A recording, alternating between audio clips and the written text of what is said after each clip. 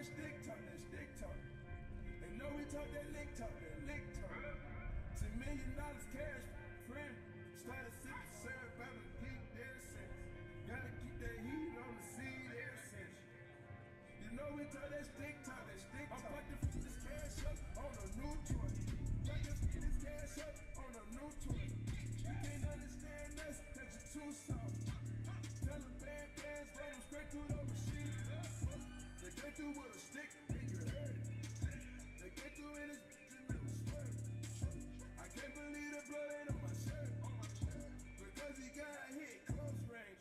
We be talking stick talk, we be talking bricks too. We be talking lick talk, and I'm a fucking too. I ain't got no manners for I'ma put my thumb in them. Put the shot of Henny, I be going crazy. They say my whole hood got it under investigation. They know they talk that stick talk, that stick talk. They know we talk that lick talk, that lick talk. I'm about to put this cash up on a new toy. About to put this cash up on a new toy. You can't understand us, cause you're too soft. Tell them bad bands, run them straight through the machine. I'ma tell a lie under oath. I can see it in your eyes, you won't go. African got her with a body count. Lying in the car, belly dipping up. Ordered up a sofa, told her riding around the whole world. I was on the E-way with that Molly and that whole girl. Get a little cheaper, you can win. Get a little harder, get the best. $10 million cash for a friend. Started sipping syrup, Bible deep ever since. Gotta keep that heat on the seed ever since. You know we talk that stick talk, that stick talk. I'm about to put this cash up on a new toy. About to put this cash up on a new toy. You can't understand us, cause you're too soft. Tell them bad bands, run them straight through the machine. You guys have the Wi-Fi, by the way? Fully loaded with tough I don't. I'm good with my bad eyes, then I got controls. Tell them bad bands, run them straight through the machine. Put the shot of Henny, I'm going crazy. They say my whole hood got it under investigation. They know they talk that stick talk, that stick talk. They know we talk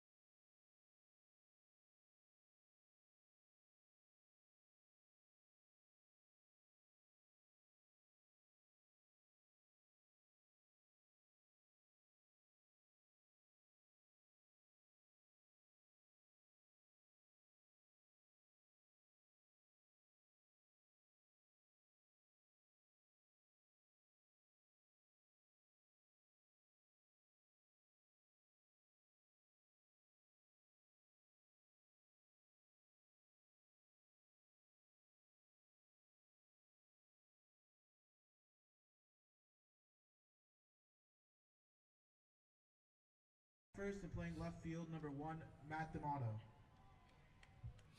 Batting second and playing shortstop, number 9, Michael Breen. Batting third and playing first base, number 19, Tyler Canoe. Batting fourth and playing catcher, number 14, Dylan Ketch.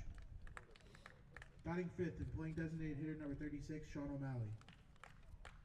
Batting sixth and playing right field, number 15, Tyler Pedicino. Batting seventh and playing third base, number 40, Will McCarthy. Batting eighth and playing center field, number 8, Brennan Grover. Batting ninth and playing second base, number 11, Dustin Sakaya. Pitching, number 42, Dominic Pershini. Salve Regina is coached by Eric Sorella, and he's assisted by Andrew McKen, Stephen Phillips, Peter Clays, and Harrison Barlow.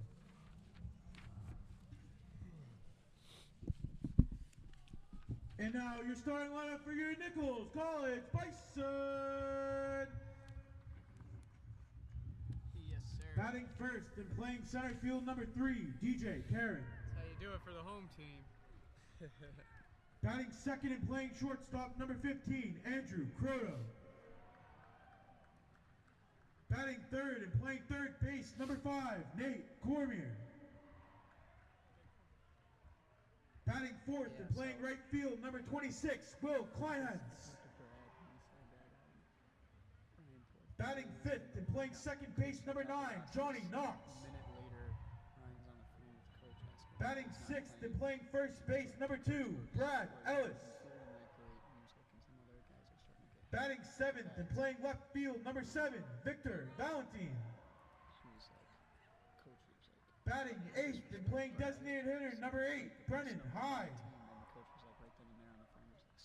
Batting ninth and playing catcher, number 28, William Knapp. And pitching for the Bison, number 18, Justin Hurley. Don't address that on this, but that's no, cool. yeah. Nichols College coached by Tim Mayo and he's assisted by how Mark you get rid of a Sendia problem. and Matt Johnson and Kyle Bouchard and Chris What did I say? McCarty. You either be with us or against us. Against us. You can't At root this on your time, we'll honor players if America you're with not the in the playing our lineup that national day. anthem.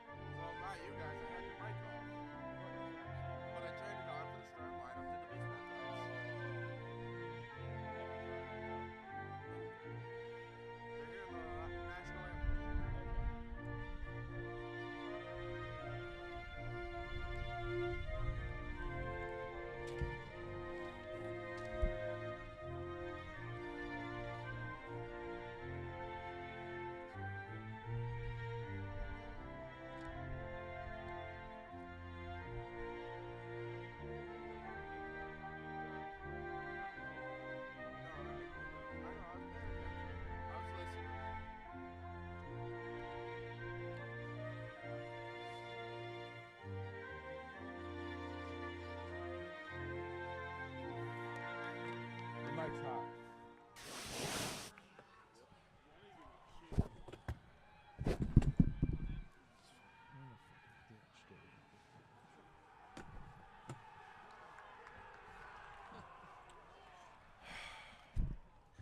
The NCAA and the Commonwealth Coast Conference and Nichols College for good sportsmanship by student athletes, coaches, and spectators. We request your cooperation by supporting the participants and officials in a positive manner. Profanity, racial, or sexist comments or other intermediate actions directed at officials, student athletes, coaches, or team representatives, as well as public intoxication, the consumption or possession of alcoholic beverages and tobacco products are grounds for removal from the said competition and other disciplinary actions. The NCAA and the CCC prohibit the use of artificial noisemakers. Thank you. This is gonna feel real good, alright? Most Fill the mic.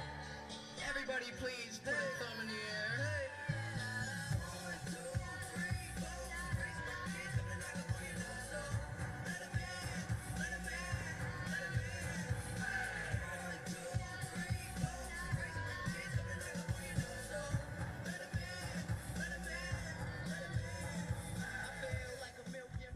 And now on the mound for the Bison, number 18, Justin Hurley. I feel my own buzz. People was amazed I was still in high school, but now I'm money what I'm about. Trying to get so much that I can't keep count. New kicks give me cushion like whoopee. Keep it smell like an eating ball cookie. Everything good, I'm white boy awesome. Up all night, Johnny Carson. I ain't got a Benz, no, just a Honda. But try and get my money like an anaconda. Real long, across the country. Chillin' in the window, counting money. Driving to the stage, they applaud and scream. For the pretty little girls coming flock to me. Yeah, I rock the beat.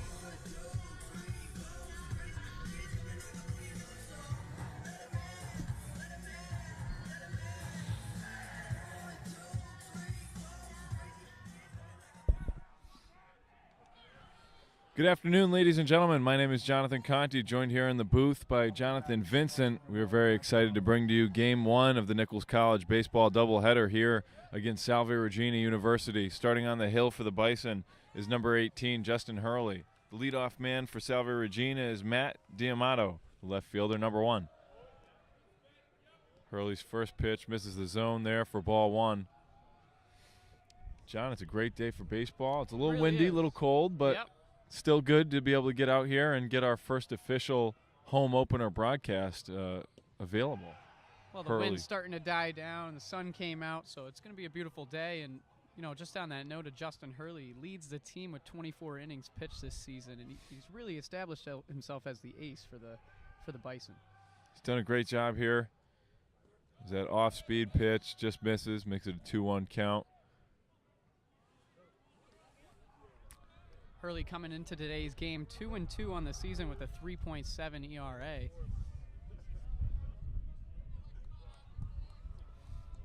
Again, a pitcher who likes to mix it up. As that one rolls right to Hurley. Hurley's going to put him away for out number 1 at the top of the first inning as Diamato grounds out to the pitcher. In the 2 spot here for Salve is number 9, the shortstop, Michael Breen.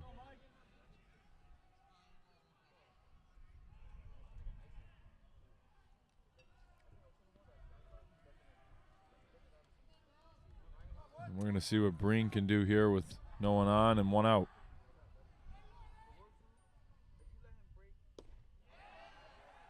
Hurley's first pitch hums in for a strike, makes the count 0-1.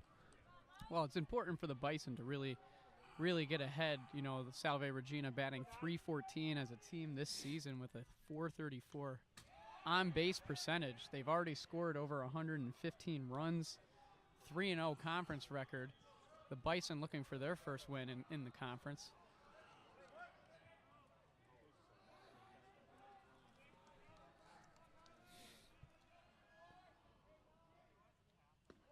Hurley's pitch misses again.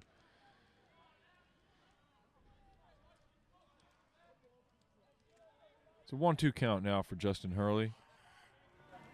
And like you said, John, it's a good point. The pitching has been a focal point here for the Bisons. That one popped up over to Andrew Croto at short for out number 2 at the top of the first inning. Come to bat for Salve Regina, number 19, Tyler Canoe. Brings up number 19, the first baseman, Tyler Canoe. Nichols coming off a 9-4 win against Wesleyan this past Thursday. And Salve Regina, the winners of 3 straight. They beat Gordon 10-0. It followed up by a 14-1 win over Gordon. And 2 days ago, they beat Curry College 11-3. Hurley's first pitch of the new AB lands in for a strike, makes the count 0-1. Kick, winds, delivers high to even up the count at 1-1. A lot of movement by Hurley today, John. A lot of movement. Very early. Showing some off-speed stuff, different locations, trying to move the zone around. Get these Salve batters to see a couple different things. That one grounded back over to Hurley. That'll make 2 for Hurley. First. That's how the top of the first inning will end for the Bison. A quick 1-2-3 inning. Here as the Bison get their at-bats. We'll be back with the bottom of the first inning coming at you next.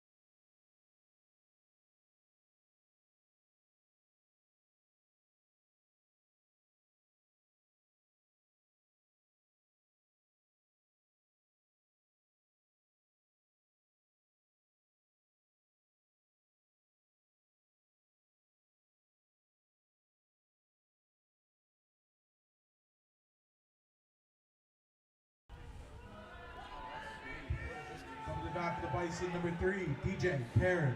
And we're back here in the bottom of the first inning. Nichols College has their at-bats. Number 3, the center fielder, DJ Karen, is the leadoff man, followed by the 2 spot, which is occupied by number 15, the shortstop, Andrew Croto.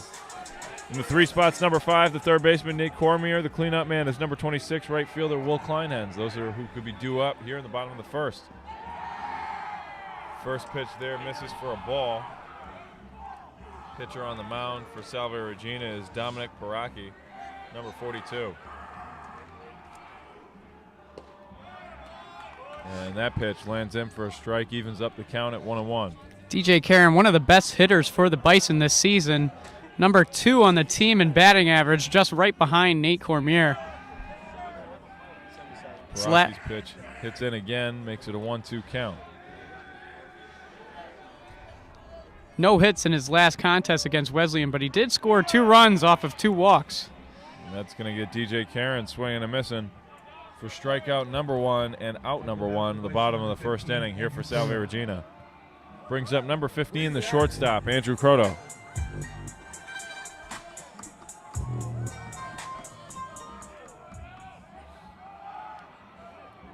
Croto stands in for the pitch from Paraki. That one's going to hit the outside part of the zone for strike 1. Croto comes into today's game batting .300 on the season. His last appearance against Wesleyan, he had 1 hit and 3 at-bats, scored a run. Croto lets that one sit in there for strike number 2. A lot of chatter coming from both dugouts, a lot of excitement here today. Got a lot of history between these 2 teams, John. Paraki's pitch. Outside for a ball, makes the count 1-2.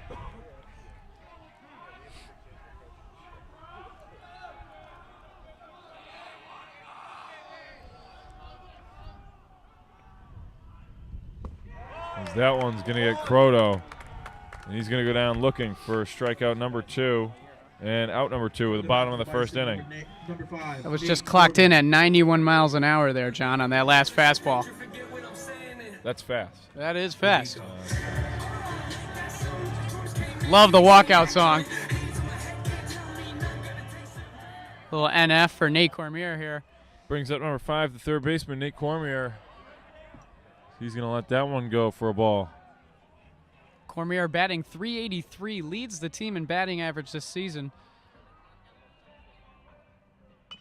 That ball hit on by Cormier over to second. Second baseman's going to field it and flip it. And Cormier's going to beat out that throw. That's hustle right there. Great hustle there by Nate Cormier as he gets on first base bag here with 2 outs in the bottom of the first inning. Took the second baseman a couple seconds to react there. Yeah. That brings up number 26, the right fielder, Will Kleinhens.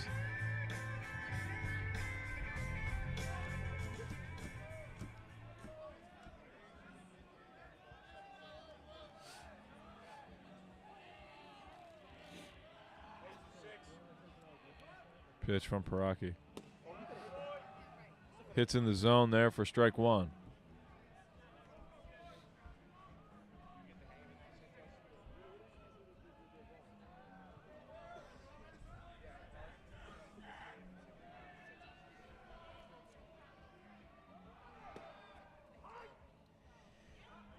That throw will not get there. Nate Cormier steals. Now stands in on second. That was strike 2 called by the home plate umpire. That'll make it a 1-2 count. Cormier living off of the second baseman there so far. Getting down to first, and then the error on the throw down there allows him to slide in safely.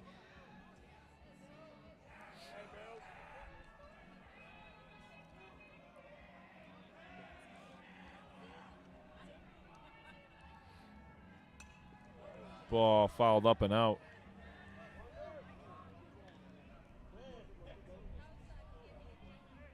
As Kleinhens awaits the 1-2 pitch. Again, another batter just having a great last couple of games, batting .333, just making his 10th start of the year. He's coming on strong for the Bison. Kleinhens swings on that one. Is it over to... Safe!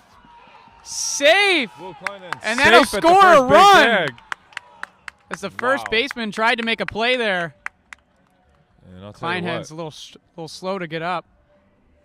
Will's gotten beaten up the past couple games that we've been to, John. That's for sure. He got hit in the head Against last week Springfield. when we were watching the Springfield game. He was hit in the head. Now here he is. He has a bad collision with the first baseman, but he will still be safe at first. The run scores for the Bison, giving them a 1-0 lead here with 2 outs in the bottom of the first inning.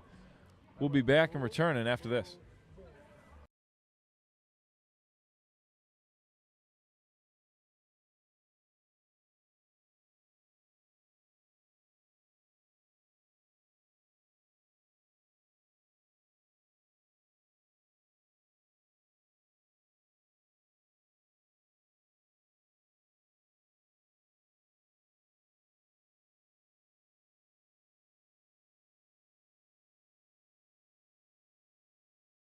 Number 9, Johnny Knox. This brings up number 9, Johnny Knox, the second baseman. Johnny Knox coming off a great game last outing against Wesleyan, hitting 2 home runs. Tacking on 2 RBIs as well as he finished the day 2 for 4.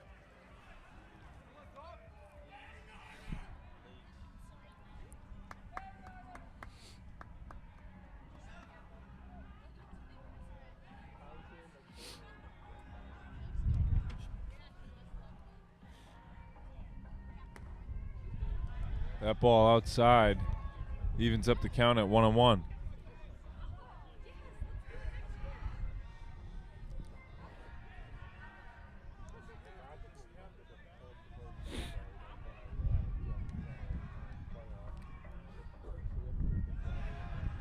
Off-speed pitch there, misses the zone. Makes it a 2-1 count now.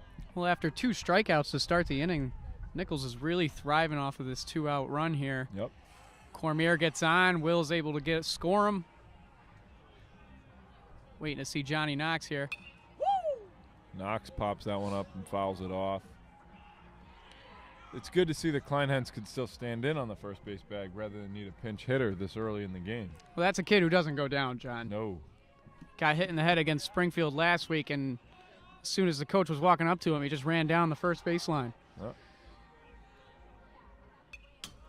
Ball. Tip foul there by Knox.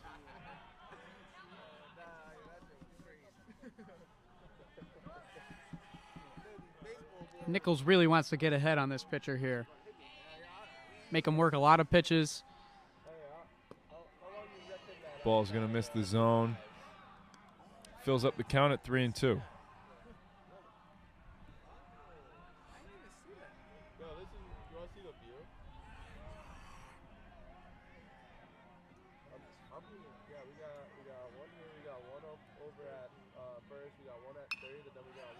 That ball popped up and out.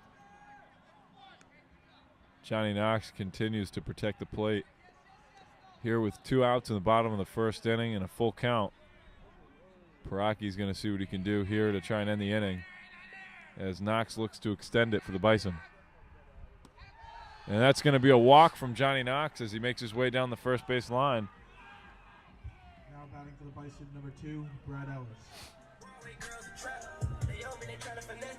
Keep any extra comments and stuff to the side until the music is done.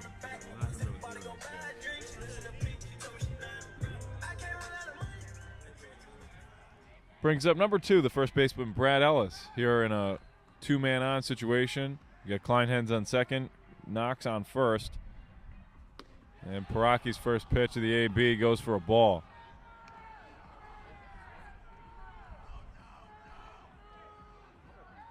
Ellis making just his 8th start of the year, but he is batting .333, just like Kleinhens there at second base. A couple guys, maybe not regular starters, but when they play, John, they definitely make the most of it. Productive bunch. And that's what really Nichols is all about. Is a lot of guys get a lot of playing time. It's being able to cheer on a teammate when you're not playing, and then when you are, just make the most of your opportunity. 2-0 pitch. Swung on and missed by Ellis. Makes the count 2-1.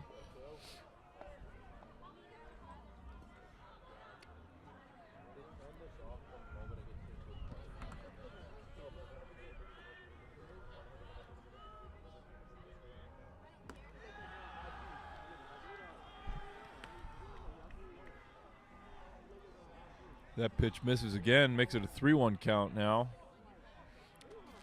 Got a hitter's count here for Ellis.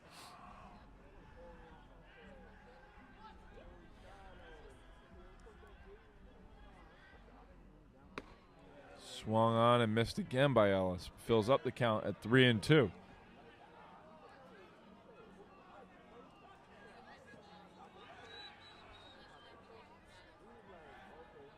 Big pitch here from Paraki.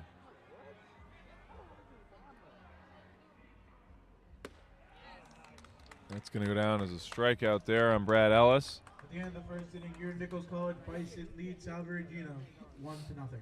Nichols College on top by a score of 1-0. We'll be back in the top of the second inning. Come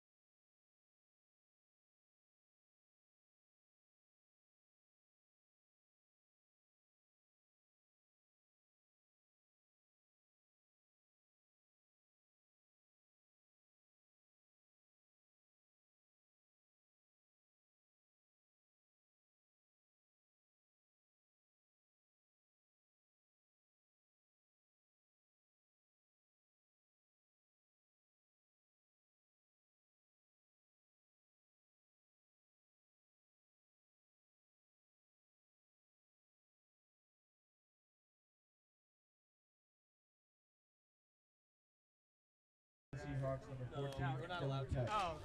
This brings up number 14, the leadoff man here in the top of the second inning for Salve Regina, the catcher, Dylan Ketch.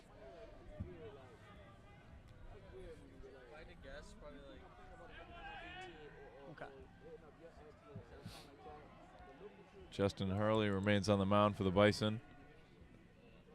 1-2-3 inning last time out. Yep. As Ketch shows bunt late, pulls out of that for a ball. Your coach is Mr. McKeon's father, correct? Mr. McKeon, yeah. I met you a couple games back. Zach Lopez? I know. Hurley's pitch. Swung on and hit over to first. That ball going to get flipped over to Hurley for the first out of the top of the second inning.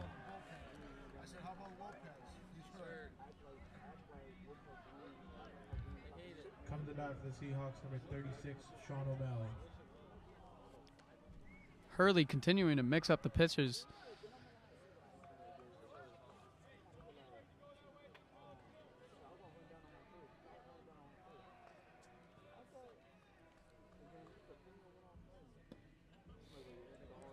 Hurley's pitch misses for a ball.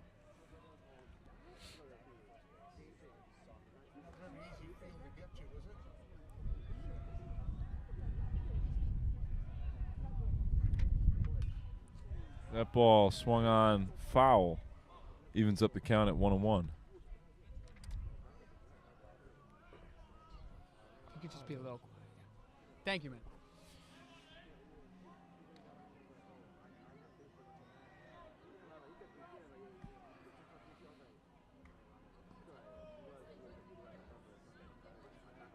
It'll make it a 2-1 pitch after that ball misses the zone. Hurley trying to locate here with one out in the top of the second inning. Good showing here today, John. A lot of fans. Absolutely. First conference home opener. Nichols season. suited up all 60 on the roster, Yep. which is nice to see. Salve brought a lot of guys as well, and fans on the hill, fans behind the backstop. It's Right. It's 2-2 pitch here from Hurley. That ball popped up foul and out of play. Count remains at 2-2. And, a thing that both teams have started to do pretty well here, but we'll see who can do it better as the game continues on, is taking which pitcher deeper into their pitch count. I think we got about 17, 18 pitches there on Salve's pitcher. No, that was Hurley. Hurley last inning around 17. Oh, okay. All right. Sorry, I misheard Say you. somewhere around 14 to 17 pitches, but Paraki for Salve Regina threw 28 that last inning. Okay. All right. That makes more sense, actually, now that you just said that. And that ball's going to miss from Hurley. It goes as a walk for number 36, the DH, Sean O'Malley.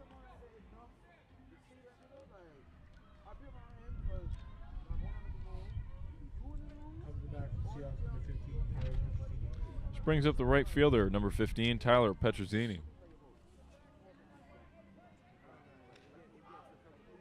He's got a one-man-on situation here with one out in the top of the second. And a bunt gets laid down by Petrozzini. Hurley's going to throw it over to first. And that throw is not in time. Petrozzini was going to make it. That bunt was laid down perfectly. A great bunt.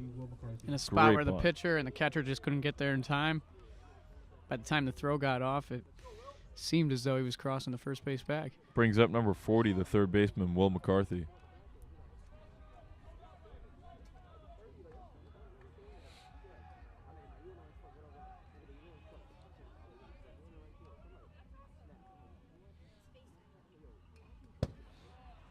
Foul tip for strike one.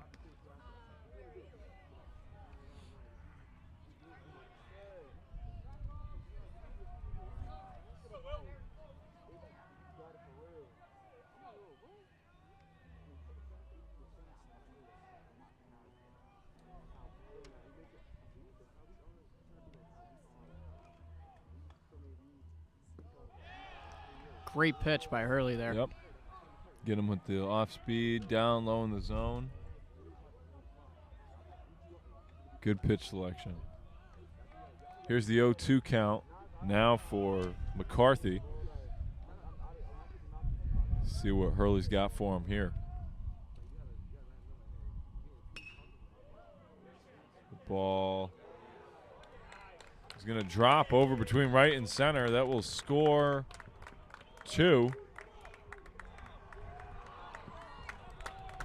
And give Salve Regina a 2-1 lead over Nichols College here in the top of the second inning. And that'll go down as a double there for Will McCarthy. Still just one out here in the top of the second. Number 8, Brandon Grover.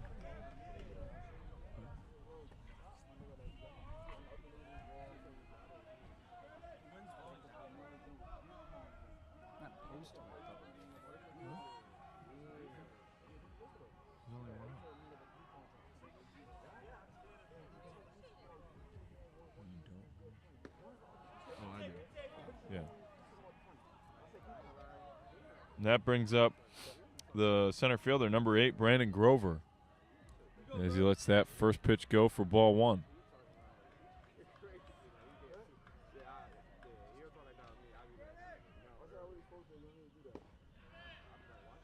And Grover lets that one go and evens up the count at 1-1.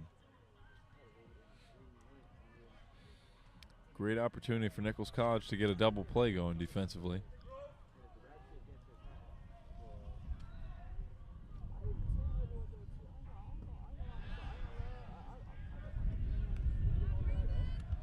And that strike there from Hurley makes the count 1-2.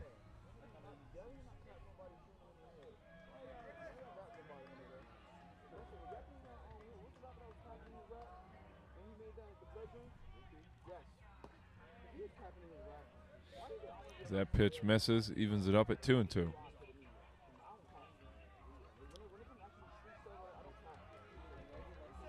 Well, it's a good time to get back into it. You know, play some defense, give up 2 runs earlier in the inning.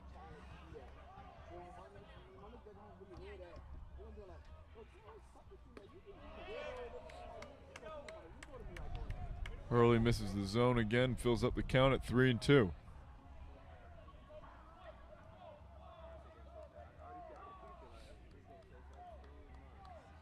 Still just one away here for Nichols.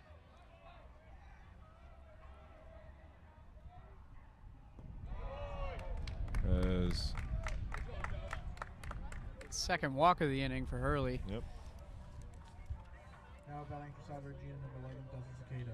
So Grover takes a jog down the first base line. There's now a man on first and second base bags for Salve Regina. And Dustin Cicada is going to step into the box here with just one out in the top of the second.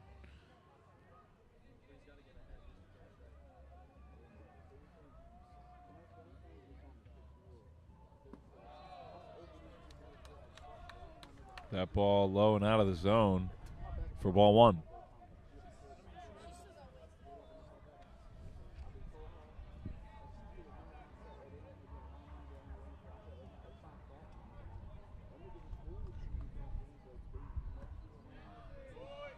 Hurley's pitch on the inside hands for ball two.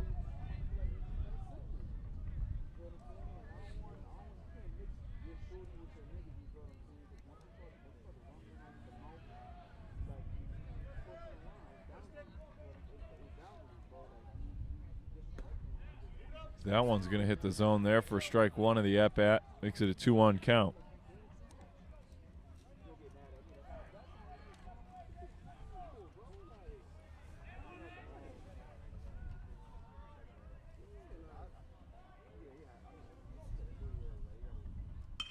That ball swung on over to third. Cormier flips it to second. Johnny knocks to first. That throw is not there. The miss scooped by Ellis there is going to allow Salve to score another run. That's Cicara's going to reach on an error. And Salve Regina extends their lead by a score of 3-1. Looked like Johnny Knox over at second there fumbled in the glove for a second. Yeah, it looked like just all around kind of everybody kind of bobbled it a little bit. You know, throws a little low there for Ellis. Ellis couldn't pick it. There's a couple components that go in it. Regardless, it brings up the leadoff man, Matt D'Amato, for Salve Regina, as he fouls that one off down the first base line for strike one. His last time out was a ground out to first. Dribbled it up to Hurley at the pitcher's mound, and he flipped it to Ellis. See if they can do something similar here to try and get out of the jam.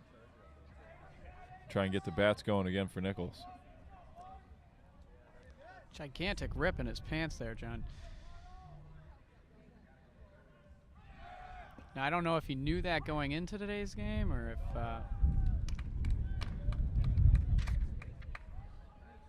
that just so happened to happen in one inning of play so far. Oh, now I see it. You know, for a minute I didn't see it. Yeah. Now I see what you're talking about. Right under the gloves. Oh, yeah. Wow, they should really bring a sewing kit with them.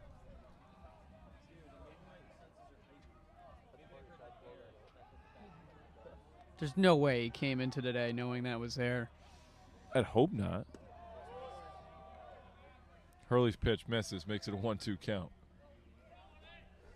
A lot of details we got to focus on for this broadcast, John. Yeah. Oh, yeah. No, I'm watching everything.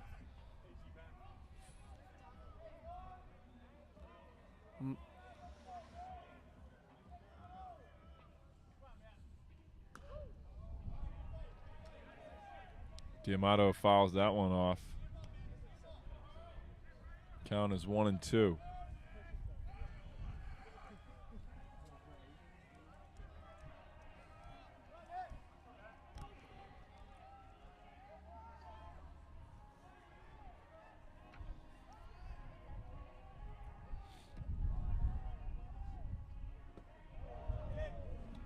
High at the shoulders there to even up the count at 2-2. Most players, that's a strike. It's kind of thinking the same thing. It was a little outside. You know, it's got a little Jose Altuve stature to him. D'Amato did a good job kind of crunching into that pitch. Yeah. Shrunk the zone as it came in. That ball swung on, popped up, shallow center, and it's going to drop to DJ Karen as he gets the third out of the top of the second inning. And that's how it'll end. Salve Regina with the score 3-1 as we get ready for the bottom of the second. Coming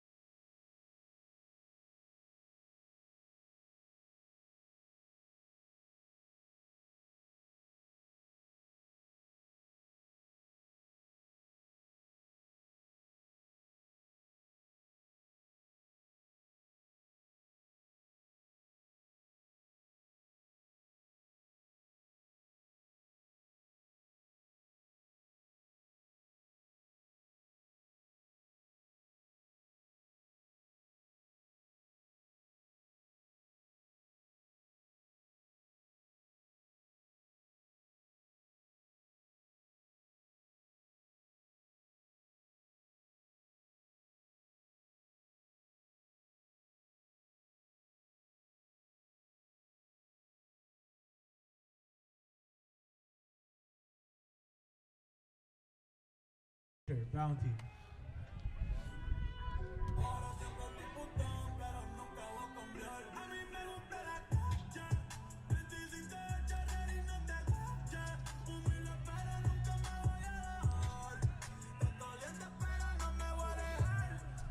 To lead off the bottom of the second inning here for the Bison is the left fielder, number 7, Victor Valentine.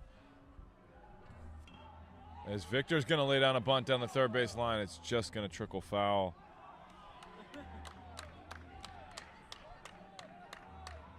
That would have been a beautiful bunt there by Victor Valentine. You know, a little foul play by this catcher there, but I'm not going to call it.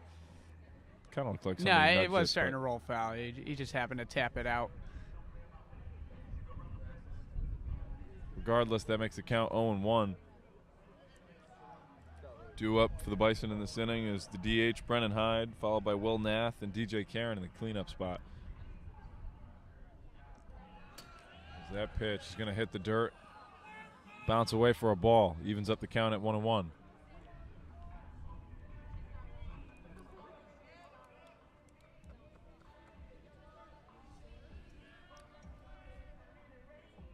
That ball again low. Paraki having a hard time finding the zone there. And this is what Nichols has to do to climb back in today's game, is get in the head, make the pitcher work, deep into strikes.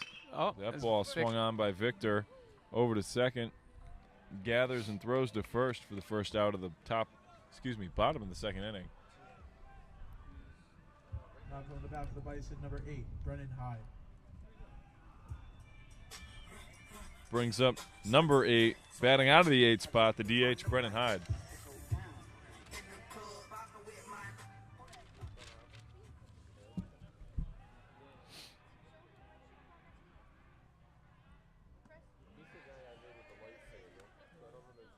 That first pitch misses the zone for a ball.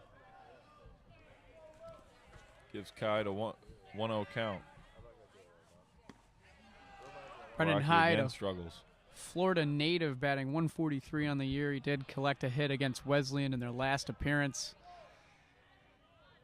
Rocky's pitch. Inside and low for ball 3. It's the hitter's count here at 3-0.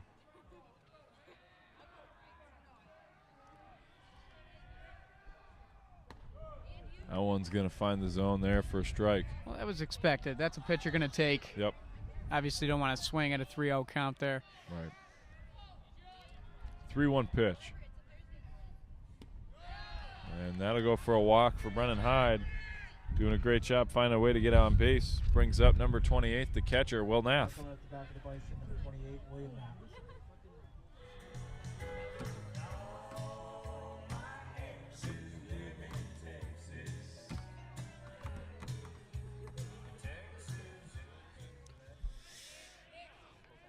Well, if you heard it, the music does show William Nath. He is from Texas, making just his 4th start of the year. He's batting .462, making the most of every opportunity he has.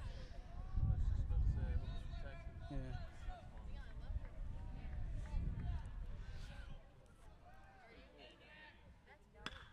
Nath And hits he on rips that that into one, the drops gap. it over in the right. It's going to go for a single for Will Nath. And, John, I'd like to correct myself from last week. I said that his walk-up song was by Willie Nelson or something like that. That's George Strait, is All My Exes Live in Texas. So that's a good song. Just want to throw out the proper credit. George Strait. That brings We were up properly corrected by his father, right? Yeah, that's right. This brings up number 3, the center fielder, DJ Karen. So you go from George Strait to Drake within 2 at-bats. I mean, it's good music diversity there. I think The Nichols variety is doing a good is job. unmatched. Karen swings on that one down the right field line. It's going to land foul for strike 1 of the AB. Man on first and second here for the Bison. 1 out in the bottom of the second inning. Coach is on the corners for the Bison, and the third base is Mark Senya, followed by Matt Johnson on the first base line. That pitch misses, makes it a ball.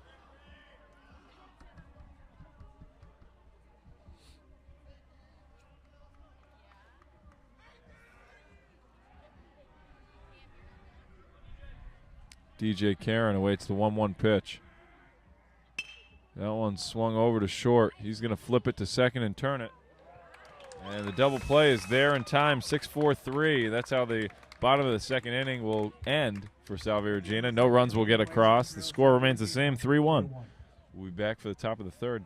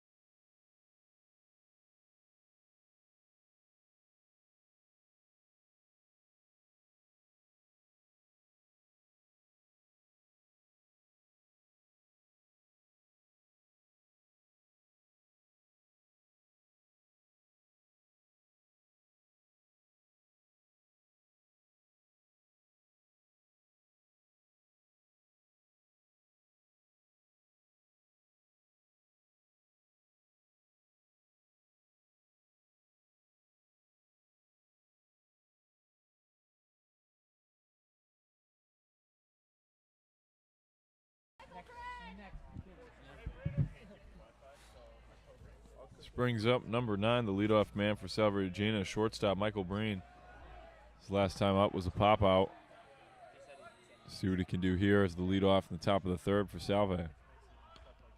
Breen shows bunt. That ball goes foul. Hurley trying to replicate that first inning as he comes into the third inning, throwing 38 pitches throughout those first two. That is his 39th. Definitely want to try and keep the pitch count at a low in some of these middle innings. You know, these early middle innings as much as you can. That way you can try and see your way to the 6th, 7th inning. Yeah. No, before you really a want to closer go comes deep. To relieve you. Absolutely.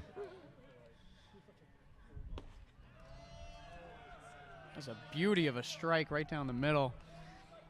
The low part of the zone makes it an 0-2 count. Now for Justin Hurley.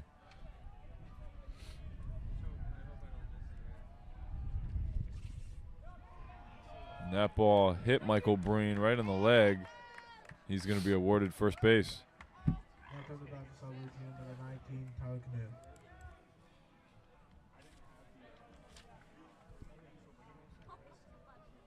That brings up number 19, the first baseman, Tyler Canoe.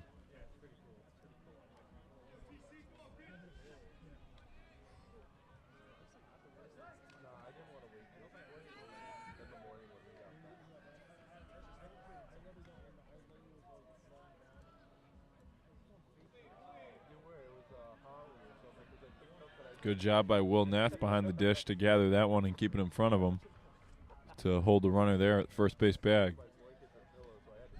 It's a 1-0 count here for Hurley on Canoe.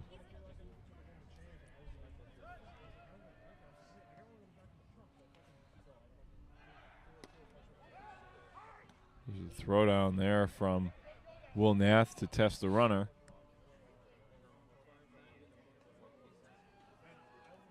Nath very mobile behind the plate. Very. Does a good job flipping his hips, getting him right down the line, ready to shoot. Dropping low, making sure the ball doesn't go behind him. Does it all. Let's see many pass balls get behind him, that's for sure. 2-1 count here for Canoe.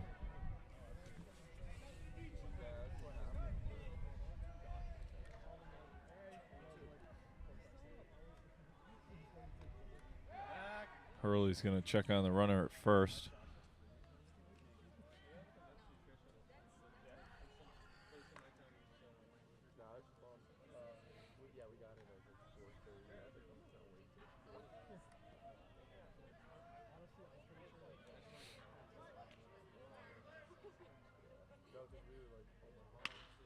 Off-speed pitch, swung on over to center. That one's going to drop. And he's going to go to second there for a double, and runner advances over to third for Salve. Still no outs here in the top of the third inning. Coming to bat for Salve Regina, number 14, Dylan Catch. Brings up number 14, the catcher, Dylan Catch. His last time up was a ground out to first.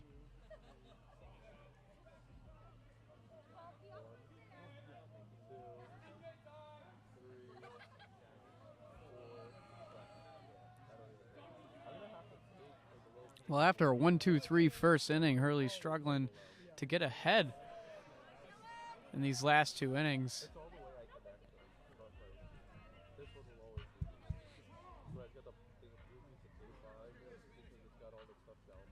Tim Mayo is going to call time and have a conversation with his pitcher. I'm not sure if it'll be for a change. It might just be to buy some time for whoever's in the bullpen.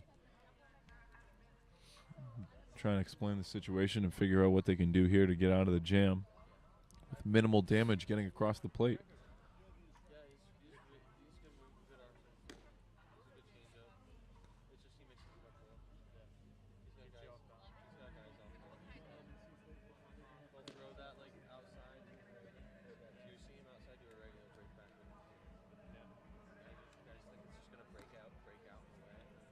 John, I've never seen this before, but the home plate umpire just walked up to the huddle there on the mound. I don't know if he was going to break it up or if he had like a comment to make to Tim Mayo.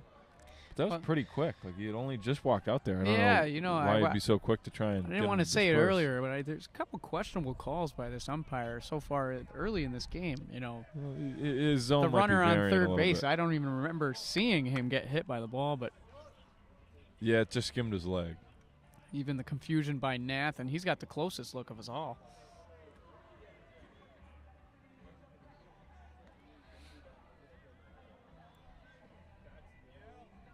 Two-0 count here for Justin Hurley and Dylan Catch.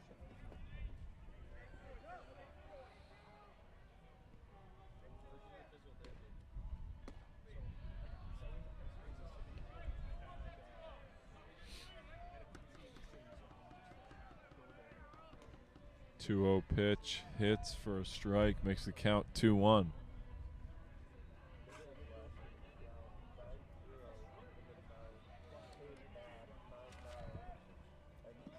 That ball misses from Hurley, makes it a 3-1 count.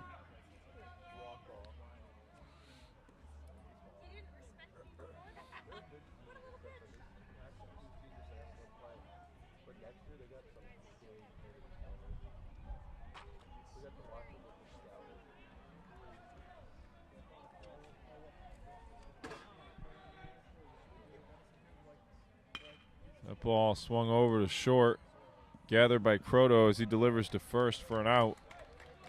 A run will get across for Salve Regina, makes the score 4-1.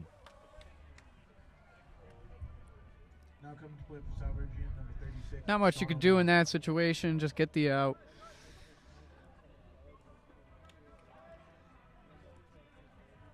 So Catch will get thrown out at first, but not before an RBI gets across the plate. And then that brings up number 36, the DH, Sean O'Malley. His last time up, he was walked. See what Hurley can do here with one out in the top of the third. Beautiful pitch. Great pitch by Hurley, swing and a miss for a strike to start off the at-bat.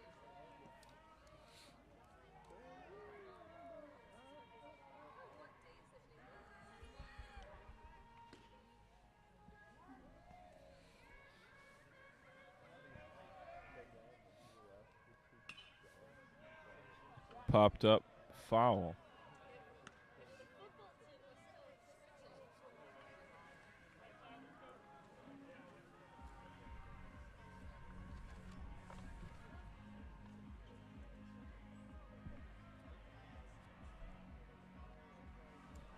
Oh, 2 pitch from Hurley. Outside for a ball.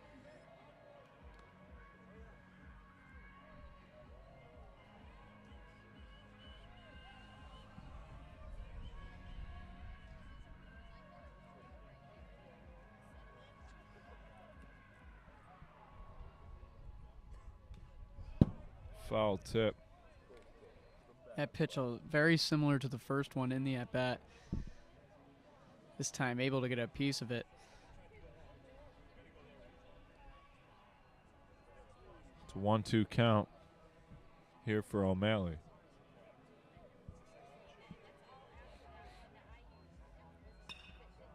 Swung on down the left field line, foul.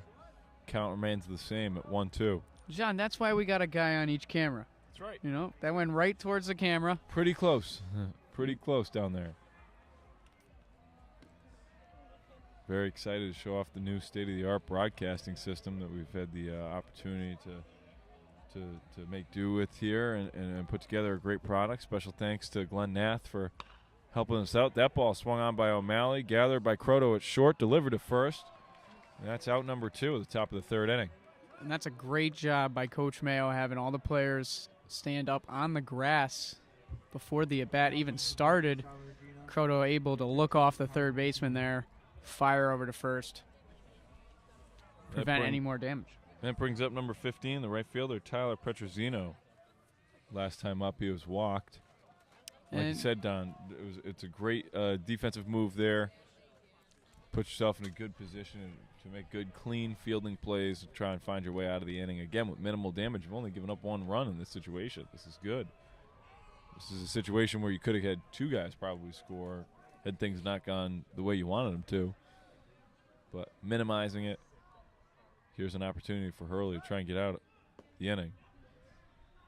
So he tries to get a bunt going there. That one misses for strike 2. 0-2 count here for Justin Hurley.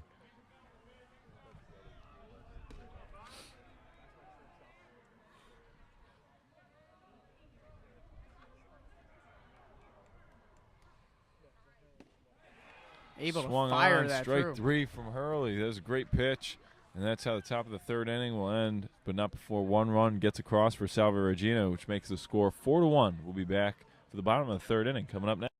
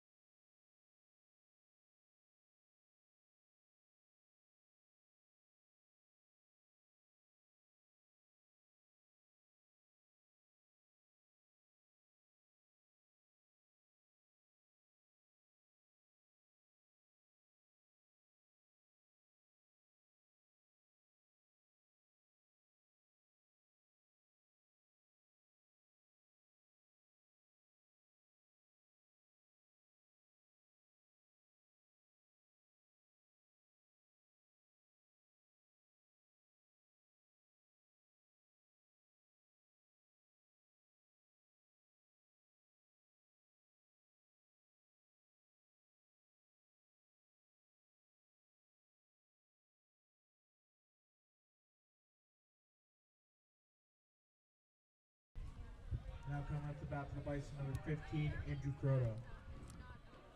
Leading off the inning here for the Bison is number 15, shortstop, Andrew Croto.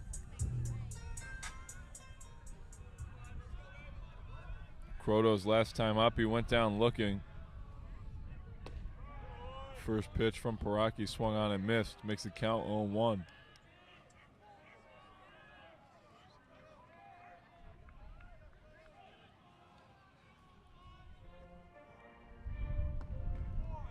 That ball misses and evens it up at 1-1.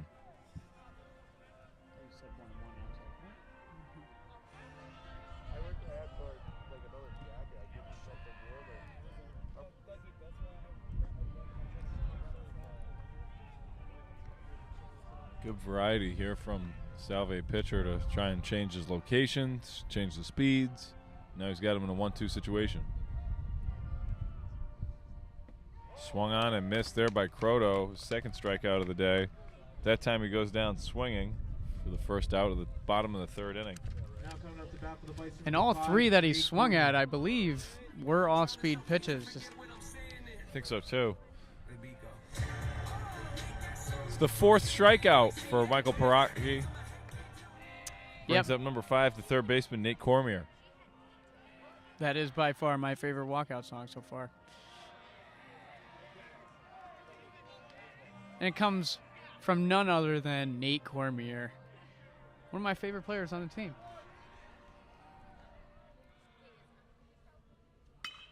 Grad student rips it.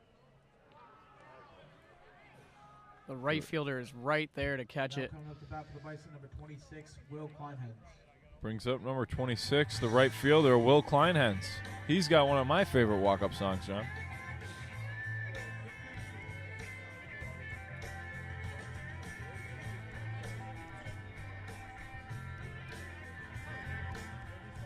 Well, you get a good look at Will, and you can just tell he's an old school guy. I think that's why him and I got along pretty well. Yeah. Both pretty old school people.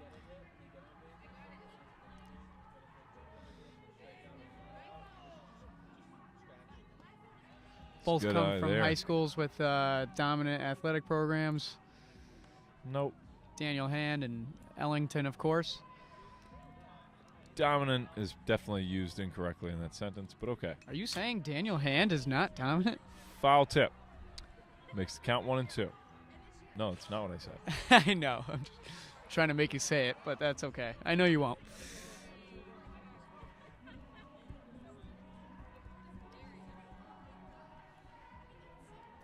Look at 1-2 pitch. Will right back in. Remember the last at bat got hit pretty hard on his run down to first, able to score Cormier in the first inning. He's a trooper. He is a trooper. He's good. He is a trooper. No problem. 2-2 pitch. Off speed and misses the zone for ball 3. Full count now for Will Kleinhens with 2 outs. Bison strive on that 2 out. That's how we scored in the bottom of the first inning. Will trying to get that rally going. That ball swung on by Kleinhens over to short. Delivers, Hey. and it won't get there. Kleinhens reaches. First baseman having a rough start to today's game. Couple missed grounders. He probably sees Will barreling down the Yeah, first baseline, getting that's- nervous. That's what scary. I think after the first inning, that's what it did. I think it sets the tone for the rest It of the did. game, probably. This brings up number 9, the second baseman, Johnny Knox. Last time up was for a walk. Now he's got a one-man-on situation here with Kleinhens on the first base bag and 2 outs in the bottom of the third inning. Curveball there, a great one for a strike. You know what I love about John? Johnny. That's pretty tough to say. I won't say that. 2 Johns. I got a reference here. What but would that be, John? But what, and again, I am John as well. So yes, very tough. But not only is he a great classmate, but the kid wears no gloves when he bats. He's got him in his back pocket. I'm He pretty does. sure I can see him. Yep. You'll see every couple of pitches, he'll reach down, grab a little bit of dirt, get the grip the old school way. Yeah.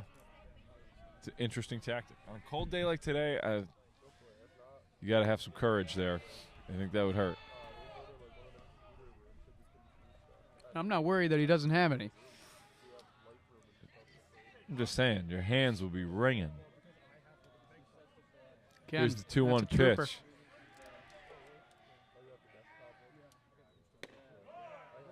That one's going to hit for a strike. Makes it 2-2.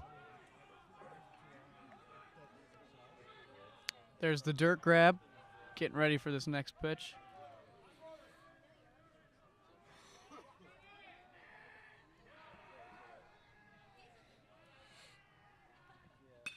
Knox hits that one, pops it up to right center field.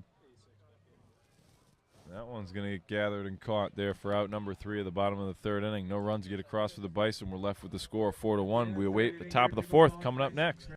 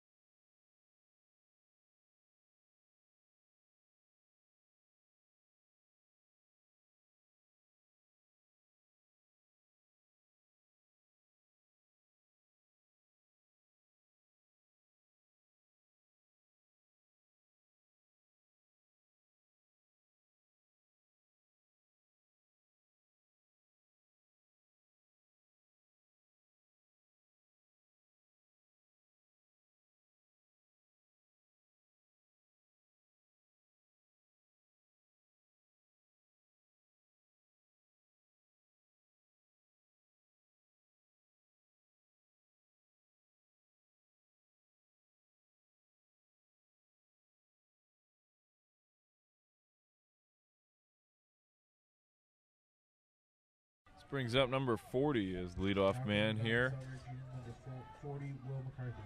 Will McCarthy, the third baseman. Last time up, he was able to get a double. It's Hurley's first pitch. Hums in for a strike.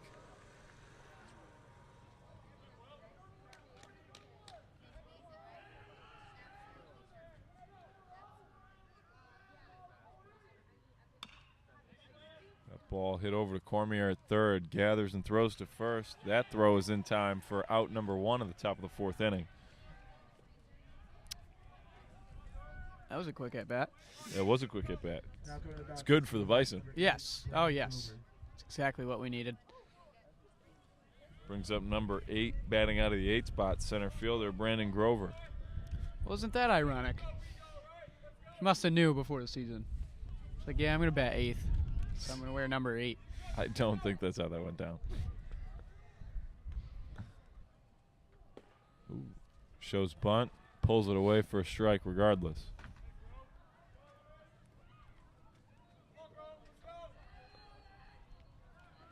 I don't know about you, John, but bunting was a lot easier when I was like a little kid. Didn't have to worry about a 90-mile-an-hour fastball You know, pinching my fingers. I used to bunt off the tee. You know, back in T-ball, I Right. used to bunt all the time. That was my favorite way to do it. Felt like I was never getting out. And Then they started pitching to me. It was a then little they different, started yeah. pitching. Yeah, that's when the struggle started. Right. That one misses there. Makes the count 2-1. Actually tried out for the baseball team here at Nichols. Mayo said I'd probably be best if I spoke in the broadcast. So Oh. That's how that went? that's how that went. Oh, okay. I didn't know that. 3-1 count. Here in favor of Grover. But still got the glove whenever he needs me. Ball hit over to first. Ellis going to tell Hurley to hold off as he tags the base himself for out number 2. Now coming to bat for the Seahawks, number 11, Dustin Cicada.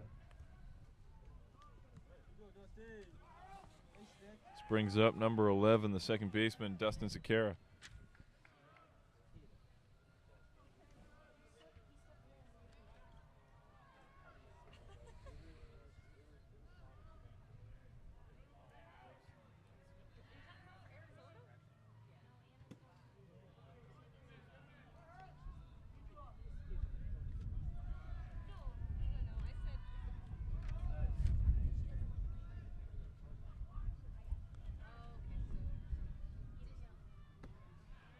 So that pitch from Hurley hits for a strike.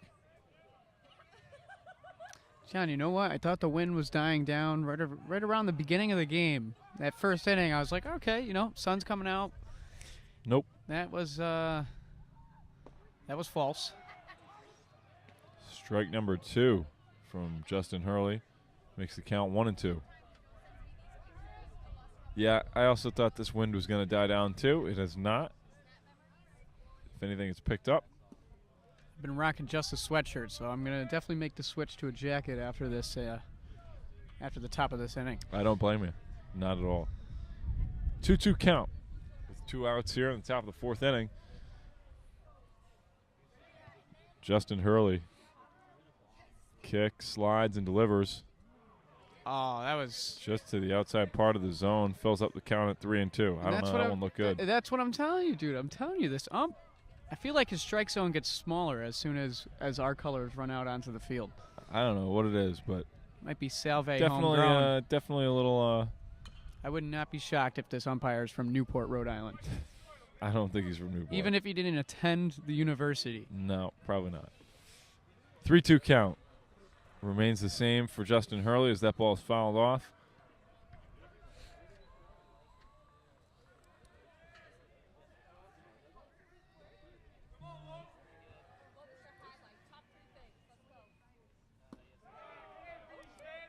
That pitch misses, and 11's going to walk. Now coming up to bat for the Seahawks, number 1, Matt D'Amato. Brings up the leadoff man, number 1, the left fielder, Matt Diamano.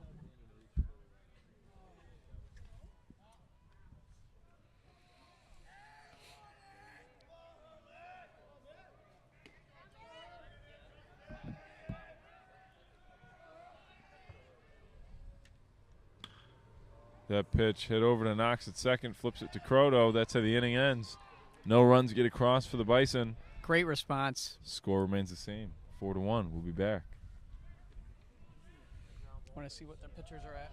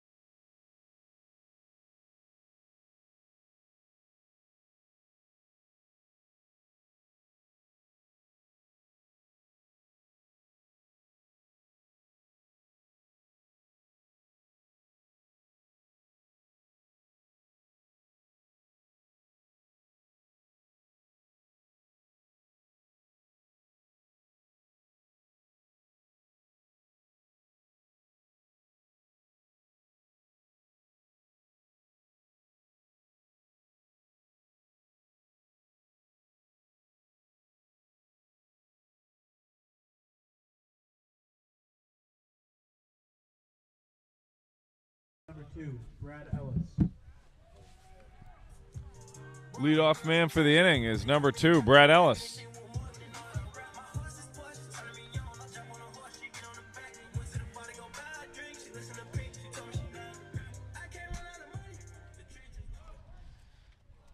Brad Ellis, an Avon Old Farms alum.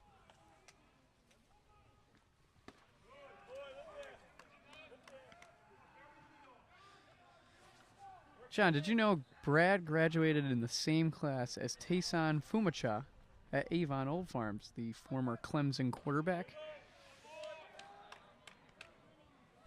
Was I supposed to know who that was just because you were looking at me like that? No, yeah, he's the backup quarterback at Clemson. I thought that was DJ Ungalele. No, he competed with DJ. Actually had a better season last year than DJ did. Ellis drops that one over short for a single. All right, back to baseball, obviously. And Brad, just the last 2 games that I've watched Brad play, he just finds a way to drop them in there. His on-base percentage is pretty good. He gets on base, does a good job.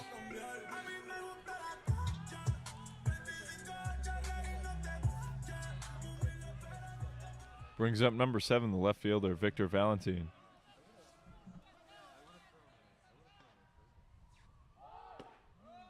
Victor shows bunt early again. And that ball missed. Makes the count 1-0.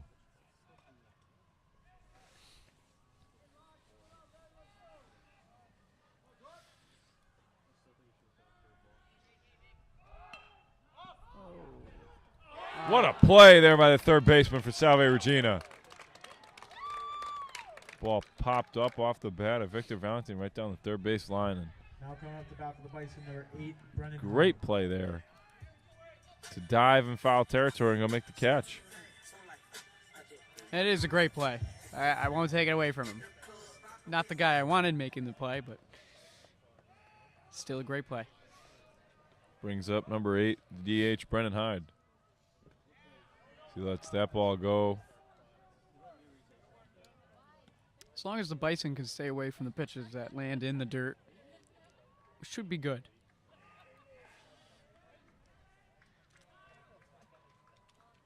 Can't get over that play. It's just not something you see very often. Yeah, you know, when it first hit in the air, I thought it was too far foul for him to make it. But Me too. He stretched out for it. It was a good Yeah, play. you know, he's a tall, lanky kid. Yeah. 1-1 pitch here from Paraki.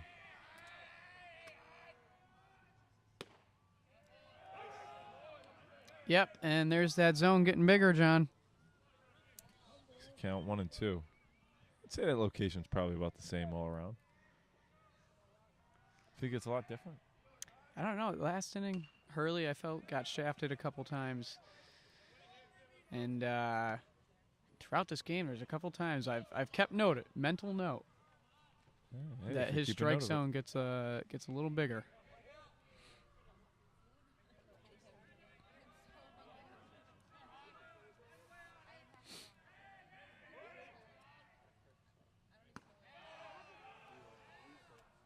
I wouldn't be shocked if he called that a strike there, John.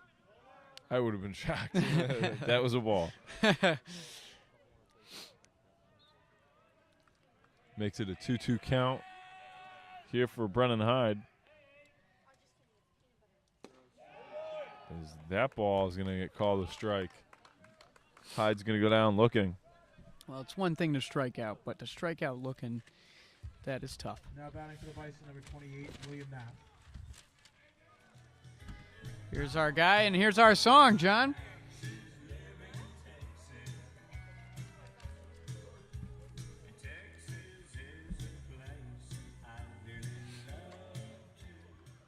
Brings up number 28, the catcher, Will Nath.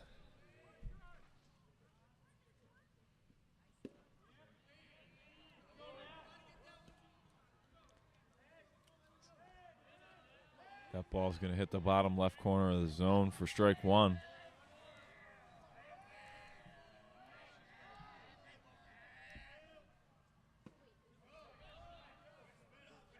Check swing there by Nath. Well, if Makes it was the count 1-1. If it was Vic down the first base line, you might have seen a jump and maybe just take a shot, but it's Brad. Yeah. No, Not known for base stealing. not really, no. Gets on base. Gets on base, yes. And we love to see it. That pitch low, misses the zone, makes it 2-1. Still 2 outs here in the bottom of the fourth inning.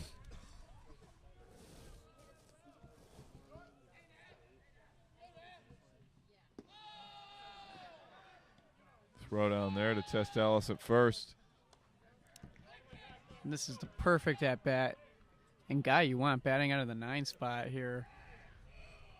Will Nath hitting well over 400 this season. Again, in limited action, but he makes the most of every at-bat.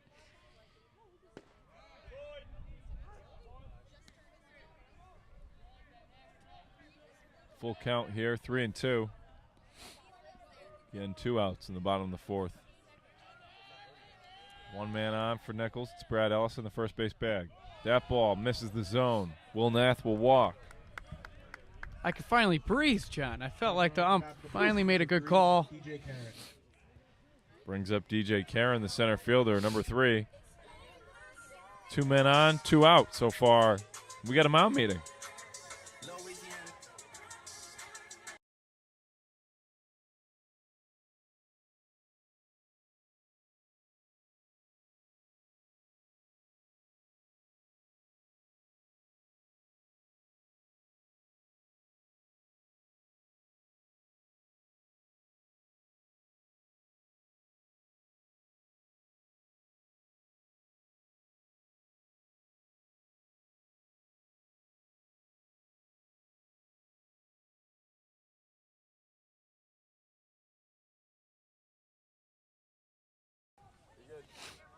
Warm, huh?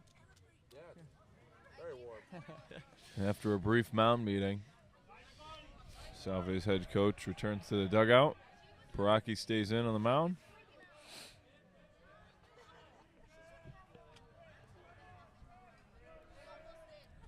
DJ Karen stands in the box. Off-speed pitch hits the zone for a strike.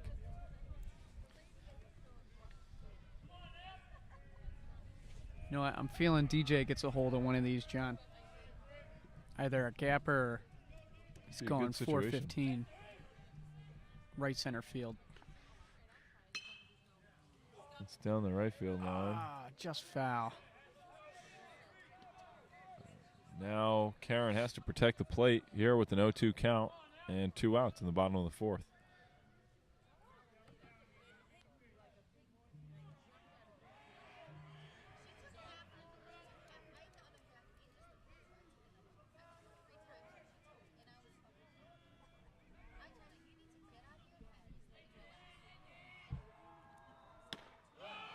As Karen check swings.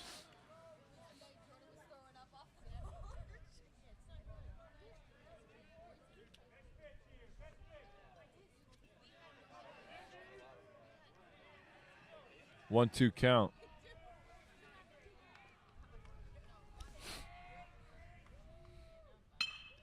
Swung on by Karen. Hops over to second. Delivered in time for out number 3. That's how the bottom of the 4th inning will end. The score remains the same, 4-1 in favor of Salve Regina.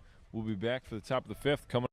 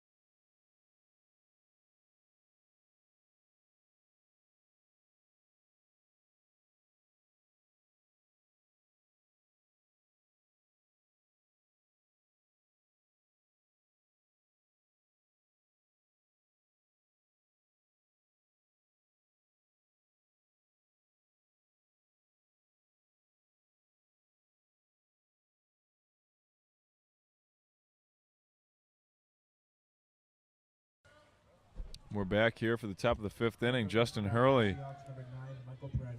takes his place there on the mound for the Bison. And the leadoff man is number 9, Michael Breen, the shortstop for Salve Regina. Past 2 at-bats. He had a fly out, and then he was hit by a pitch. That ball popped up down the left field line, going foul. And that'll be how strike 1 of the at-bat goes.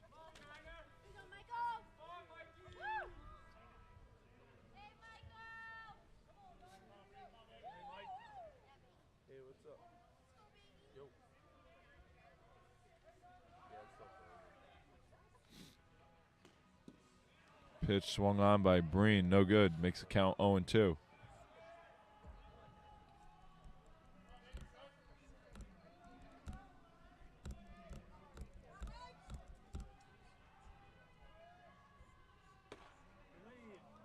That pitch outside there from Hurley makes it a 1-2 count. I mean, it might come back, it might not. As the lefty stands in the box and awaits the pitch. Swung on down the first base line over to Ellis. He's going to tell Hurley to hold and touch the base himself for out number 1 at the top of the 5th inning. Honestly, Now coming up the bat for the Seahawks, number 19, Tyler Canoe.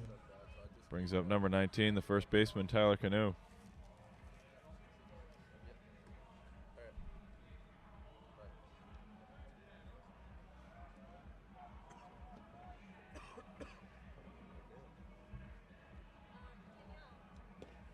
Hurley's pitch hits in the zone there for strike 1.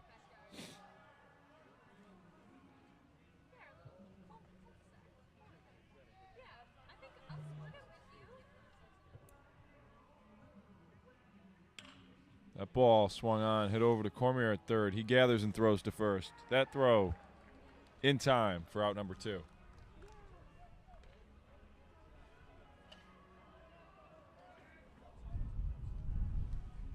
So 2 outs here in the top of the 5th inning. Brings up Now coming up the bat for Salve, number 14 is Dylan Ketch. number 14, Dylan Ketch, the catcher.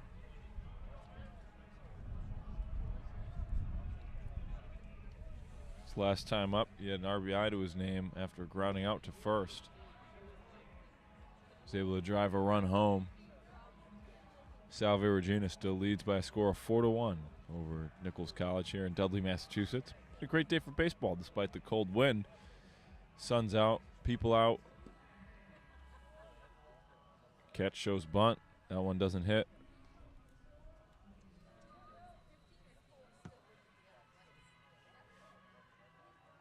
1-1 count here in the at-bat.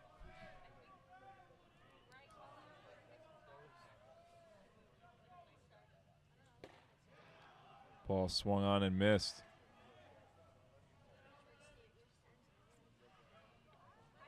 Good pitch to make it a 1-2 count from Justin Hurley. As he gets ready to dial in the 1-2. See if he can get out of the inning. Hurley's pitch off speed, lifted over to right. And secured for out number 3. That's how the top of the 5th inning will end, and we get ready for the bottom 5 coming up next.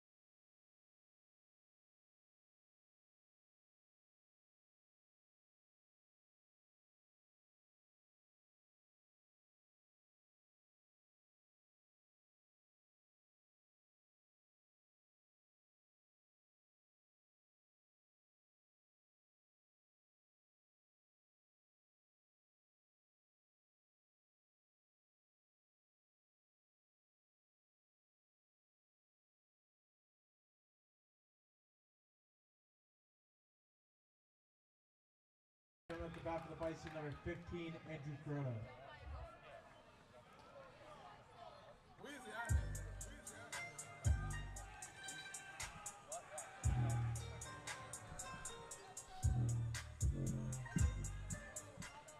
As we get ready for the bottom of the 5th inning here, the leadoff man to start off the Bison is number 15, shortstop Andrew Croto. He's going to let that first pitch go for a ball, makes the count 1-0. Waiting in the on-deck circle is third baseman Nate Cormier, followed by right fielder Will Kleinheads, and the cleanup spot would be Johnny Knox. As that pitch hits in for a strike. Evens up the count at 1-1 here for Croto. Missed a pretty quick inning there, huh, John? Yeah, it was pretty quick. You took a little walk, and Oh, that's what I did. I here was we just are. like, Bison are back. I was like, I'll be back, John. I'm just going for a walk. What? Oh, that's not what you're doing? No, I was checking on the cameras. I dibble and dabble. Obviously, Joe Buffoni behind us. He's our lead production manager here on the staff. But I try and dabble in a little everything. John, the head broadcaster, and then me, the what would you call me? The dabbler. The guy who went for a walk. The guy who just no. Because if anybody's been on a hike this whole time, it's been John. That ball gets away from him. Rowe gets there in time for out number 1. Now coming up the bat for the Bison, number 5, Nate Cormier.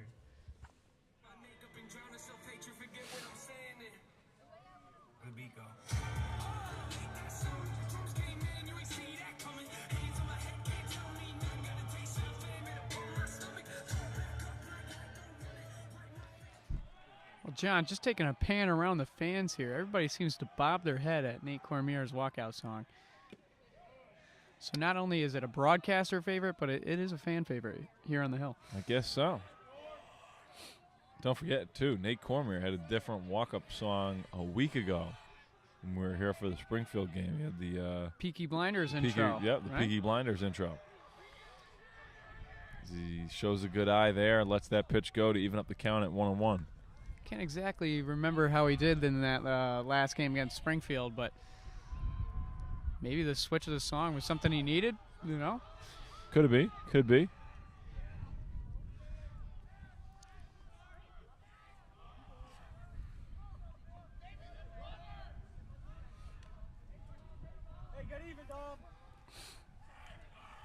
2-1 pitch. Off speed, hits the outside part of the plate to even it up at 2-2.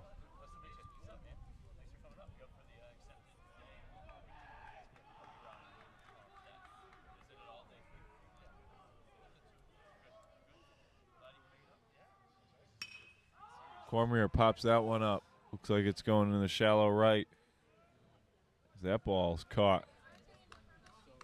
There for out number 2 here in the bottom of the 5th inning. Coming out the bat for the Bison, number 26, Will Kleinhans.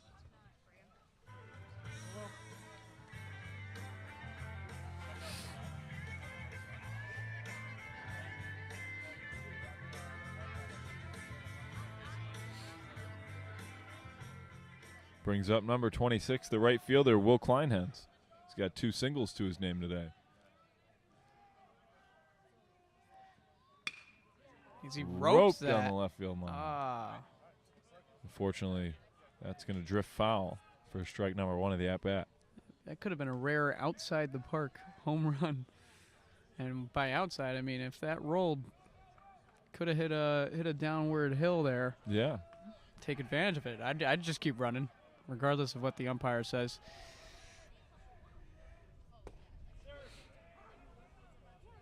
That ball hits the zone. Makes the count 0-2 here with 2 outs in the bottom of the 5th.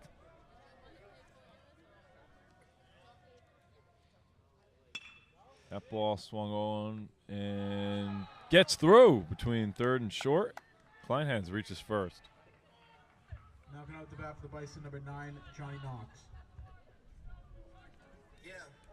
My side girl got a 5S with a screen crack. Still hit me back right away. Better not never hesitate. Don't come around, think you're getting saved. Trying to show the dogs brighter days. Got a choice. You know, John, Will pulled up limping there a little bit as he ran down the first base line. Hopefully everything's okay. We'll have to get a check on him in a little bit. But first, that pitch hits for a strike on Johnny Knox, number 9, the second baseman. He's got 2 outs here in the bottom of the 5th with Will Kleinhans occupying the first base bag. Kleinhans goes, that ball hits the dirt, and he stands in on second. Perfect time to steal. Absolutely. Looked like his leg was fine right there. So Got an off-speed pitch. Again, he's been hitting the dirt a lot throughout this game, and this one just gets away from the catcher.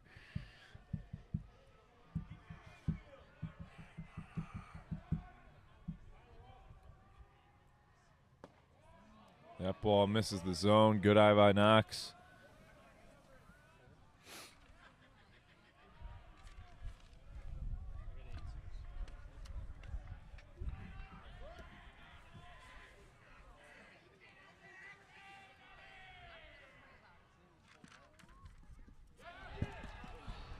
Knox let it go, and that's going to be a called strike, believe it or not.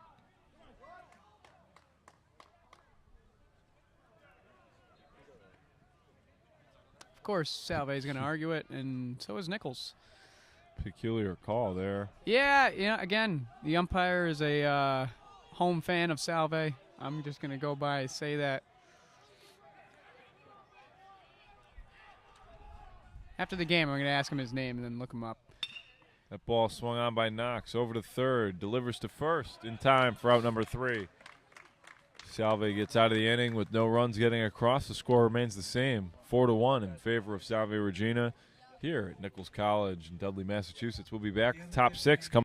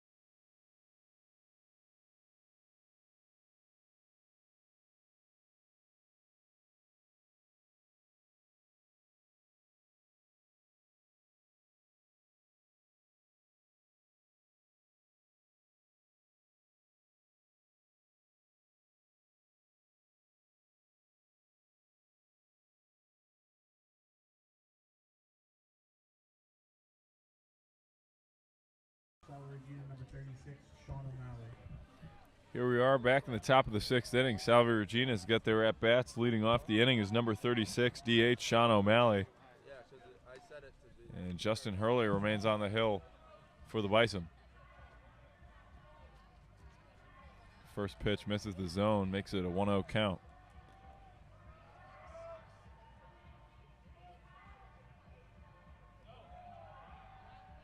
That pitch makes it 2-0.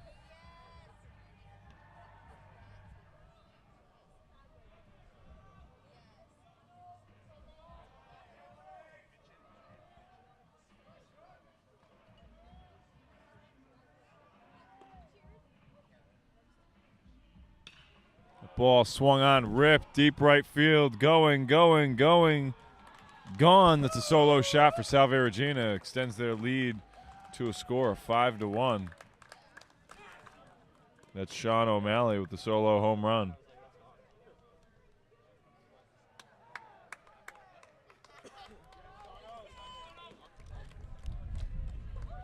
That could prompt a mound visit from Timeo, but we'll see. There's definitely action in the bullpen. Now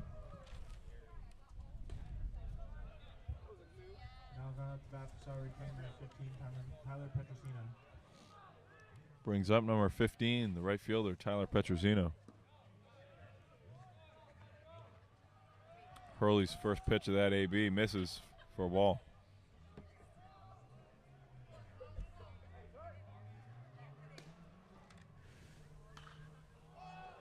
Ball popped up and secured by Nate Kermer for the out.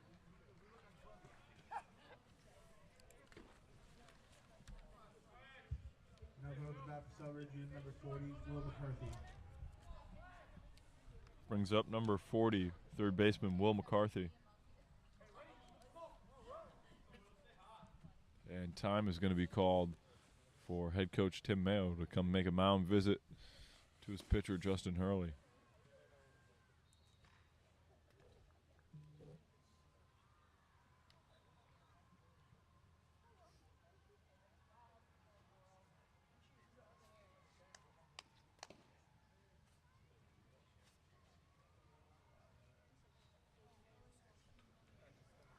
And that'll do it for Justin Hurley.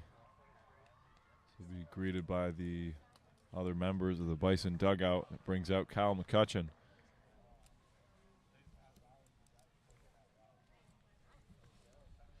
Now coming in the pitch for the Bison, number 23, Kyle McCutcheon. So in 5.1 innings pitched from Justin Hurley, he ends the day with a strikeout. 5 runs to get across for Salve Regina. Kyle McCutcheon is now going to do his thing and enter the game, see what he can do here.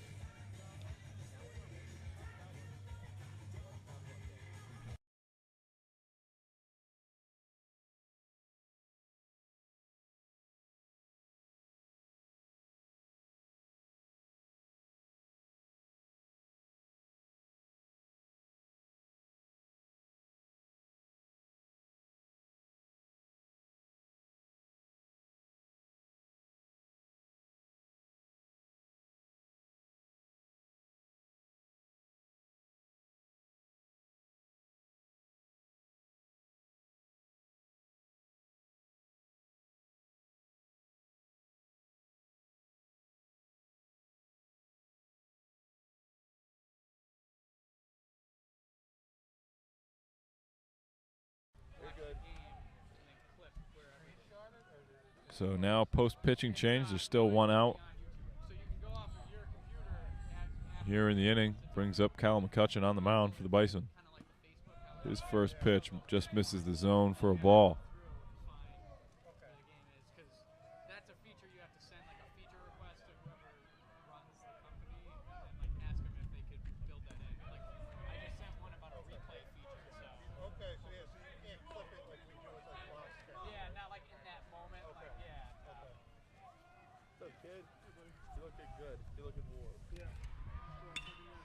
Swung on, over to short. Croto gathers and delivers He's in out. time for the out.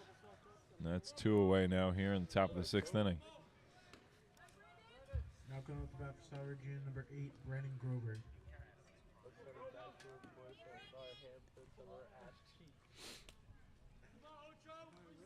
Brings up number 8, center fielder Brandon Grover. Last time up, grounded out to first. Before that, yet a walk. See what Kutch can do here to try and get him out and get the bats going again for the Bison.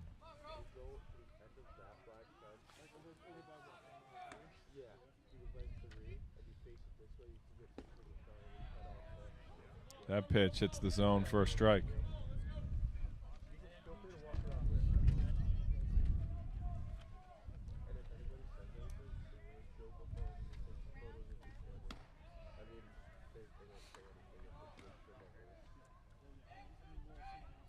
One and one count here for Grover.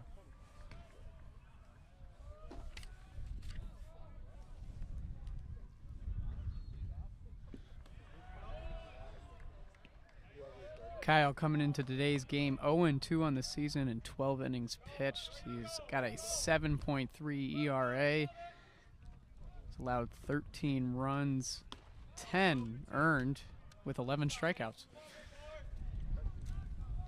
Just a couple games where he had a rough go around. Other than that, he's a pretty solid reliever.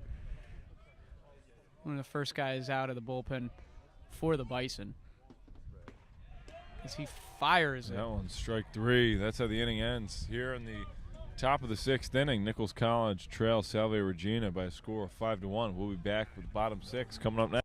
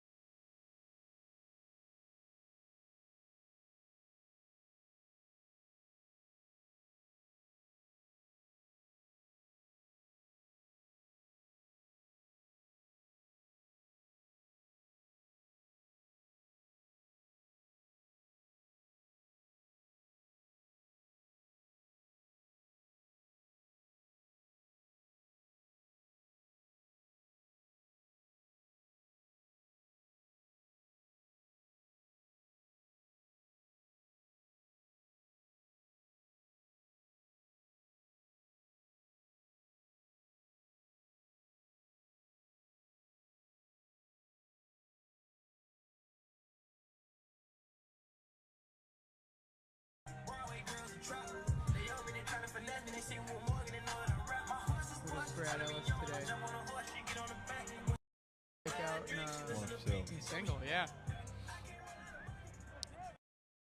Ellis, the leadoff man here to start the bottom of the 6th inning.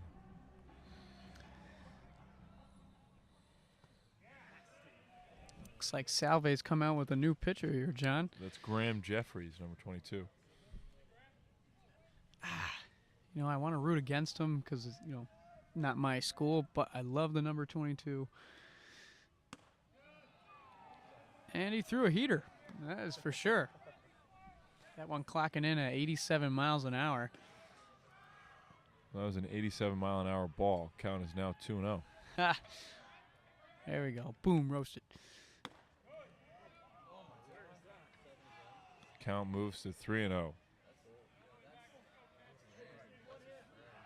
That's what we've been feeling all game, man.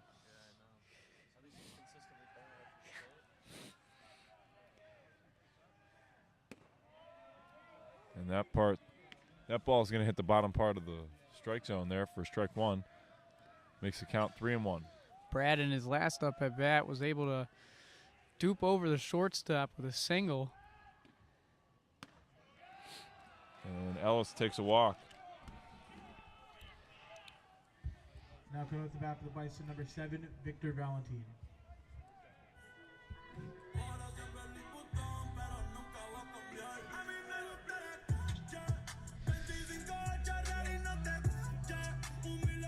You know, John, like you were saying earlier, Brad does get on base a lot.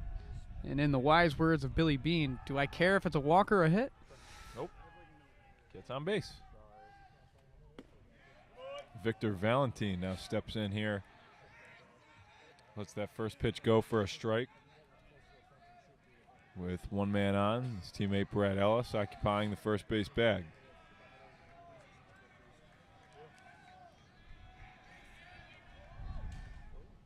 That ball gets away from Jeffries. Ellis stands in on second.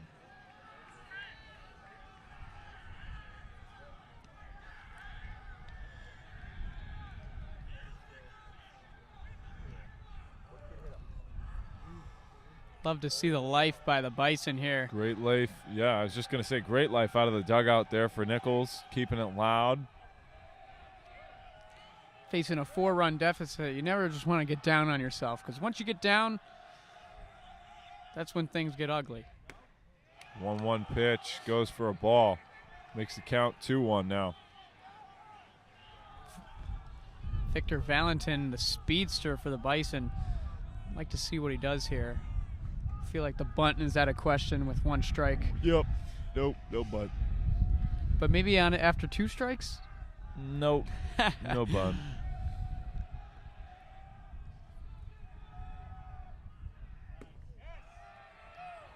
That ball is going to miss the zone, Able to makes it a hold up. 3-1 count. And I'm not going to lie to you. Just like last inning, I think that was the same swing attempt.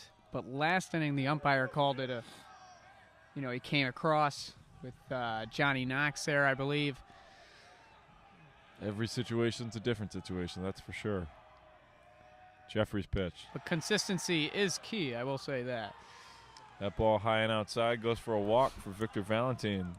2 walks now for new pitcher Graham Jeffries. Head coach is going to go take a trip. A little mound visit.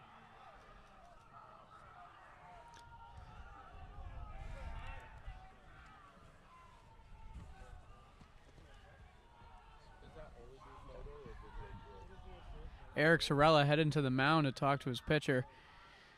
Looking to buy some time, and I believe Nichols would like to tack on a couple runs before they make a switch. I don't think their head coach is going to stick with them too long. But again, this is a good capitalizing point.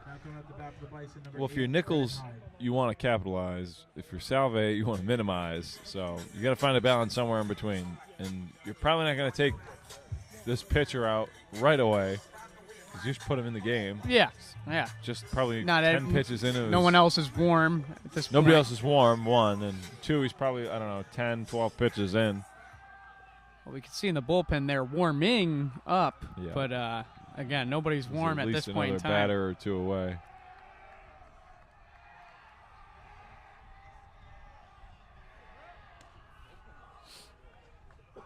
Still no outs here in the bottom of the 6th inning. Nichols College bringing great life here for this Saturday afternoon doubleheader.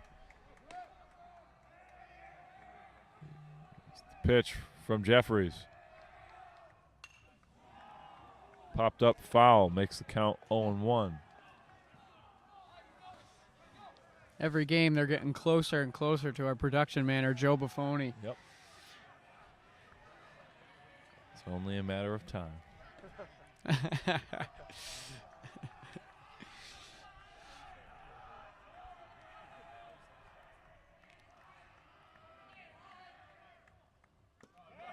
Nice pitch there by Jeffries. Gets it to land in for strike 2.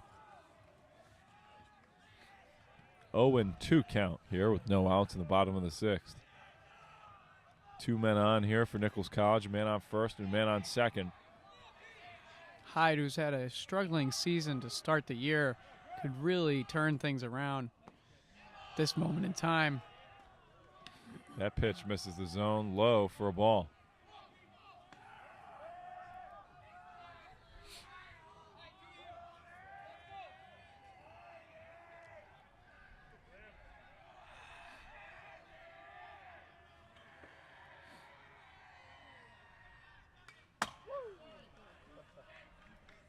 Ball foul tip. Yeah, fast enough that it hit the pole and went right back to the pitcher. See, usually it hits the chain link, so it just dies when it hits the fence. But that time that hit the pole and rang back. 1-2 pitch now for Jeffries. He's going to dial in. Hyde awaits. Jeffries kicks, slides, and delivers. That ball swung on by Hyde over to short. Gathers and throws to first. Able to In move the time. runners, though. Yep. Good play there by Brennan Hyde in terms of moving the runners. And that doesn't go down as a stat in the stat sheet there, but at the end of the day, that is what he needed to do.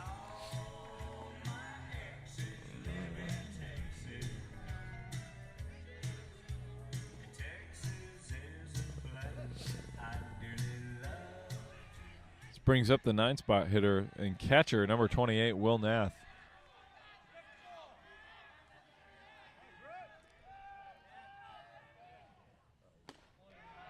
Here comes Big those cut big there by Will Nath. That ball was high in the zone up near his chin. He's hungry, I could tell. Oh, yeah. He's ready to get a hold of one. Couple doubles in our last game we broadcasted against Springfield. This would be a perfect time. Time gets called here briefly. And now we resume. Nath steps into the box. Jeffries eyes his catcher. 0-1 pitch. Swung on and missed by Will Nath. Makes the count 0-2. Come on, Will. Leadoff man in the lineup. DJ Karen awaits in the on-deck circle.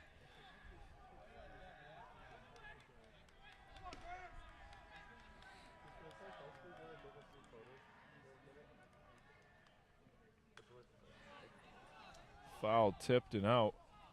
Able to stay alive. Yep, good job protecting the plate here. Live to see another pitch,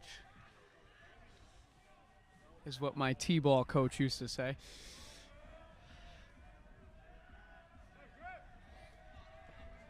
Of course, then a pitch was just a swing at the bat.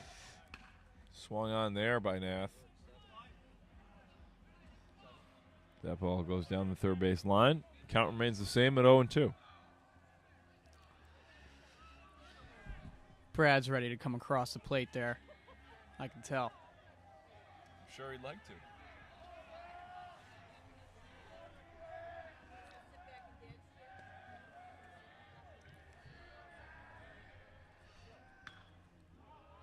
Nath pops that one up and out of play for a foul ball once again. Continues to protect the dish.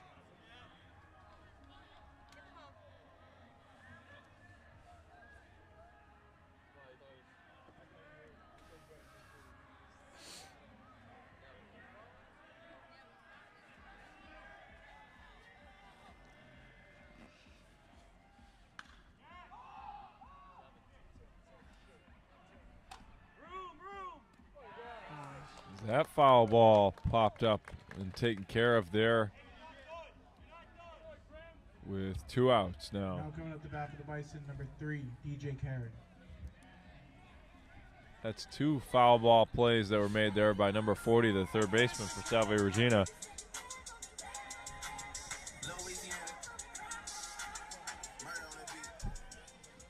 Brings up the leadoff man in the lineup, number 3, DJ Karen.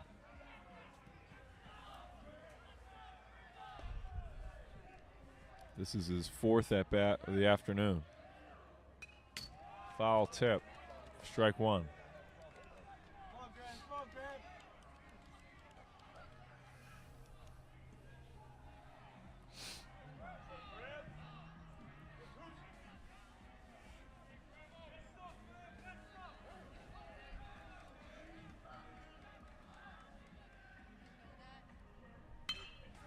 Karen lifts that one over to center and secured for the out number 3 here at the bottom of the 6th inning. No outs, or excuse me, no runs get across for Nichols College. 5-1. Score remains the same, 5-1. We'll be back for the top of the 7th inning coming up.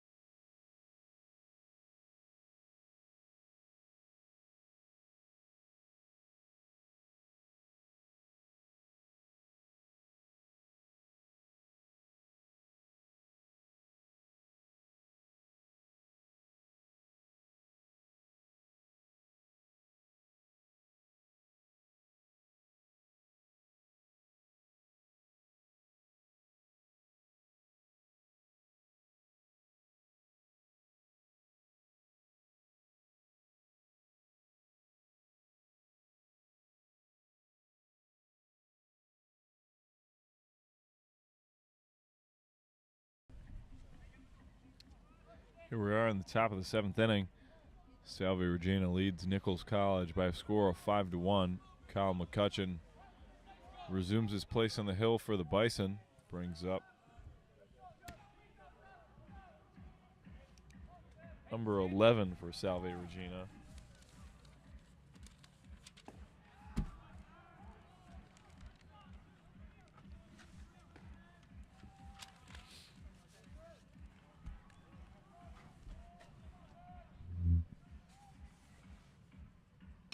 That ball hit on by Sakara in the right field for a single. That'll now bring up the leadoff man in the lineup. Left fielder number 1, Matt D'Amato. This will be his 4th at bat of the afternoon now.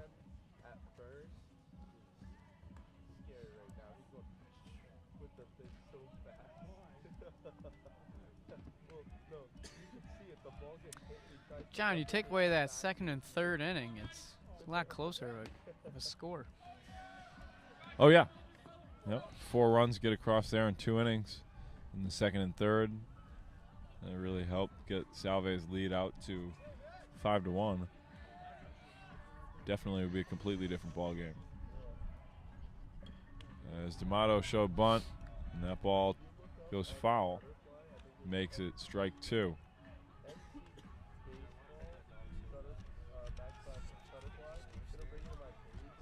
Oh, to say, I realized, I was like, I know who this kid is. Obviously, he's batted 4 times, but it's that rip in the pants.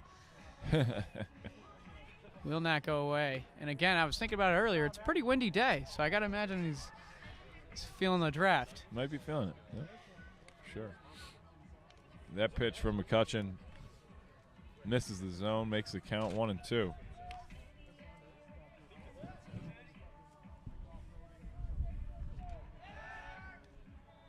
As he tests the runner on the first base bag.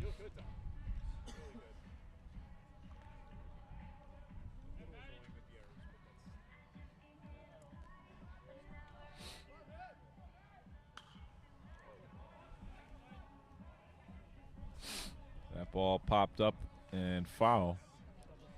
Count remains the same at 1-2. Be a great double play situation here for the Bison defensively.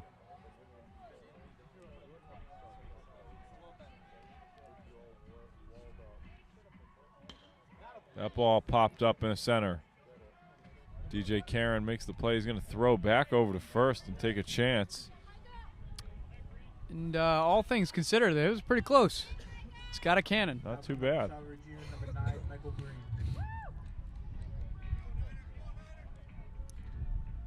Brings up number 9, the shortstop, Michael Breen.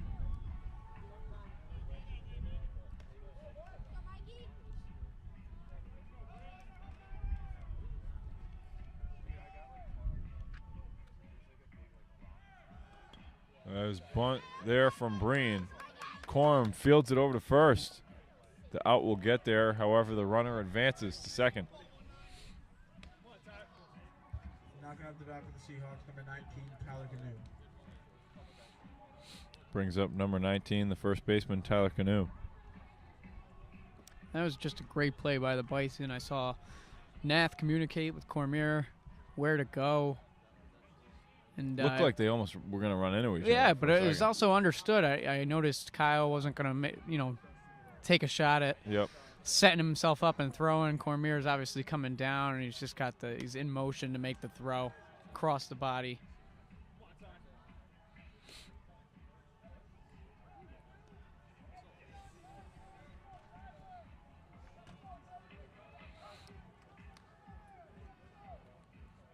Oh, 1 pitch from McCutcheon. That's going to hit the high part of the zone for a ball.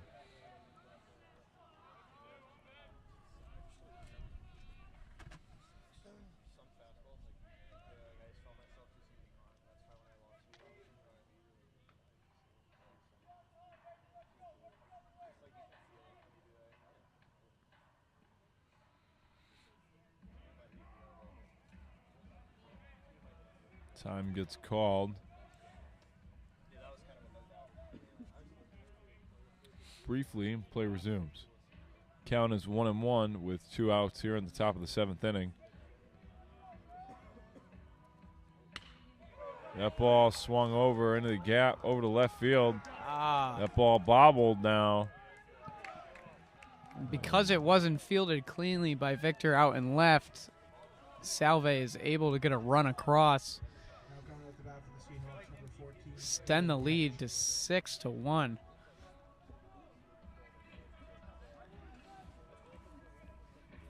Brings up the catcher, number 14, Dylan Ketch.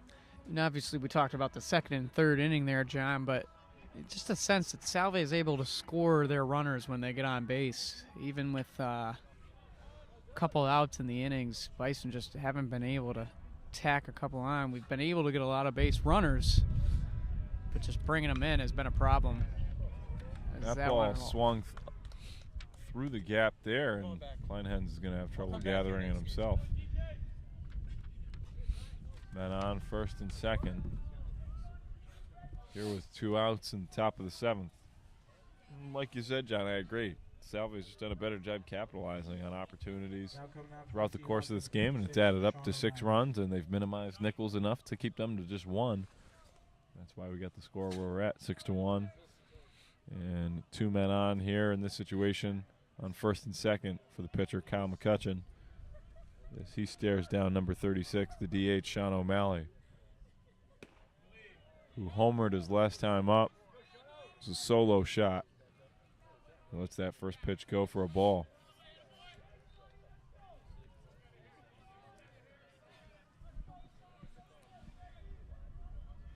One 0 count.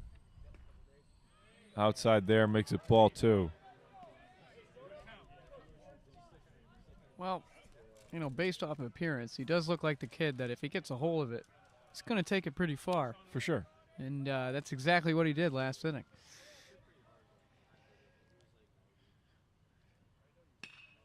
Off speed there from McCutcheon, carried over in the left. Caught and secured for out number 3 at the top of the 7th. Just one run gets across there for Salve Regina, leaving us with a score of 6-1. We'll be back with the bottom of the 7th.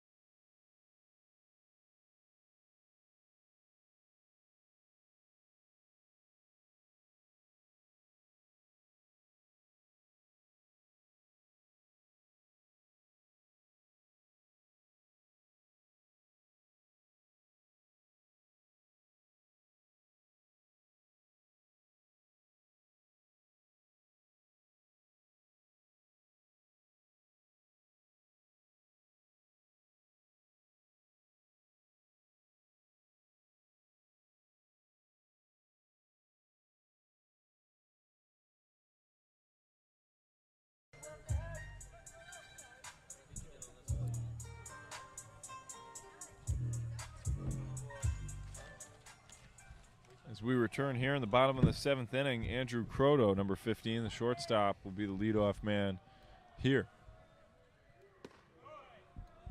As he lets that first pitch go for a strike. Yeah, he hasn't been there all day. That's funny. First pitch. Yeah. And Jeffries sets that one in for strike 2. Me too. He's just he gets so long and he's so far down the mound, it just looks so much harder. It's like 7 feet closer than it would be if I threw it or you threw it. And that's strike 3 there from Graham Jeffries. And off the bat for the Bison, number 5, Nate Cormier. Croto goes down looking. It's a backwards K in the books.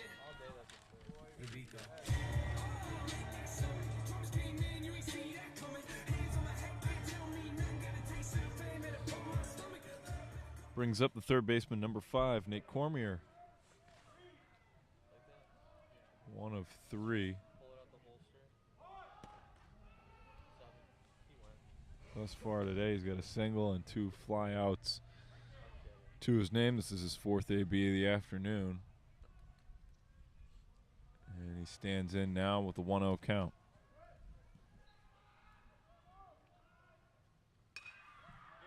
Ball popped up and out of play. Evens up the count at 1-1.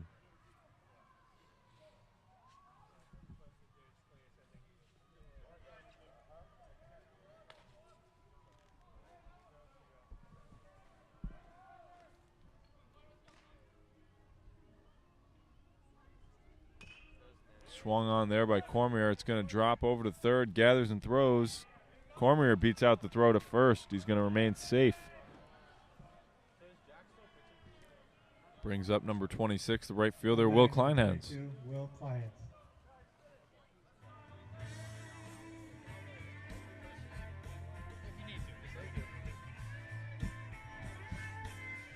That's what I just did.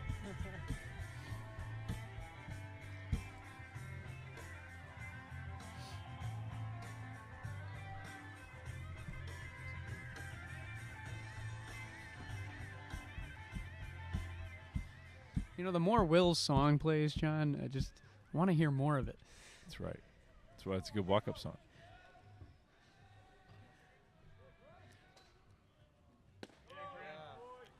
Kleinhans looks that one in there for a strike.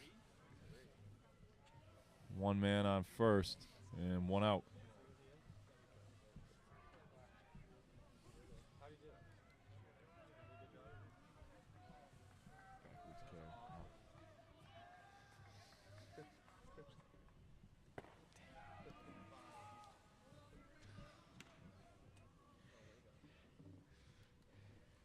One count now for Will Kleinhans.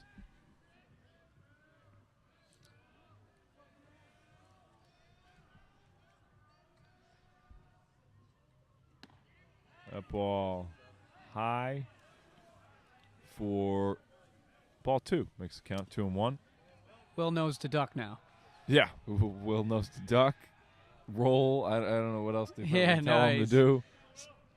He's been hit by pitches. He runs into people. You know, a little bit of tell everything. him, regardless, hit the deck. That ball swung on by Kleinhans, goes foul, evens up the count at 2-2.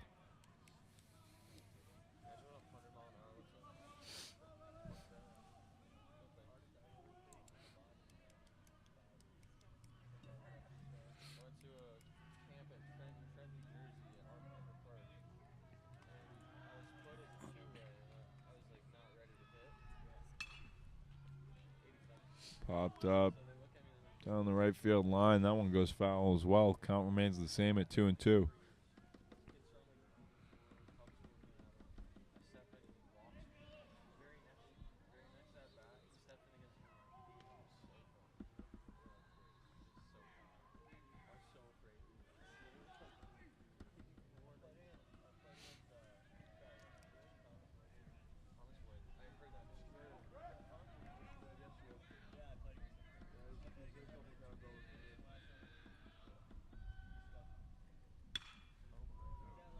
Barrels takes that one deep out of play down the left field line. And that's my car, John. You know, had some problems figuring out where to park earlier in the game. And it was Will who we mentioned when we were parking. Yep, Yeah. it'll be Will. Hopefully no further damage is done. 2-2 pitch. Oh, got him with the off speed. Kleinhens goes down swinging. Brings up number 9, the second baseman, Johnny Knox. Now batting number 9, Johnny Knox. Yeah. My side girl got a 5S with a screen crack. She didn't hit me back right away. Better not never hesitate. 2 outs now in the bottom of the 7th inning. First pitch swung on and missed by Knox.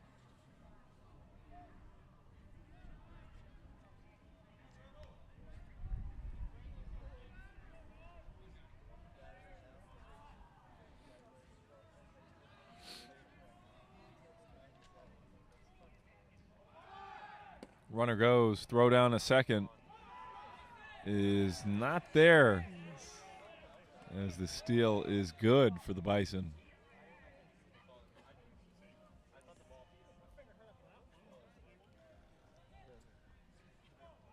Now with the runner on second here for Johnny Knox and 2 outs in the bottom of the 7th. He's got a 1-1 count awaiting. Here's the pitch from Graham Jeffries.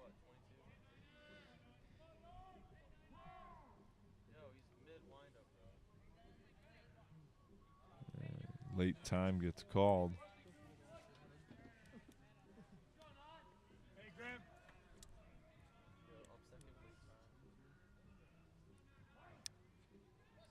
Count 1-1. Here's the pitch from Jeffries. Off speed, drops it in the zone, makes it a 1-2 count.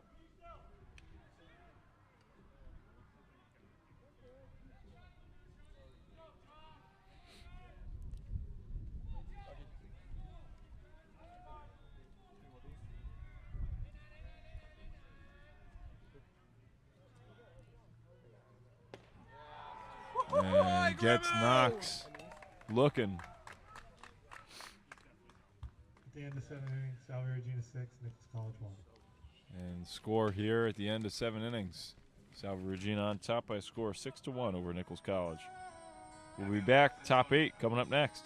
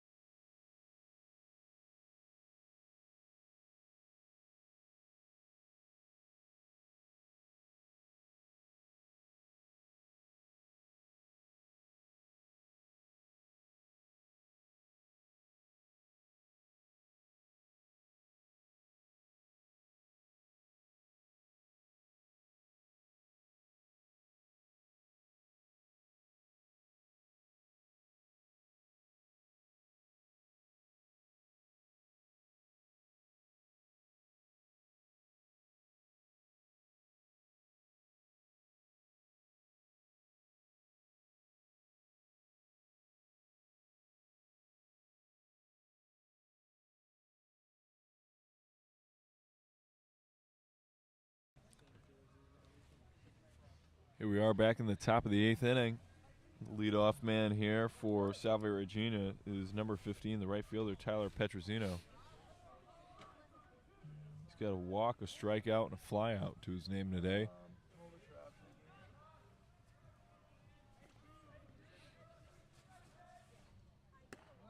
As Kyle McCutcheon's pitch misses.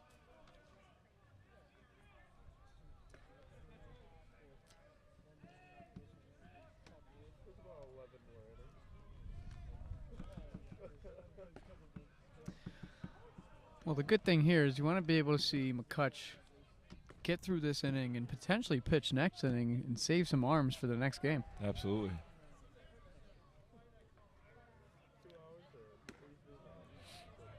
That one misses.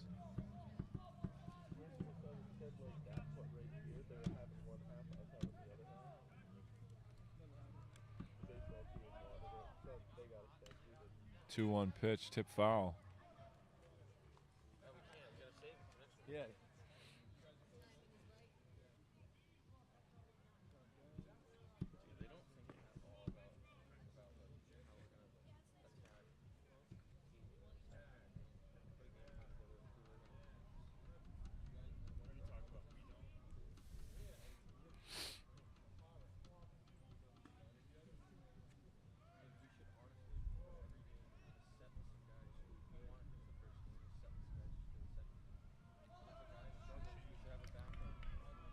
Two-two count here for Nichols College and Kyle McCutcheon as he stands on the mound here with no outs in the top of the 8th. This pitch swung on and missed.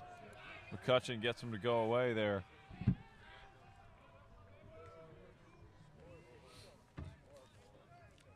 Now batting number 41, McCarthy. Brings up number 40, third baseman Will McCarthy. Made some great plays in the field today. Batting, he's 1 for 3, and that ball is going to get grounded over to McCutcheon as he runs through the first base bag for out number 2. This is a smart move by him. Just running through. I mean, he was already hustling down Yep. the first baseline. Especially when you know you're going to beat the guy and you're not going to run into each Yeah, other or something like that. Why risk the toss? Yeah. This brings up number 8, the center fielder, Brandon Grover. Now with 2 outs here in the top of the 8th inning. It's going to look to try and extend it.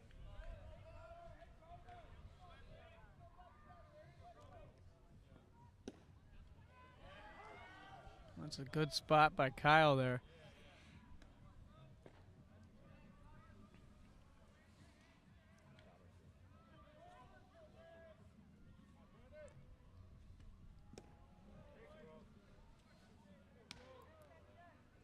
That'll make it a 1-1 count.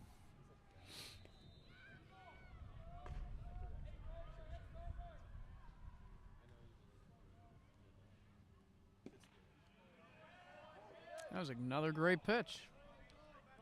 We will take that.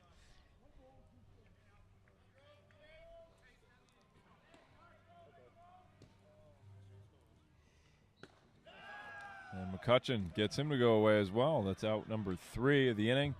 And we head to the bottom of the 8th inning coming up next.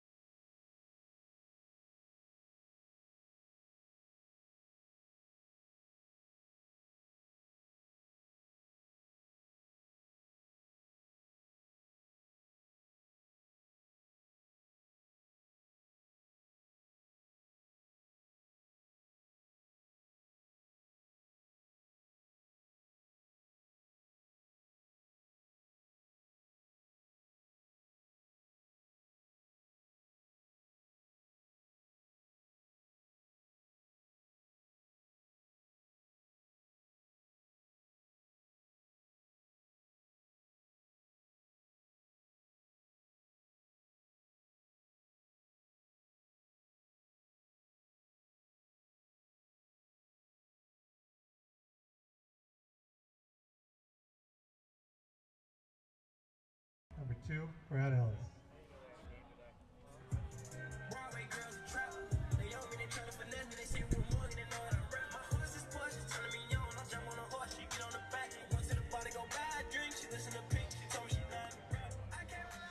Nothing else to say, John, but armbar Brad up to bat. Handlebar Brad. Handlebar, geez. Well, that was close. I'm not a mustache guy, more of a beard. Leading off the bottom of the 8th inning is nobody other than number 2, the first baseman, Brad Ellis. Brad Ellis, what? It's handlebar Brad. Oh, right. You didn't even know what it was a minute ago. Yeah, well, anybody Swung on wow. by Ellis. That ball popped up Carries. deep in the left field, carrying. Oh, It's going to so make its close way to to the a home fence. run. Ellis is going to stand in on second base for a double. You know what? If we didn't have a green monster of a fence Number 7, out in the Victor outfield like we do here, Oh, it probably would have made it. probably would have been a home run. It's because that fence is so tall. Right.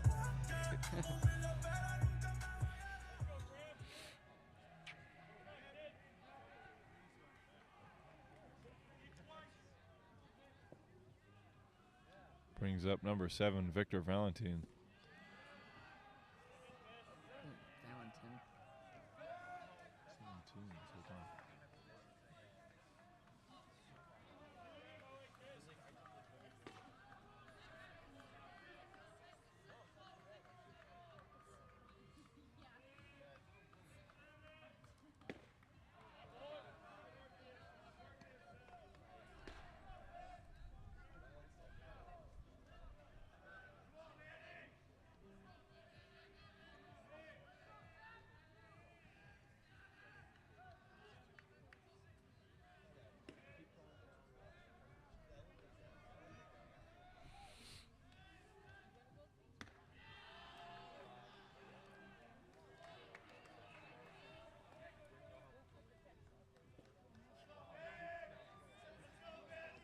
It's a 2-1 count now for Victor.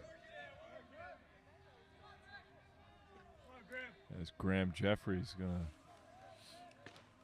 dial in. Kick, slides, delivers.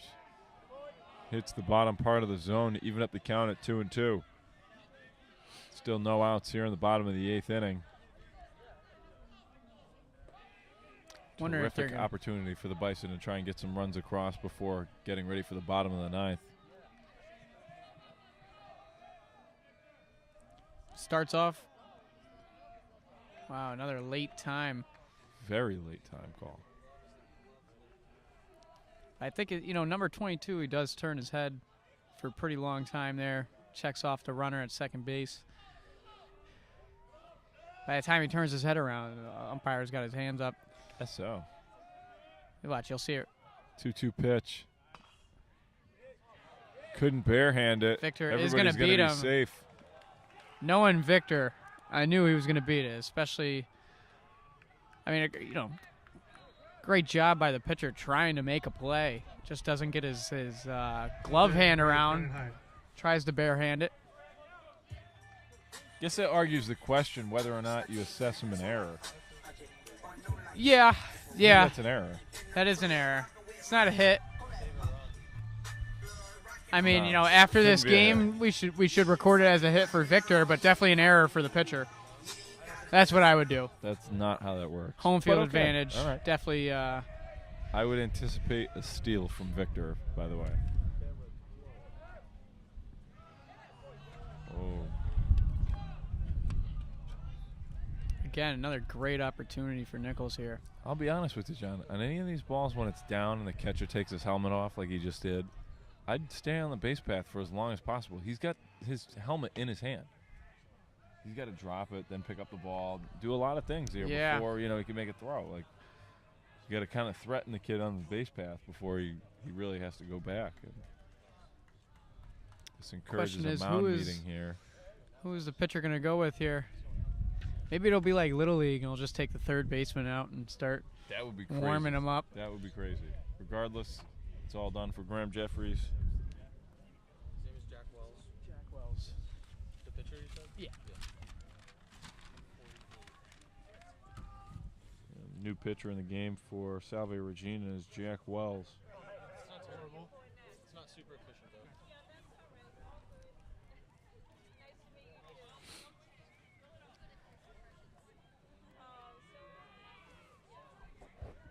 Now pitching for the Seahawks, number 40.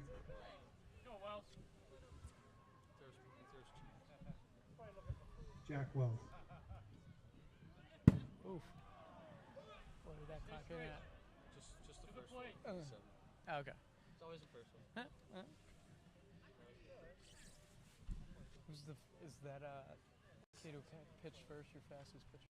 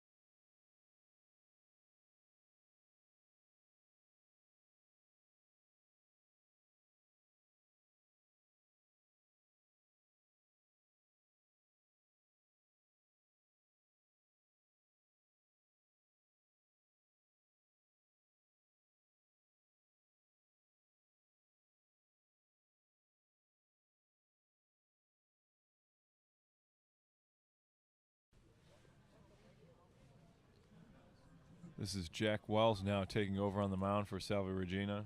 Brings up number 8, Brennan Hyde. Is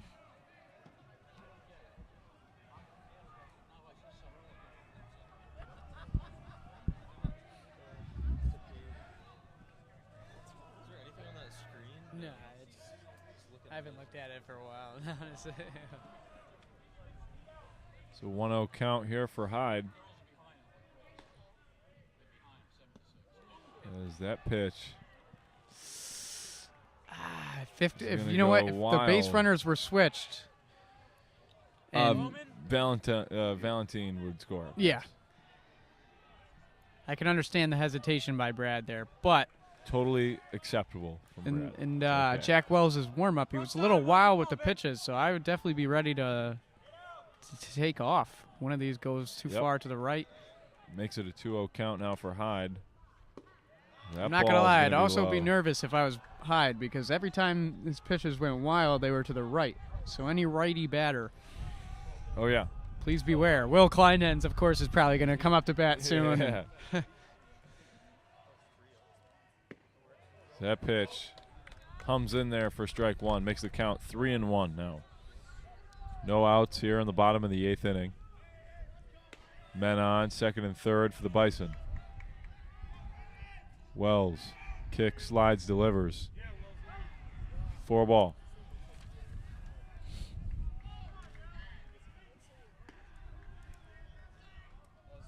That was the nastiest slider ever. Now batting William now.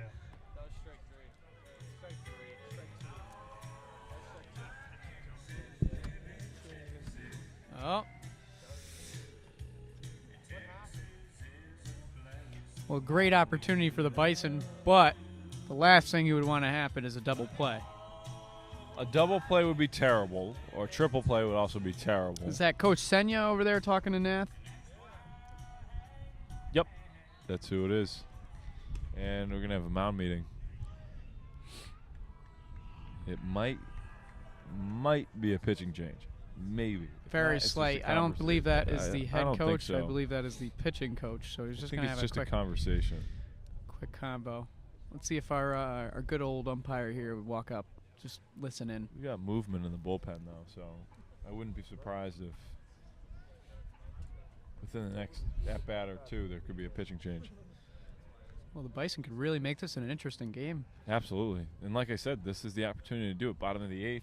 That way you cut the deficit down for bottom of the 9th. You don't come back from 5 runs in another inning. You can come back Now, from let me 2 or ask 3. you, do they stick with McCutcheon, who's pitched, 2.5 clean innings Yeah. other than 1 run? Yeah. Or do you go to a closer? Now, if you go to the closer, you're most likely losing that guy for the next game. Yep.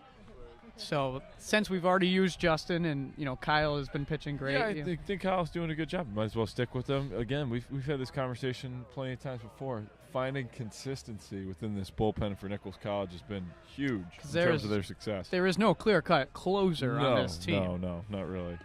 No guy who just So comes if in you one got a guy innings. who you think can do it, you might as well do it.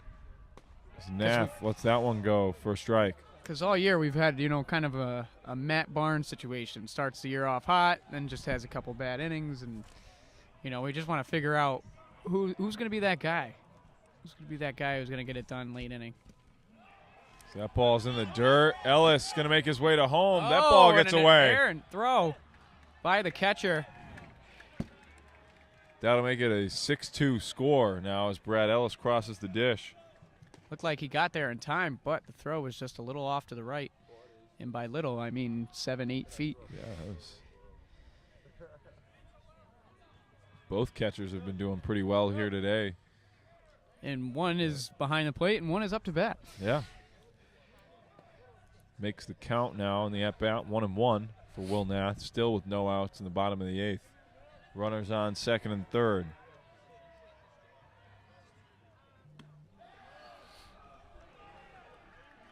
A monumentous at-bat here for the freshman Will Nath. He's done a great job getting on base. Let's see what Coach does here. Is he going to make a pitching change mid-at-bat again?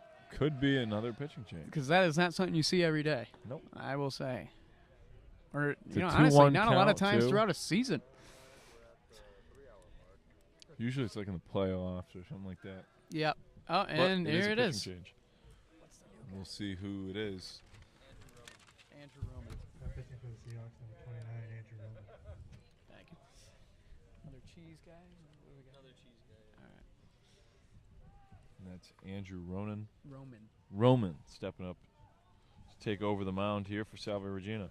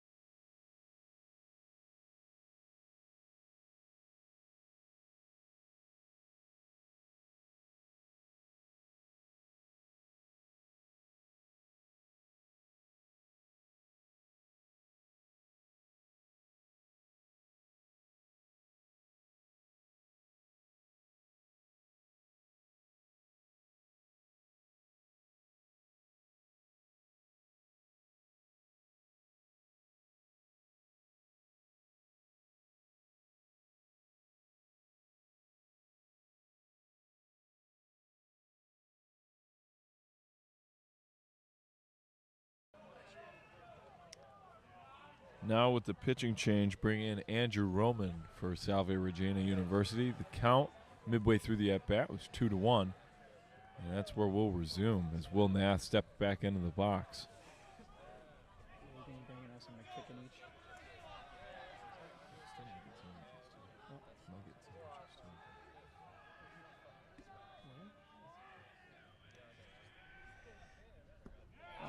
Swing and a miss there by Nath. Evens up the count at 2-2.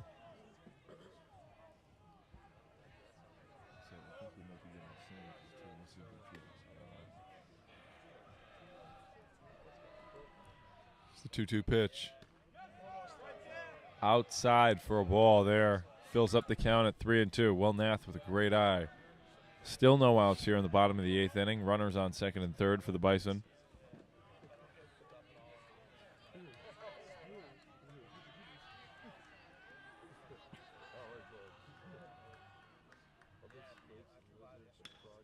That ball popped up and out. Well, this is the guy you want up to bat in a situation like this. DJ Karen steps into the box with the 1 out here in the bottom of the 8th inning. Men on second and third. And if I'm not mistaken, he hit a ball probably 3 feet from the fence in his last up at bat. Now would be a good time for that wind to carry it just a little more. In Roman's warm-ups, he was throwing right around 92 miles an hour. So, again, tough pitch to hit, but if you get a hold of it, yeah, like that. Ball like that. Swung on deep all the way to the fence That at center will be field. 2 It's going to runs. score Victor. It's going to score Hyde. And DJ Karen stands in at second. We are looking at a 6-4 ball game, ladies and gentlemen. And this is exactly what the Bison and the Seahawks wanted to see. I don't think I Salve threw that wanted in to that see because, Number 15, Andrew Croto. I got it out. Number 15, Andrew Croto, steps into the box. He's got an opportunity here with 1 out in the bottom of the 8th inning with DJ Karen standing on the second base bag. This has been just the squirrel of runs that Nichols needed. Croto shows bunt. Lets it hang off the outside part of the plate for a ball. DJ, another speedster. If another ball gets passed, we're hoping he can advance to third. You anticipate him to definitely try and keep it moving in the base path for sure.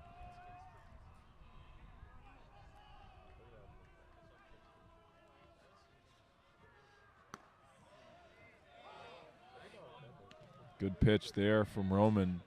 Evens up the count at 1-1. Andrew hit a home run in our game against Wheaton earlier in the season. That was fun to watch. Hoping he can replicate a little bit of that magic here in the bottom of the 8th inning.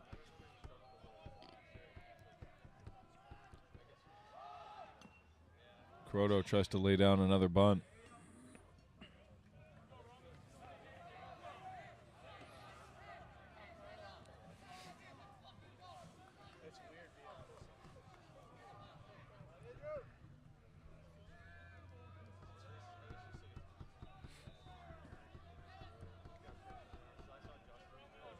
One-two count here for Andrew Croto.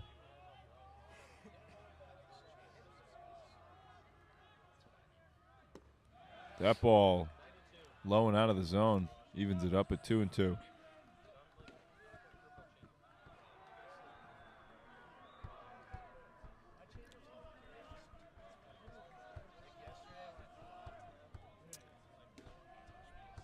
I would be lying if I didn't say that these two people, you know, obviously Andrew at bat, Roman on the mound, look alike. Somewhat.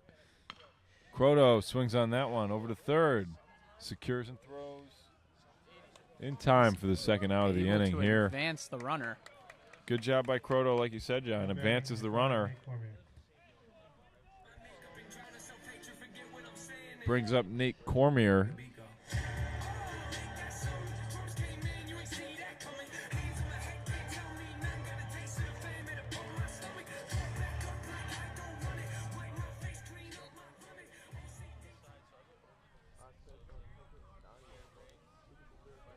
Perfect song for a perfect point of the game.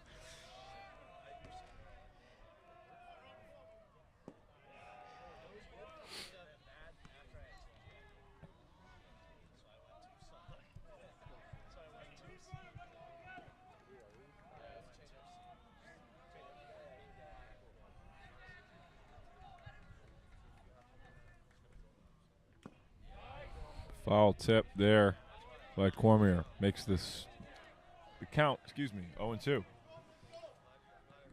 I imagine fastball here.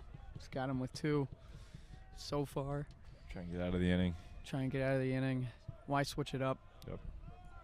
But if he wants to throw an off seed and it goes to the backstop, don't buy him out. There it is. Strikeout. Cormier goes away. That's the third out of the bottom of the 8th inning. We await the top of the 9th coming up next.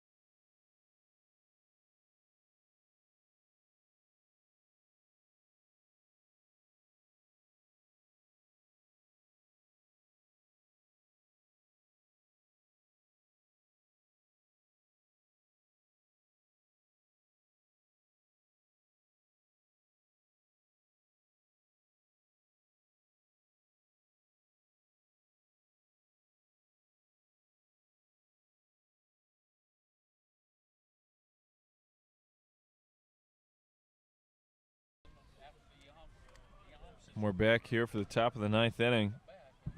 The leadoff man to start it for Salve Regina is number 11, the second baseman, Dustin Sequeira. Kyle McCutcheon resumes his place on the mound for the Bison. Nichols going to try and get out of this inning as fast as possible with little to no damage done. So that way they can get their opportunities here in the bottom of the 9th to try and get some kind of walk-off. Ball swung on there. Over to Croto at short, delivers to first. He's able to get him with the tried to get the tag tag. down. He runs. And he's going to stand in on second by way of an error. And batting for the Seahawks, number 1, Matt D'Amato.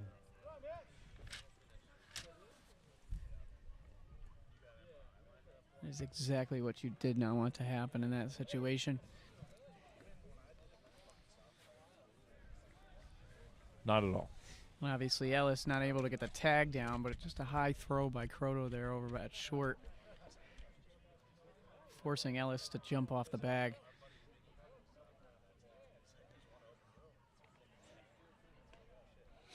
Brings up the leadoff man in the lineup, number 1, Matt D'Amato.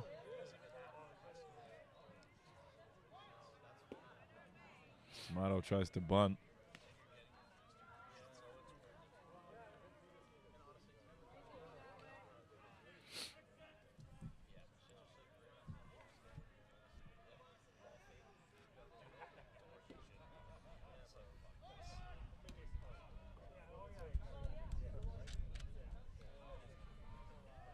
I feel like he held that bat out there till a little too long. I think it was still a ball either way. Yeah, no, well, I mean, but if your bat's across the plate. Oh, that one gets through. Salve is going to get a push at home. And he's he's got out. him. He's got He's him. out. What a throw, What a by, throw DJ by out in DJ center Karen, field. absolutely. I don't think the guy at second was expecting that to be there in time. Great play defensively by Nichols College. And he's arguing the tag. Some of his teammates over there. Now batting number 9, Michael Brin.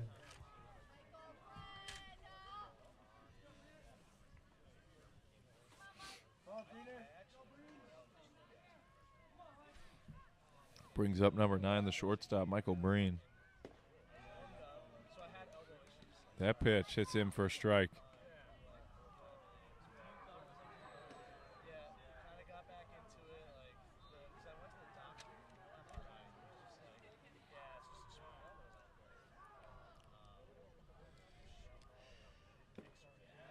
Foul tip there for strike 2. Would have been awesome if that was already strike 2 and that was strike 3.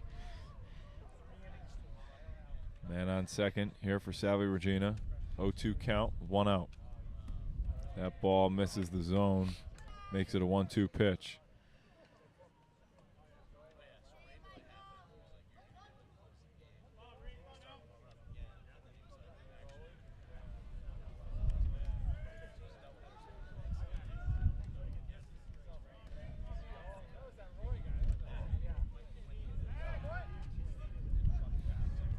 Good job by McCutcheon to take a look over at the runner on second base.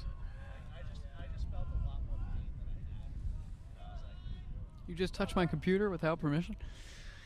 Yep. Ball there from McCutcheon. Evens up the count to 2-2. Trying to do you a favor. It looked like it was going to blow away.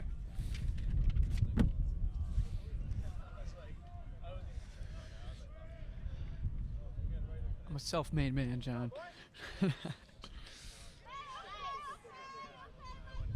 Delivered over to first. Out. That throw is there. Able to get him in time. Now 2 outs here. This time a cleaner throw by Andrew. Team Tyler Canoe. We got a runner on third. Any sort of ball in play is going to be a score. Unless we got a guy there. With the runner on third, brings up Tyler Canoe, number 19, the first baseman. Whoa, that ball high gets him to turn away. Some chin music. I like that. That was a good one.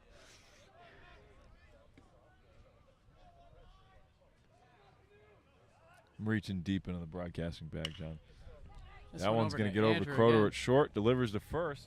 In time for out number 3. No runs get across for Salve Regina. The score remains the same, 6-4.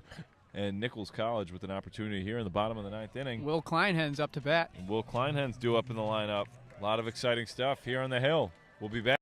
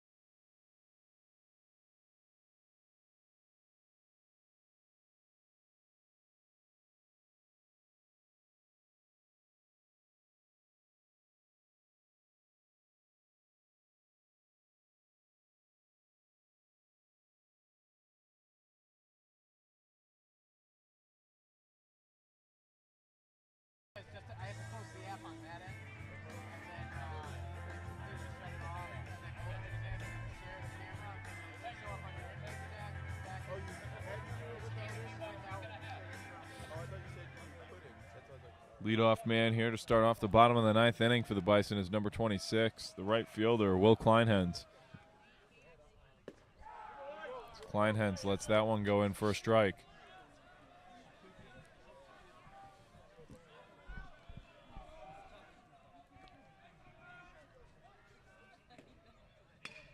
Kleinhens hits that one over to third. The Bison hop does him justice. Kleinhens reaches by way of the error. Third baseman has had himself a great game, but at the same time, a couple mistakes. Yep. Huge opportunity there for Nichols College. Johnny Knox is number 9, Johnny Knox. Stepping up into the box here, the second baseman.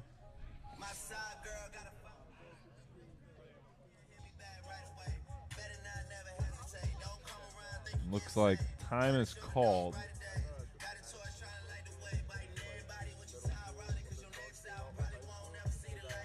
And that is a base runner for Will Kleinhens.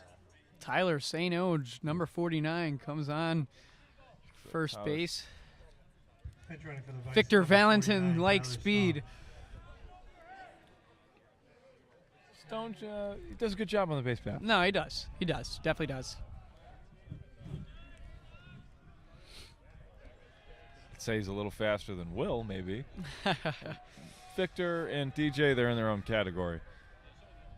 My category? No. You're not in anybody's category. First pitch there goes for a strike. And while this might be the middle part of the lineup that's due up, John, you got Johnny Knox here at the dish. He's done well.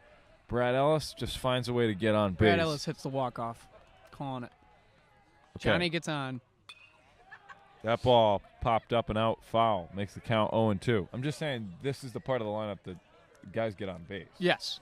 Oh, yeah. No, you're right. What are we in the lineup? Is this the 6 spot? The 5 spot? Knox is 5. Okay. Yeah. So a little ways around till we get to the top of the order. Right. Well, we just saw it with Kleinhens. That was kind of the end of it. Now we're to the middle part of the order. See what Knox can do here. He lets that one go for a ball. Makes it count 1-2. Still no outs in the bottom of the 9th. Score is 6-4 in favor of Salve Regina. That ball swung on over to third. Try to turn 2. And they will not. Throws in time to second, so Stange will be out. However, Knox is safe at first. Only 1 out done here in the bottom of the 9th. All right, so no walk-off, but Brad has been close to that fence all game. Again, another pitcher who throws low 90s. Don't jinx anything, all right? I'm not jinxing anything. I'm putting faith into the air. You got to manifest it, John. I'm just saying he gets on base, so. All right, then manifest a base hit. I'll manifest a home run. I think mine goes a little further.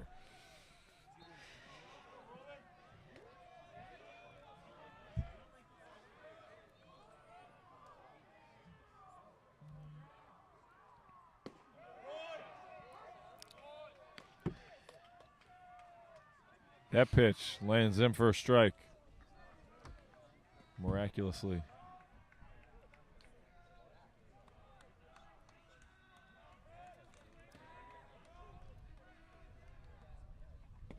It's a great pitch right there. That one gets in the zone, makes it an 0-2 count. Ellis has to defend the dish.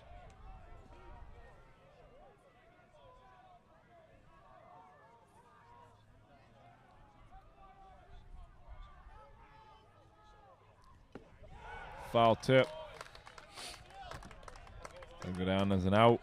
Now 2 outs here in the bottom of the 9th. All right, that didn't work. I'll be open. But you know what it is, John? I'm able to accept my mistakes. Well, let's see if Victor Valentin can do anything here. Man on first. This is the tying run at the dish. That ball popped up and out, foul.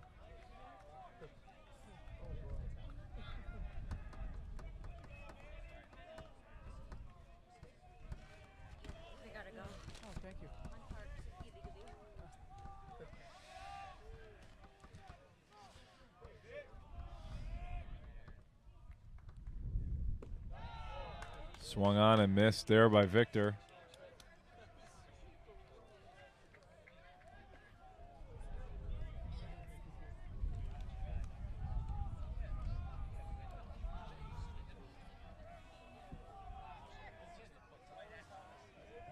Now for the 0-2 pitch.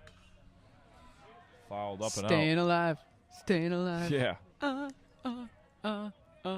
Victor staying alive. Victor doing a great job defending the dish. Again, this is the tying run at the plate. Man on first here for Nichols. 2 outs in the bottom of the ninth. 0-2 pitch. High. That one goes for a ball. 1-2 count now.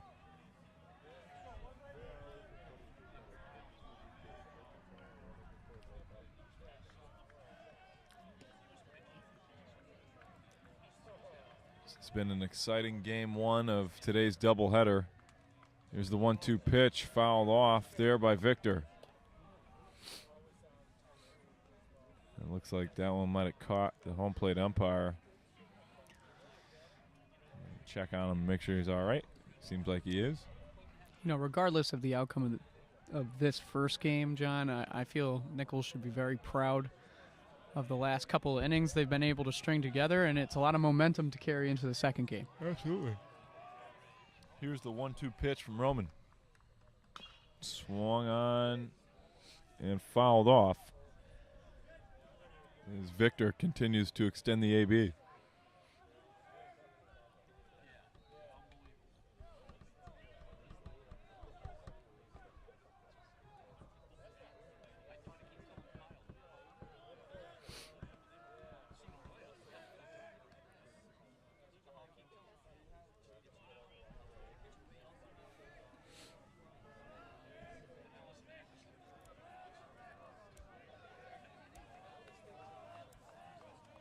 Here's the 1-2 pitch from Roman. Swung on and hit by Victor. That's going to drop in the gap all the way to the wall. And now we have men on the corners. You know what? This kid lives for these moments. Now batting number 8, Brennan Hyde. Brings up number 8, the DH, Brennan Hyde. Great job by Victor Valentin extending the inning. I had a feeling that with the pitch count increasing just in that at-bat alone, eventually, the pitcher's arm is going to tire. He's going to lose focus, whatever it is. It's just going to leave it just over the plate enough for Victor. He does a good job there getting the single. We got men on the corners here for Brennan Hyde. He's going to let that first one inside for a ball. Tie and run is at first base, John. Tying run is at first base. The potential walk-off run stands in at the dish with Brennan Hyde. All right, That just wants to pitch get evens a feel up the for him. count. Gets a feel for him. Hyde hasn't seen this pitcher yet, I don't believe. I don't think so either. Makes it a 1-1 count. Here's the 1-1 from Roman. Inside for a ball. We see the count now at 2-1.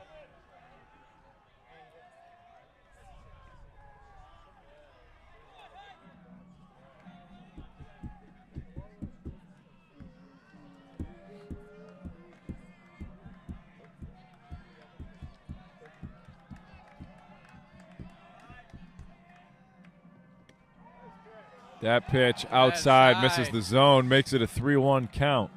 And that is a good call by the umpire there. Good call. That's been part of that zone that's been a little iffy throughout the course of the game from both sides. That time just goes in favor of a ball here for Nichols College. 3-1 count now to deliver. That ball swung on by Hyde, popped up deep to right field. I don't know if anybody's going to get there. No. That foul ball fills up the count at 3-2. With 2 outs here in the bottom of the ninth inning, this could be one pitch away from either the game being over or being extended here from Brennan Hyde. I am shaking, John. The intensity has grown here on the hill. 3-2 pitch as we await. Hyde stands in. Kick, slide, delivers. Fouled up and out. Able As to Brennan stay Hyde will see alive. another pitch.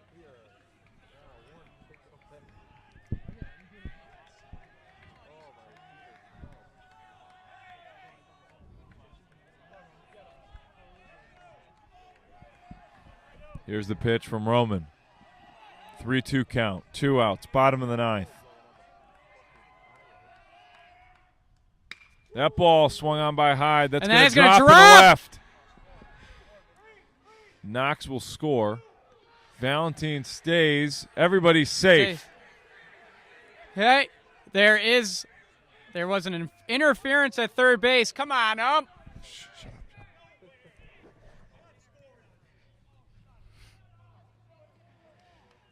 And after a discrepancy there on the third base bag, runners are safe at second and third. Here with 2 outs, the bottom of the ninth inning.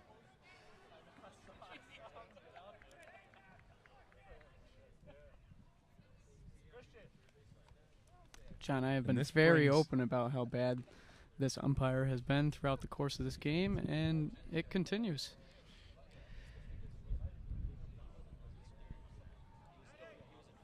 I'm not sure what the official Great ruling at would bat be. by Hyde there, though. Great at bat, yeah, We'll give him that. for sure. Did a great job working the count again.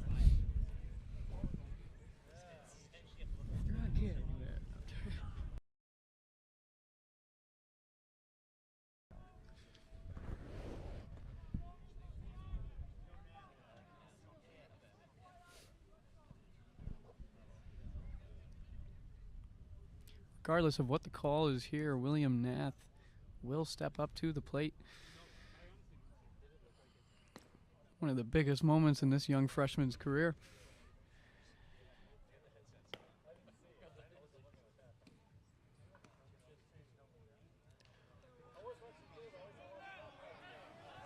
Now batting number 28, William Nath.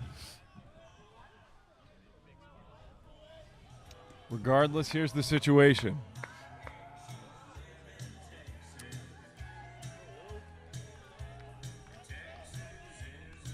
There are 2 men on for Nichols College, 1 on second, 1 on third.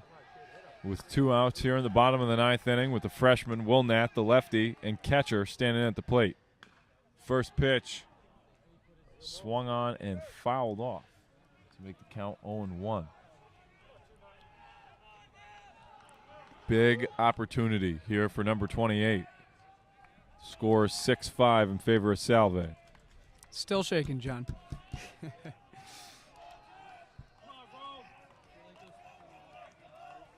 I don't know if because I'm cold or because I'm just so into this game. Here's the pitch. Swung on and missed by Nath. That is okay.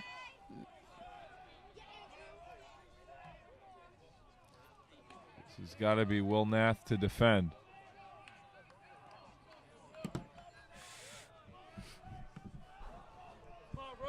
Here's the pitch from Roman. The 0-2 to deliver. Swung on by Nath. Over to first.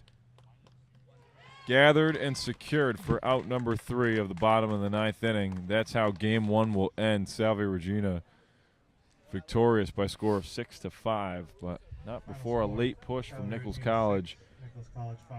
We thank you for joining us here today for game 1 of the doubleheader. Don't go too far, though. Make sure to rejoin the broadcast and see game 2 coming up very soon. We'll be back here in Dudley, Massachusetts, enjoying that here on the Hill.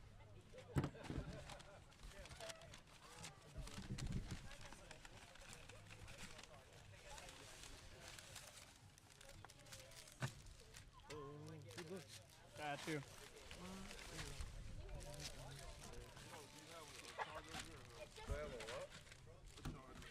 I have a lot of charges for a phone. No.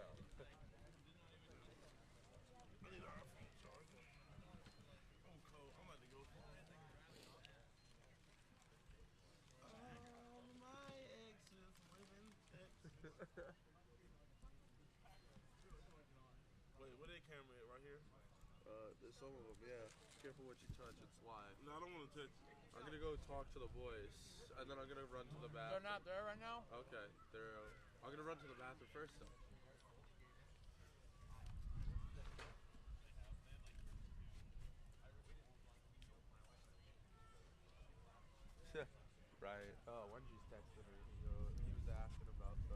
there only one camera working? I'm like, well, I'm going with the best look. I'm like, Uh-huh. I would go with center, but it's like, you know, half distorted. So I was like, I'd stick with this because you can kind of see I can get there, but I can't get there. And when I was like, damn, I was kicking myself. If you want to mess around with that, the camera thing, Go back and forth.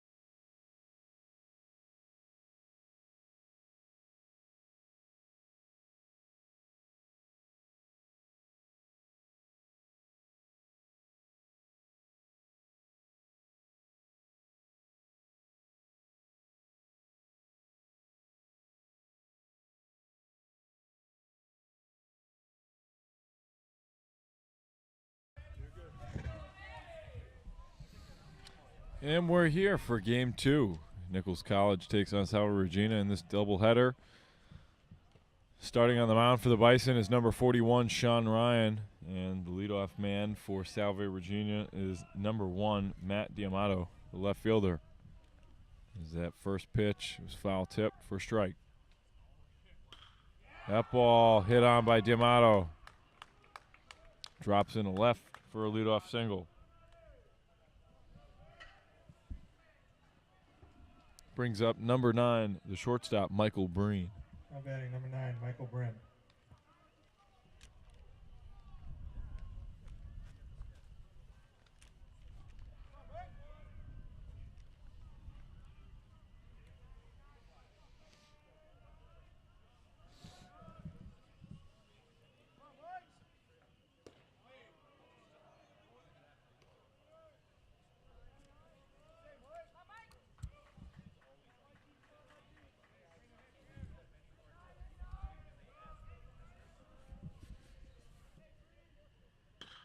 That pitch from Ryan hit up the middle and is going to get through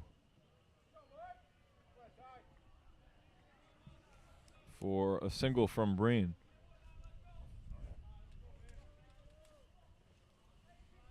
Now batting number 19, Tyler Canoe. Brings up number 19, the first baseman, Tyler Canoe. He's got two men on, first and second. No outs here in the top of the first inning.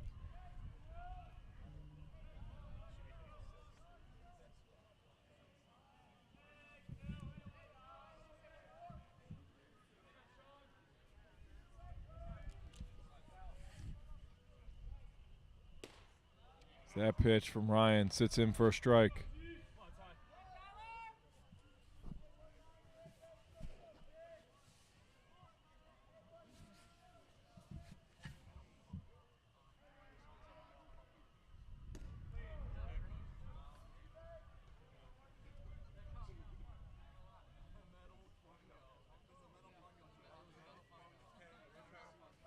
Count is even at 1-1.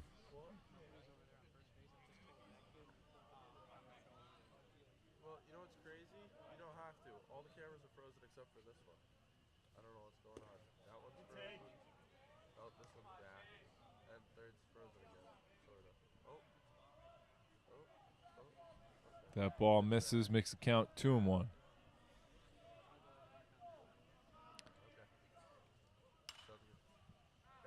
Ball fouled up and out there by Tyler Canoe.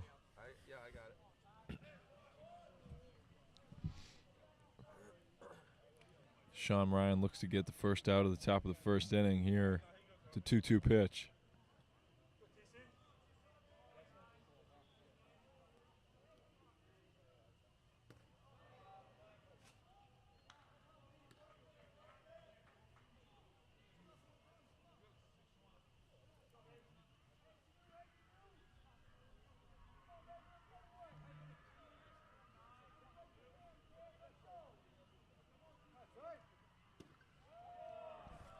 It's going to go down as a walk for Canoe. Brings up Dylan Ketch, number 14. Now batting number 14, Dylan Ketch.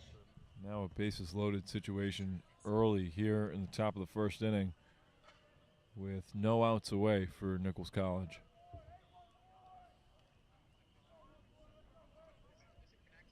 Yeah, unfroze, so we're good. Okay, that's fine. If you want to walk away, just leave it at the base. It's okay.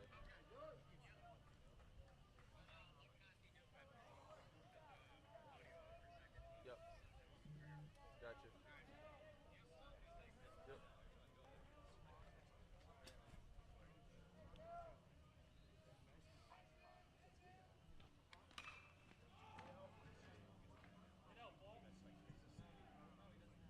That ball drops fair ground. There was suspicions of it moving foul, but stayed in fair ground. Cormier couldn't make the catch, and a run gets across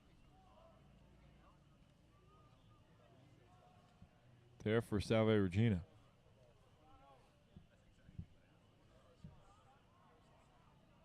No.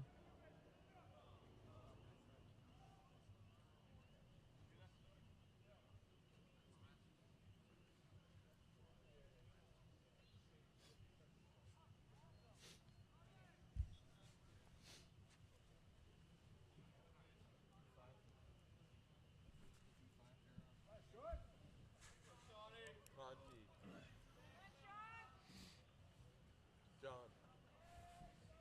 He's manning the first camera. He said he'll be back in a little while.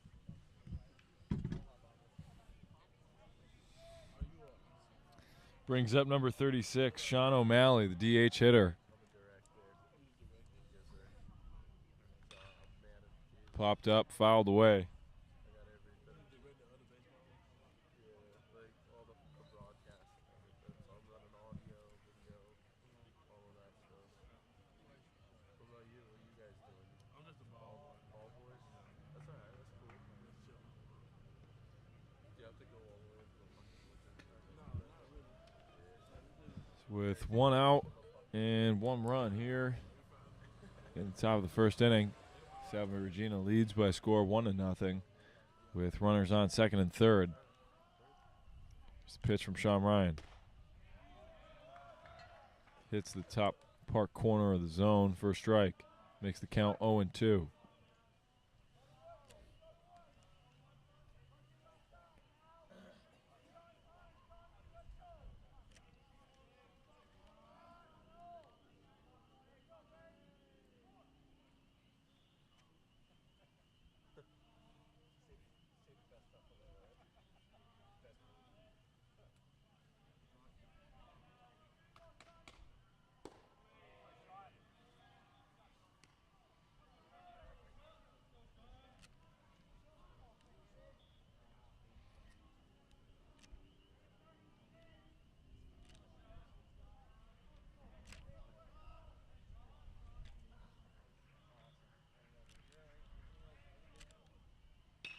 That ball hit over. That'll get through to roll to the right fielder. And a run will score. That's an RBI single for O'Malley. And now Salve has men on the corners.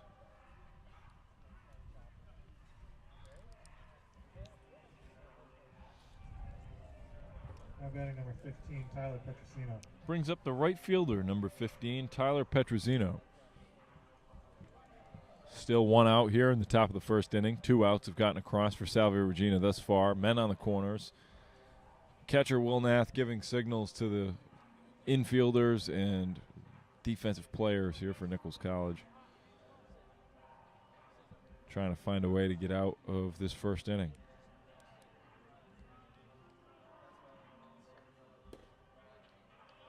And Ryan's pitch, not going to hit the zone.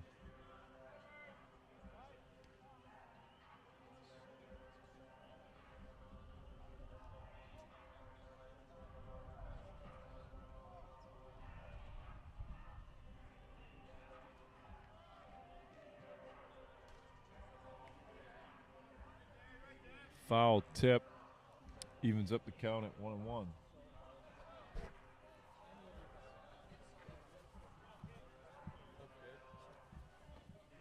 got the cameras working. That's the real. Very quick. That pitch outside misses the zone, makes the count 2-1. Great day here on the Hill for some spring activities. Plenty of athletics taking place. Men's lacrosse just making their game start just down the hill very shortly. Women's lacrosse played recently as well, and at one point in time during game one of our doubleheader here today. I could only imagine softball was getting busy either here at home or somewhere on the road. But again, great day for spring activities regardless of the wind and the cold. We're still hanging in there here on the Hill. And that's going to go down as a walk for Tyler Petrosino. That brings up the third baseman, Dustin Now batting Sequeira. number 11, Dustin Sequeira.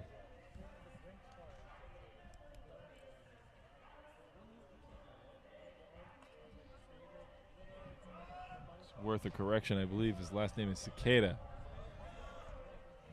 This is now another bases loaded situation here for Sean Ryan. Swing and a miss there from Cicada.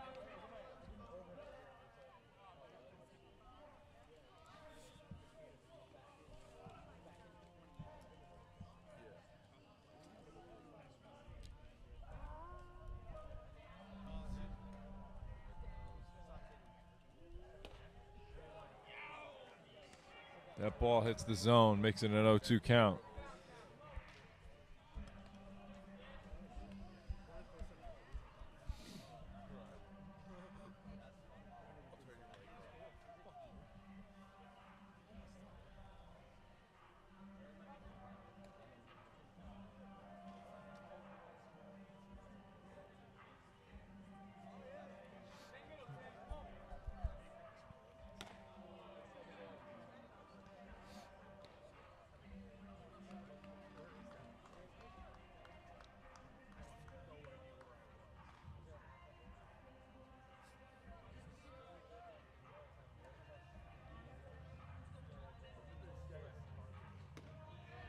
That pitch from Sean Ryan sets him for a strikeout. Now batting number 8, Brendan Grover. So that's Sean Ryan's first strikeout of the day. And it brings up Brandon Grover, the center fielder. First pitch misses for a ball.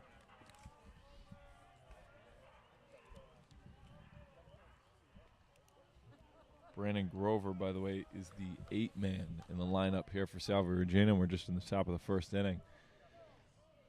They've had their success with the bats early on here in game 2.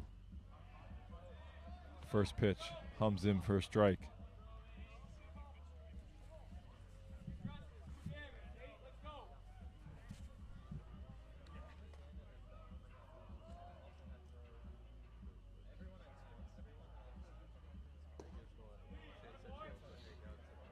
Grover lets that one go. Makes it a 2-1 count now.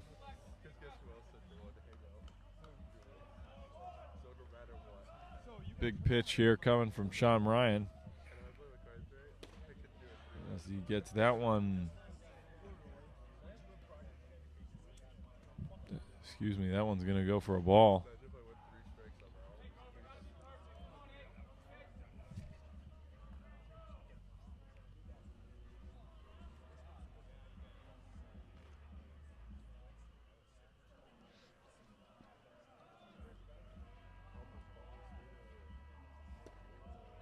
That ball low and out of the zone. It's ball 4. Going to go for a walk. And bases will remain loaded, and a run is walked home. It's number 19, Tyler Cano, who just crossed the plate. The walk will go to Brandon Grover.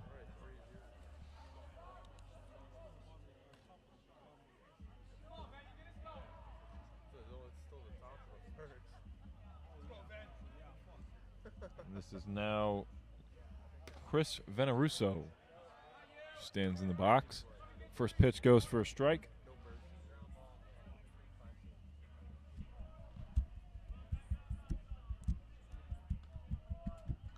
Still 2 outs here in the top of the first inning.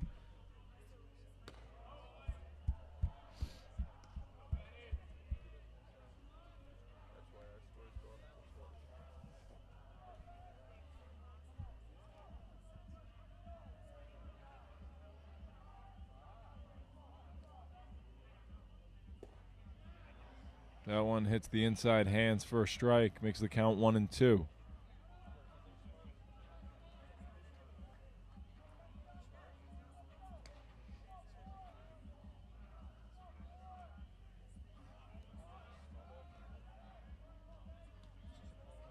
Sean Ryan eyes the runner at first, dials in.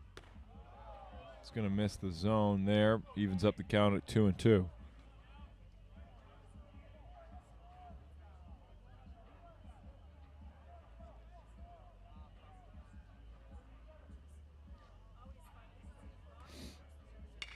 Two pitch swung on over to short, delivered to first. That's out number 3. That's how the top of the first will end, but not before Salve Regina is able to scratch across 3 runs of their own, making the score 3-0 as we head into the bottom of the first inning. We'll be back with more after this.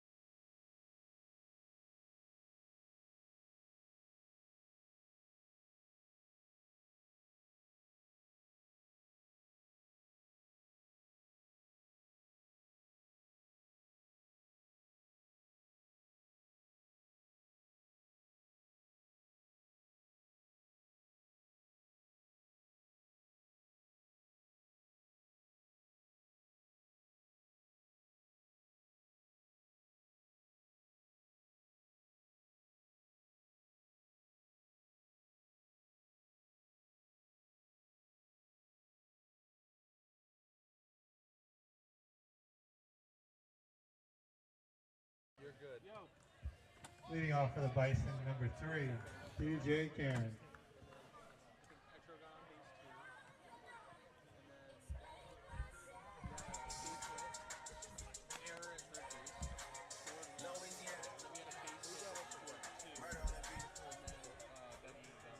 Thank you. All right. Yep.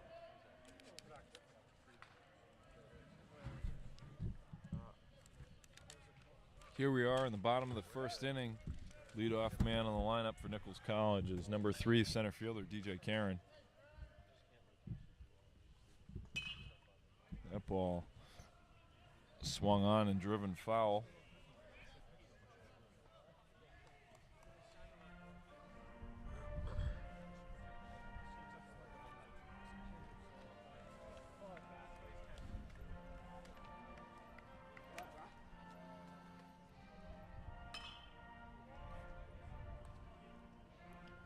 And this game 2 lineup for Nichols College, for the most part, is the same faces, just in a couple different places throughout the lineup. The leadoff man, like I said, is DJ Karen, followed by Nate Cormier, Johnny Knox, Will Kleinhens, Brennan Hyde, Victor Valentine, Brad Ellis, Will Nath, and Andrew Croto filling in the 9 spot.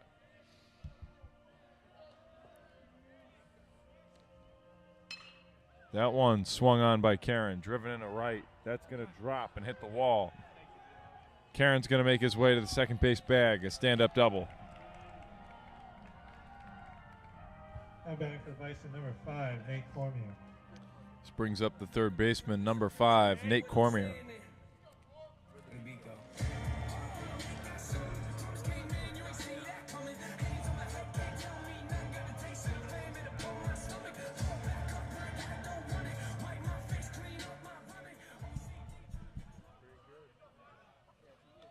The lefty on the mound for Salve Regina is Patrick Maybach.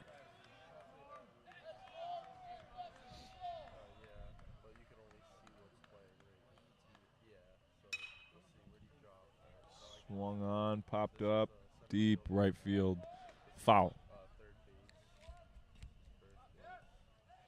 Makes the count 0-1 here for Nate Cormier.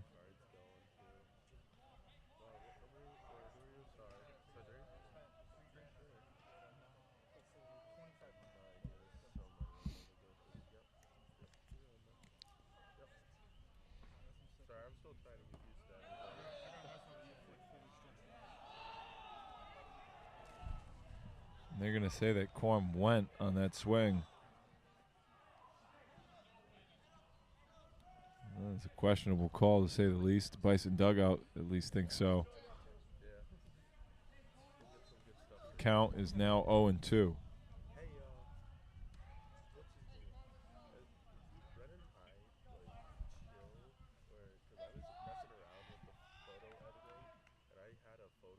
That ball high.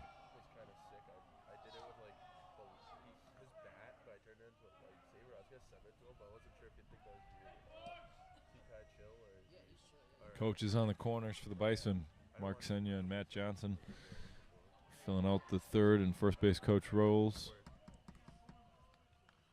Cormier stands in for the 1-2 pitch. Nice off-speed pitch.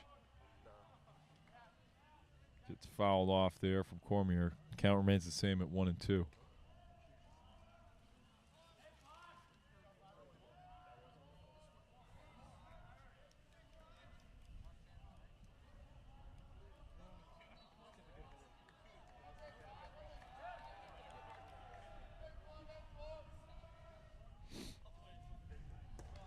One, two, just low below the knees, evens up the count at 2-2.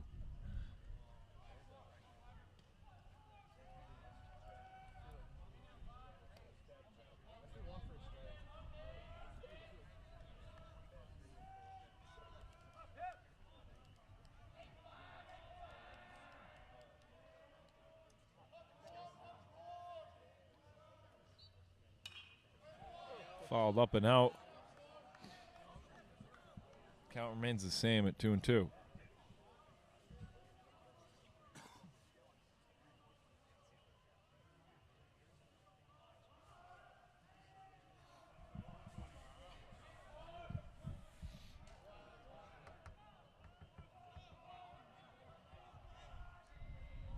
Two-two pitch from Maybach.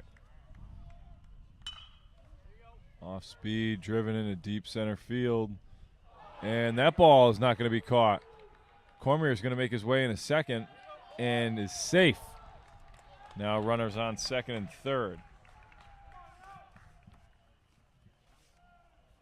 Now batting number 9, Johnny Knox. Yeah. My side girl got a 5S with a screen crack. Still hit me back right away. Better not never hesitate. Don't come around think you getting saved. Trying to show the dogs brighter days. Got a torch trying to light the way. Biting everybody with your side. This is Patrick Maybach on the mound for Salve Regina, trying to minimize any potential damage that could go down. But still no outs here in the bottom of the first inning for Nichols College. Brings up Johnny Knox, the second baseman, number 9.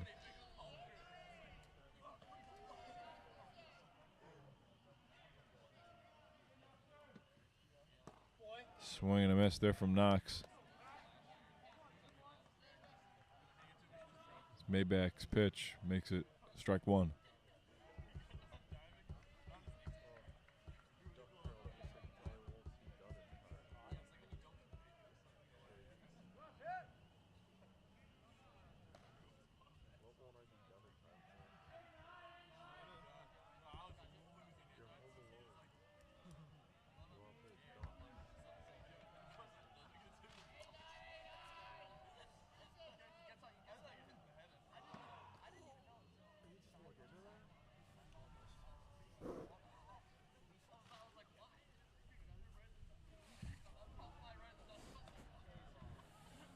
Knox didn't go on the check swing.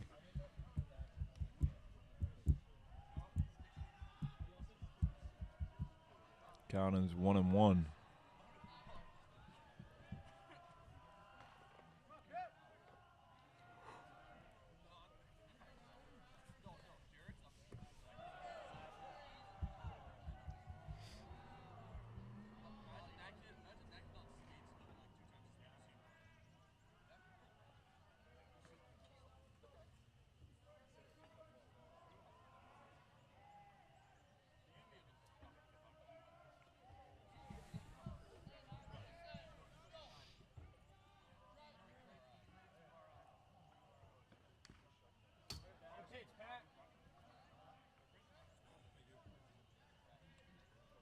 That'll fill up Excuse me, that'll even up the count at 2-2. Here for Johnny Knox. Still no outs here in the bottom of the first inning. In game 2 of a two-part doubleheader, Nichols College versus Salve Regina. Salve Regina on top. A score of 3-0.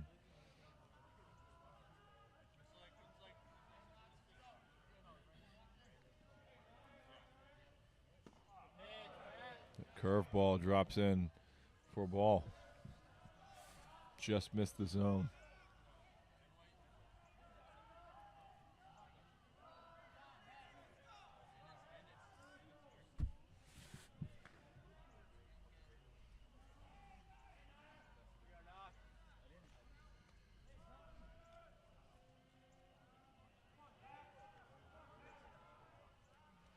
Here's the 3-2 pitch from Maybach.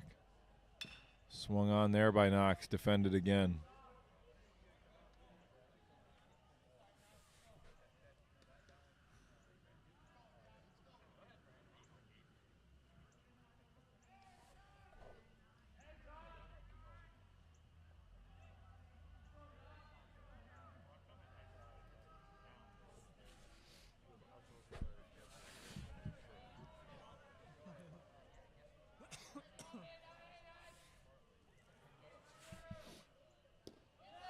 That's a ball there. Makes it a walk for Johnny Knox as he makes his way down the first base line, and that'll fill up the bases for Nichols College. So in just this first inning alone, we've seen 2 bases loaded situations for Nichols College defensively, and then now a bases loaded situation here on the offensive end, which brings up the cleanup hitter batting out of the 4 spot, number 26, the right fielder, Will Kleinhens, affectionately nicknamed Klein Barrel by his teammates due to his ability to put the bat on the ball. See if Will can do that here in this at-bat, as that first pitch from Maybach gets him for a strike. Good use of the off-speed.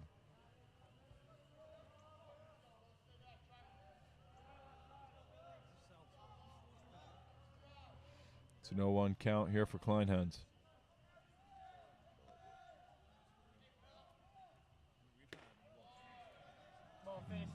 Another curveball does not hit. That one will miss. Evening up the count at 1-1.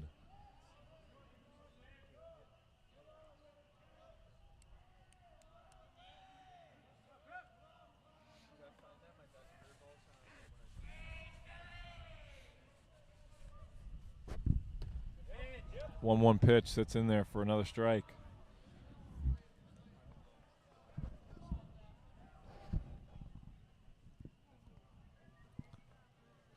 Puts the count at 1-2.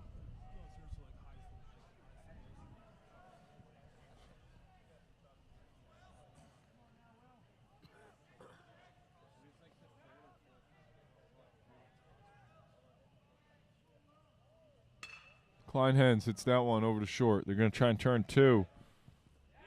And they'll get there. 2 outs go away. Not before a run crosses the plate there for Nichols College.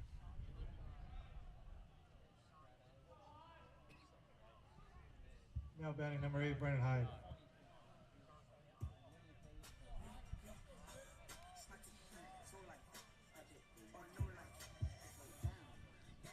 Kleinhens hits into the double play.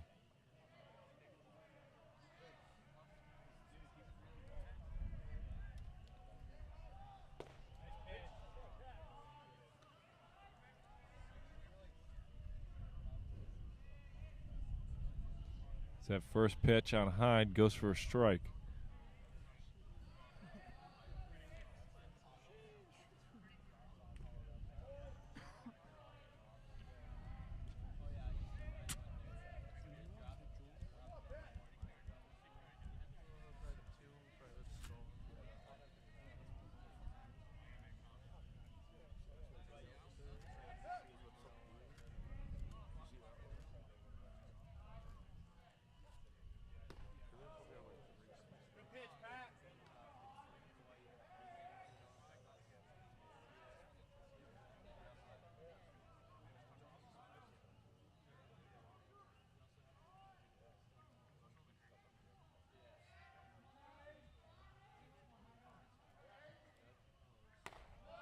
That pitch misses, evens up the count at 2-2. Now 2 outs here for Salve Regina in the bottom of the first inning. Brennan Hyde awaits. Pitch from Maybach. That ball swung on over to third. Ball's bobbled, and Hyde will reach. Keep doing your job, Pat. Keep doing your job. Hyde will reach by way of an error. Now batting number 7, Victor Valentin. Brings up Victor Valentin, the left fielder, number 7. And he's got Hyde on first.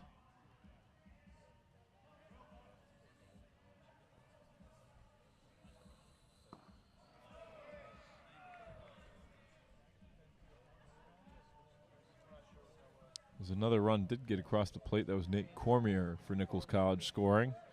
Makes the score 3-2 in favor of Salve Regina. Still 2 outs here in the bottom of the first. Maybach's pitch, kick, slides, delivers. Valentin lets it go.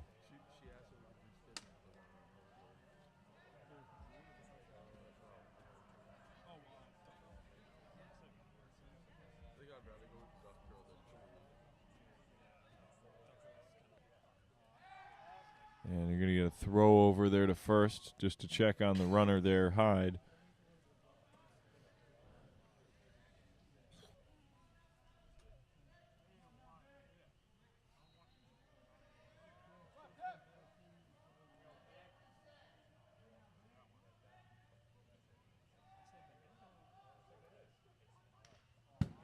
Foul tip there by Victor.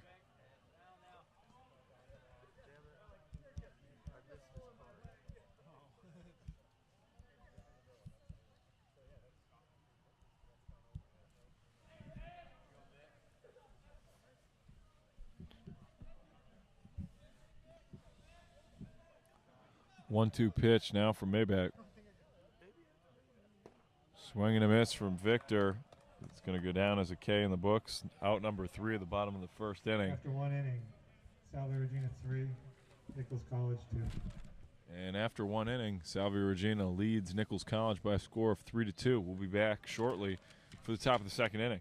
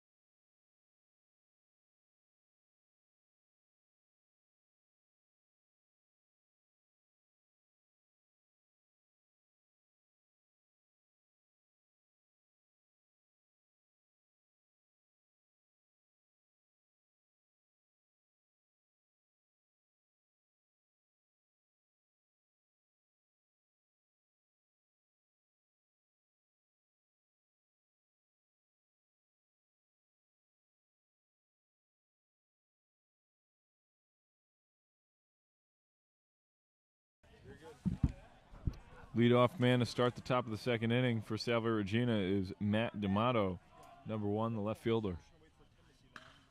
That ball swung on, popped up high, deep in the right field. And it is caught and gathered there for the out. The wind really got a hold of it and started moving around up there, but it'll go for a fly out and out number 1 at the top of the second inning.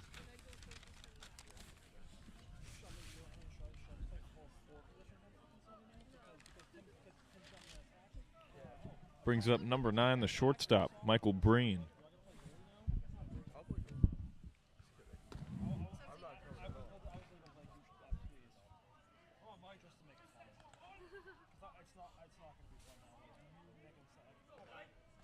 Me, Nick, Sam, Salone, Nico.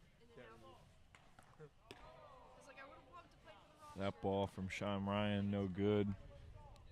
Makes it ball 2. Count is 2-0 Actually have the tip transfer here against Breen. Brothers come across to it. It's no longer Nichols. Oh, heads up. There we go. Marike. That ball carries up and out. Foul ball makes the count 2-1. No,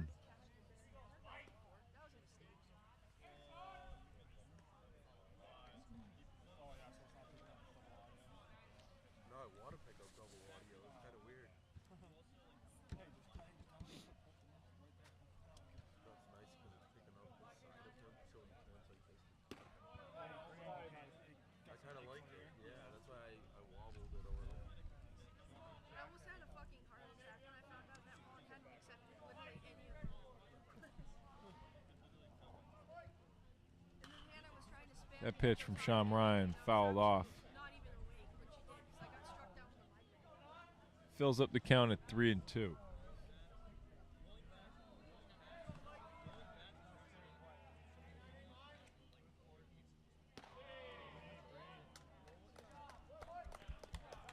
That pitch misses, and D'Amato is going to get a walk. Excuse me, Breen will get the walk. Brings up Tyler Canoe. His last time up, he was able to draw a walk.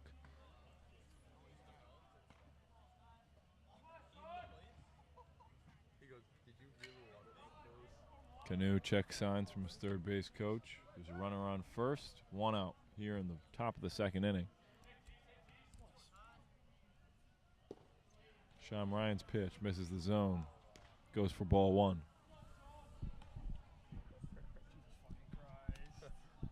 Oh God.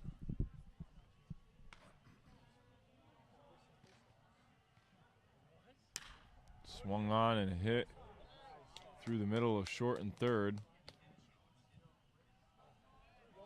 Good job by Andrew Croto going to cover the third base bag. Now batting number 14, Dylan Catch.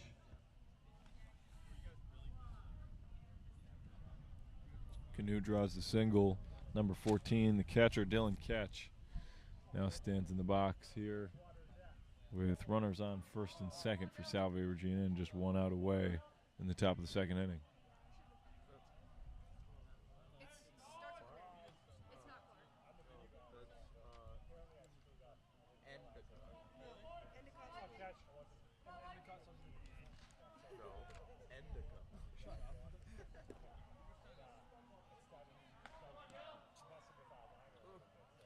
killing me. He goes,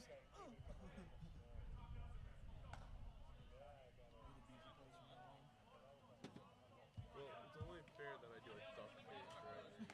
Oh yeah, he has to. He's a duck. Oh, never mind. It starts with EN. This is That ball swung on, popped up to left. Yeah. Eastern something. It's not Endicott. Eastern Nazareth? Yep, that's it.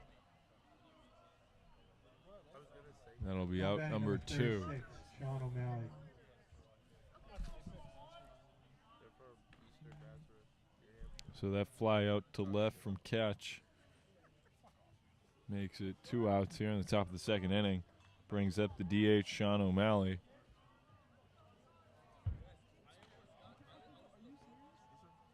Who had a solo home run in game 1 of today's doubleheader, and thus far today has an RBI single.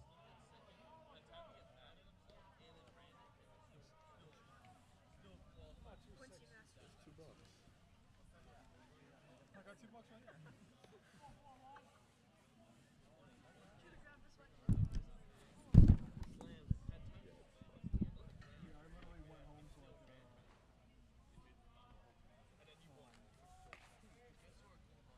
Yeah, I went home so I could double sock. 1-0 count here for Sean Ryan. Who's hurt? He fell to the ground. Someone down. Time gets called.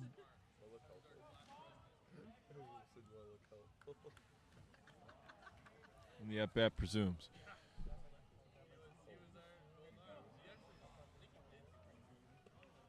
2-0 count here. That ball low again at the knees of Sean O'Malley. Men on first and second here for Salve. Again with 2 away here in the top of the second. That pitch from Sean Ryan looked good for a strike.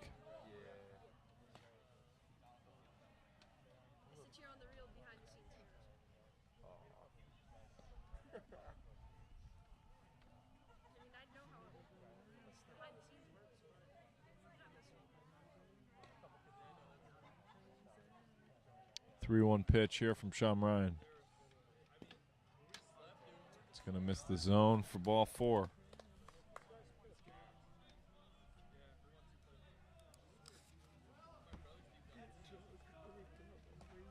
Now batting number 15, Tyler Petrosino.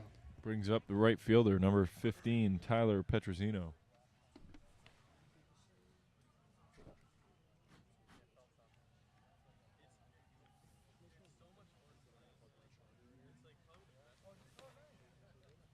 This will require a mound meeting here from head coach Tim Mayo. He's going to try and get everything sorted out between his catcher and pitcher.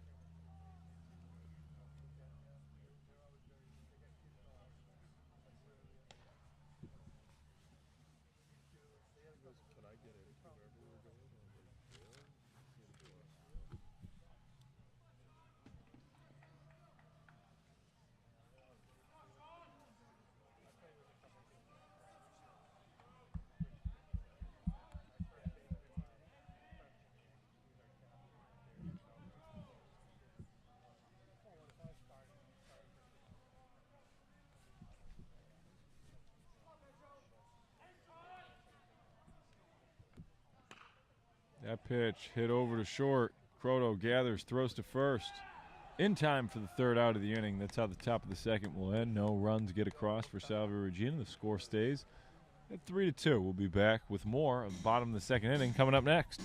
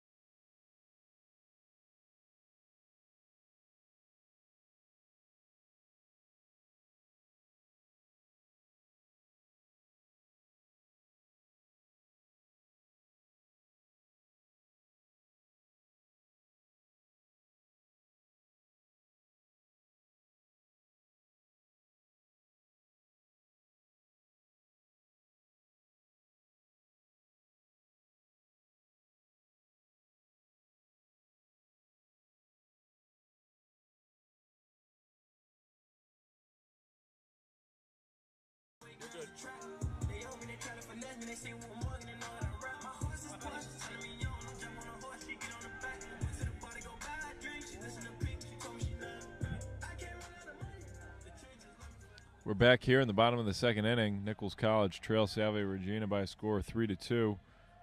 Leadoff man to start the inning is the first baseman, number 2, Brad Ellis. He takes on Patrick Maybach from Salve Regina. First pitch lands in for a strike.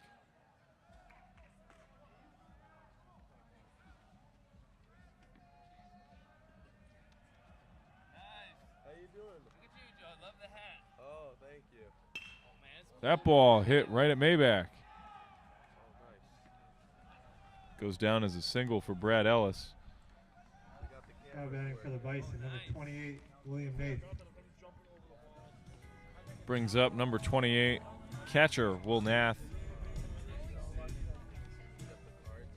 Nath batting in the 8 spot here in game 2. In game 1, he was in the 9 spot. He's a little bit of a change in the lineup. And we'll see what he can do here sticking with this as the main view because it seems Right. the clearest. Yes. Yeah. Here's the pitch from Maybach. Nath shows bunt. Lays it down. And it'll go foul.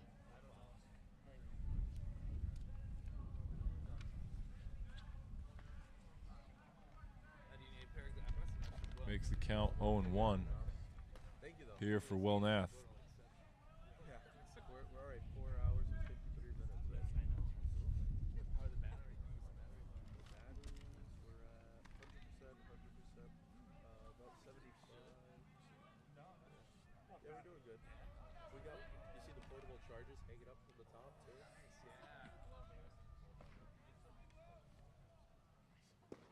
That ball swung on and missed by Nath. Makes it count 0-2. Here with, again, no outs in the bottom of the second inning. Got one man on. That's Brad Ellis. Just when we have a moment. Yeah, and there's no rush. Yeah,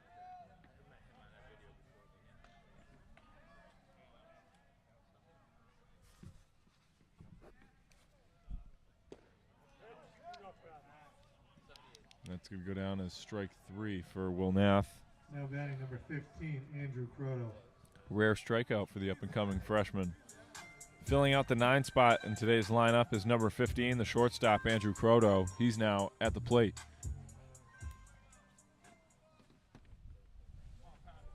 Patty Rick! I love calling him that. So no one calls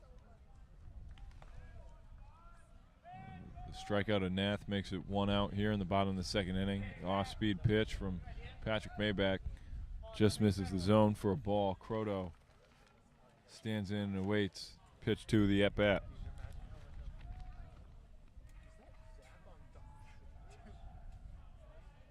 Vice versa. I'd be like, what is going on back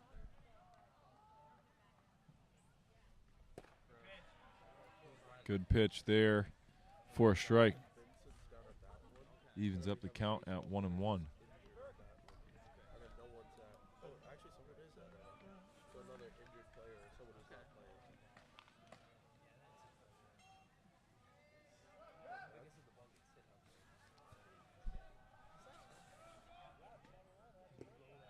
And that ball in the dirt makes the count 2-1. Yep, that's what's showing right now.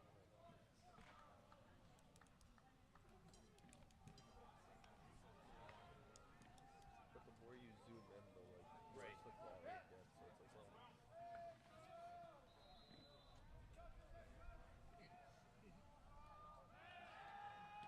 Maybach checks on the runner at first. It's a 2-1 count. That's lies.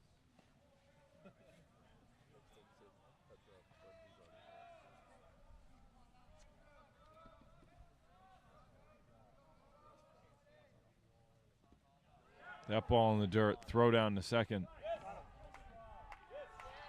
He says he got him.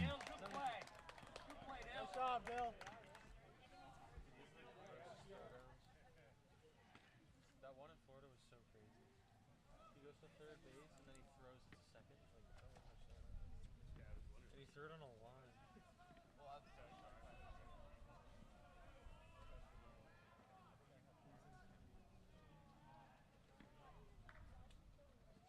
Wind up and pitch. Swung on and missed there by Croto. Makes the count 3-2 here with 2 outs in the bottom of the second inning.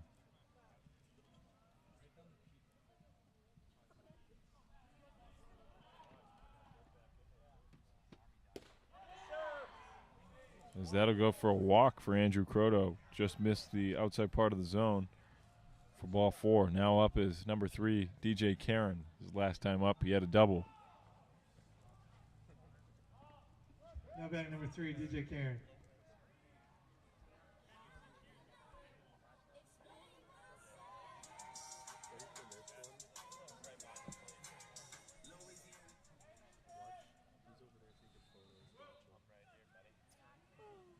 Not many major adjustments defensively for Salve in terms of adjusting to the batter, DJ Karen, other than a notification from the catcher to let everybody know they're at the top of the lineup.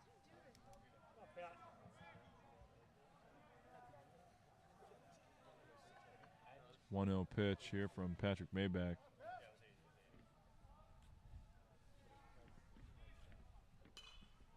Fouled up and out. Just hit a tree behind us.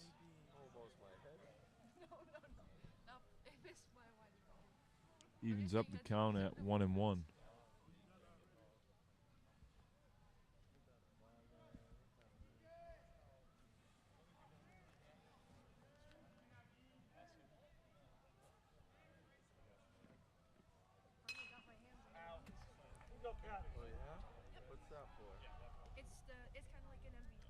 Karen fouls that one off, makes the count 1-2. Still again 2 outs here in the bottom of the second. Trying to extend the inning here for Nichols College, with Andrew Croto standing on the first base bag.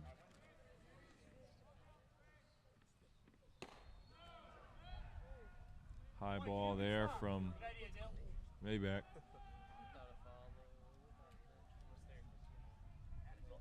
Evens up the count at 2-2.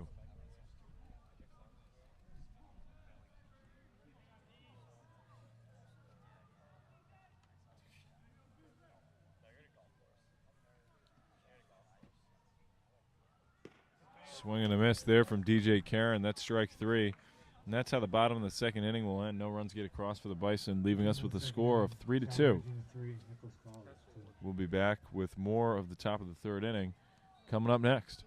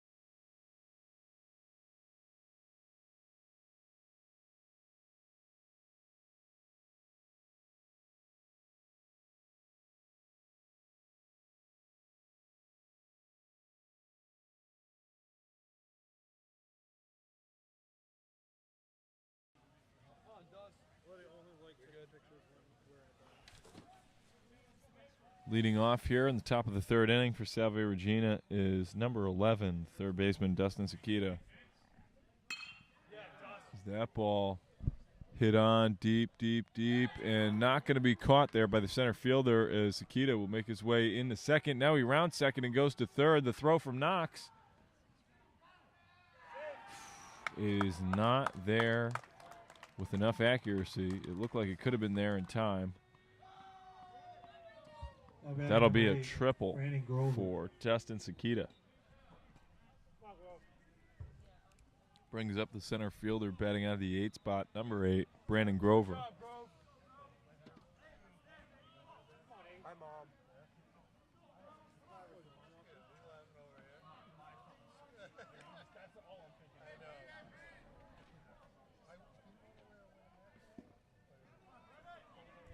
First pitch from Sean Ryan, a strike.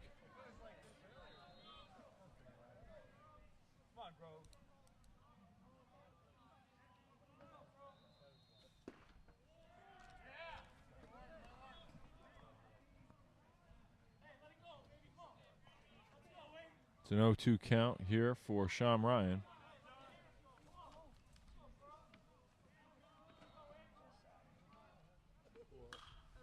That ball popped up and looks like it's going out of play. Foul.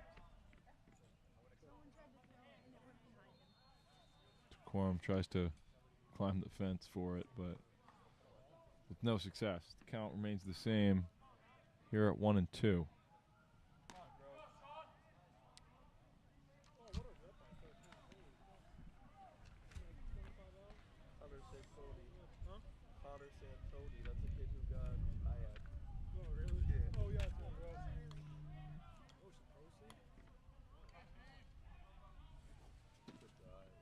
Here's the 1-2 pitch from Sean Ryan.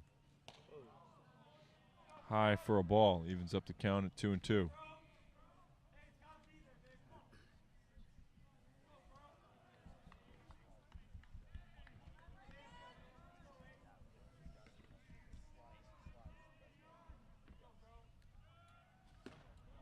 That ball up near the shoulders.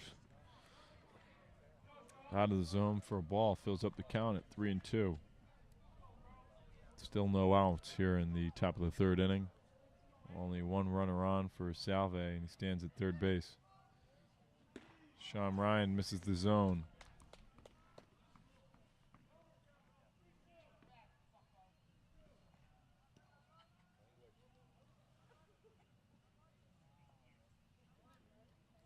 And that pitch will actually fill up the count at 3-2. An error there with the scoreboard.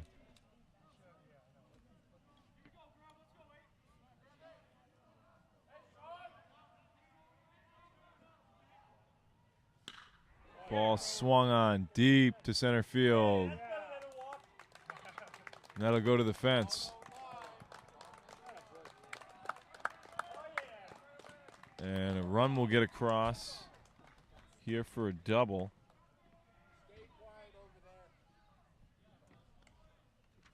Now batting number 4, Chris Veneruso. And that's an RBI double from Grover.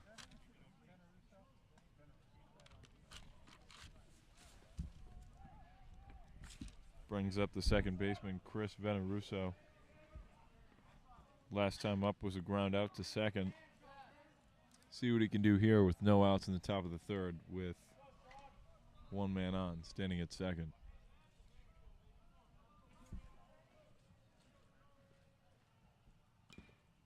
Bunt goes down.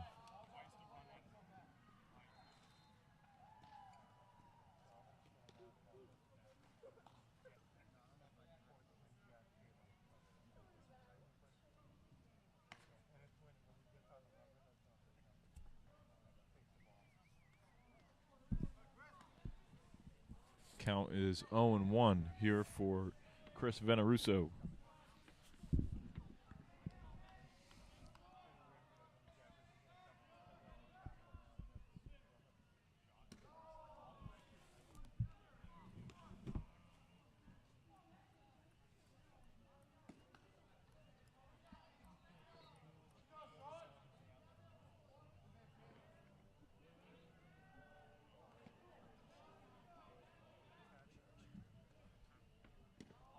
That pitch gonna miss the zone for a ball. It's a 2-1 count.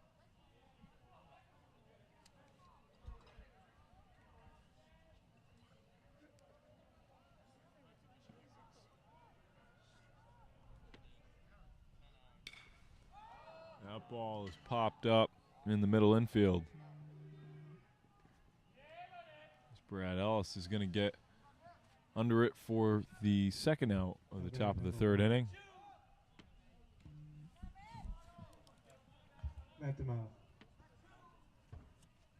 Brings up the left fielder and leadoff man on the lineup, Matt D'Amato.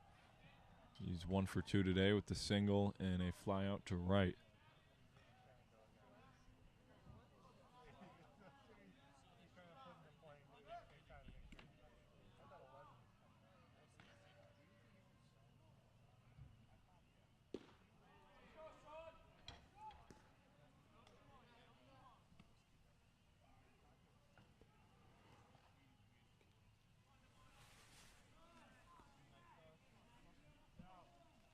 And that first pitch missed for a ball, makes it count 1-0.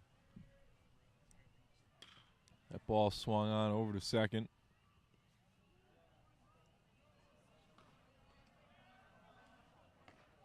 Now batting number 9, Michael Bren.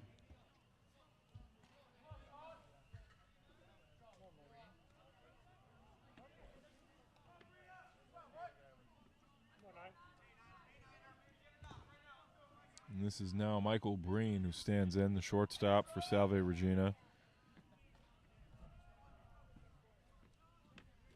Make some room, brother. Here's the pitch from Sean Ryan.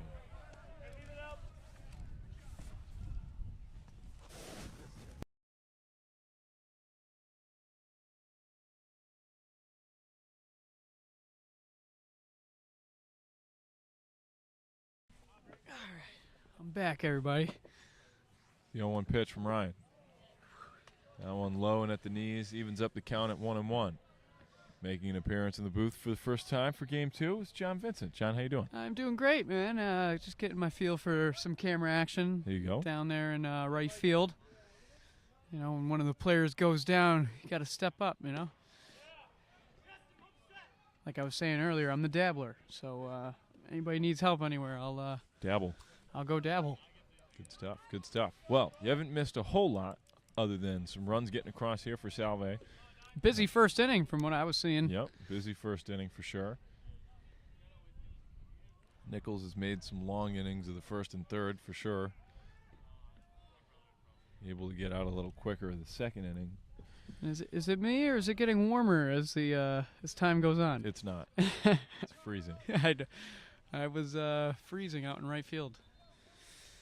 1-2 pitch from Ryan. Off speed, gets him That's how you looking. get That's out out of the number jam. 3. And that is how you get out of the jam. Nichols College will get out of that one with only one run getting across there in the top of the third. The score is 4-2.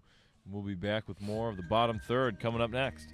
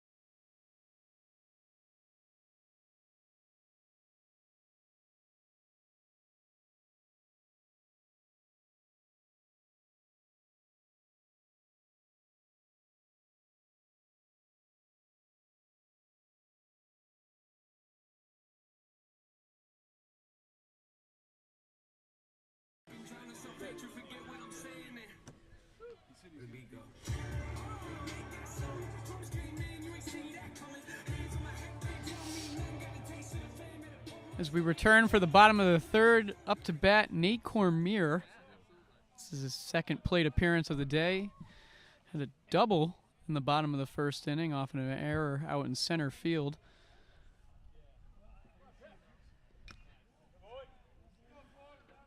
Which got the scoring going. Am I right, John? After that error by the center fielder on Nate's first plate appearance. Yep. Nichols was able to capitalize on that, get a couple runs across.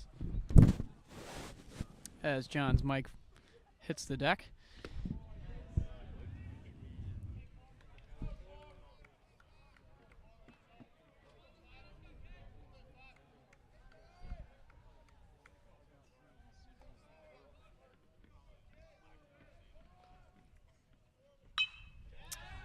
That ball stays hit on fair. by Corm. Just foul. And from my view, just by a couple feet. Corm ropes it down the right field line. Count remains 0-2. Here with no outs in the bottom of the third inning.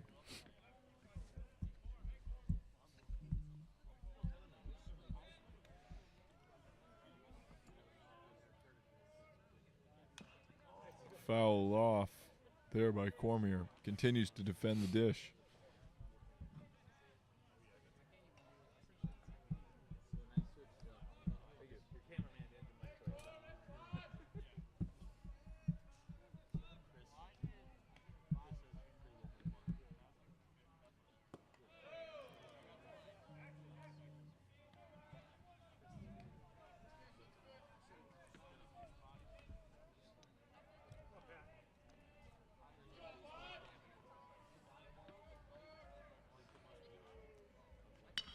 That ball swung on by Cormier over to third. Gathered and collected at first for the out. Now batting number 9, Johnny Knox. My side girl got a 5S with a screen crack. Still hit me back right away. Better not never hesitate. Don't come around thinking Brings up number 9, the second baseman, Johnny Knox. Last time up, he went down for a walk. Knox shows bunt. That ball lands in the zone for a strike. Count is 0-1.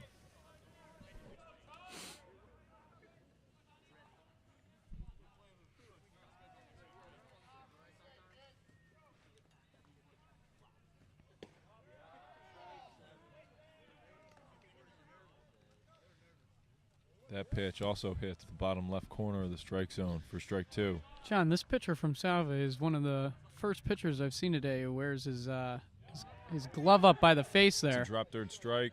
Knox. Not going to get there in time.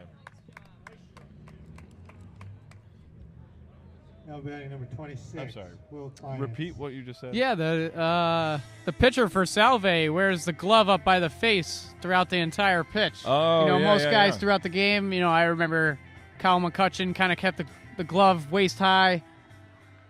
This guy covers everything, including his facial expressions. Kleinhens fouls that first pitch off.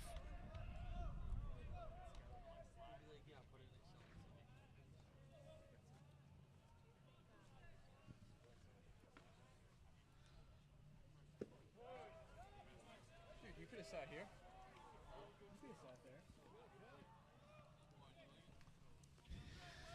With these double headers, every player that plays gets a lot of at-bats Oh, yeah. in one day. Probably seeing 8, 9 at-bats maybe in a day. It's a lot of time to think and be like, okay, Yep. this is what I need to fix. Right. Last time you threw me this, let me see what I can do.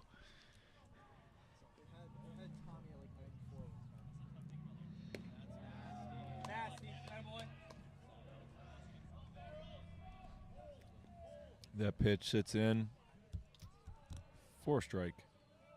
2-2 count here for Kleinhens. Fouled off as he continues to defend.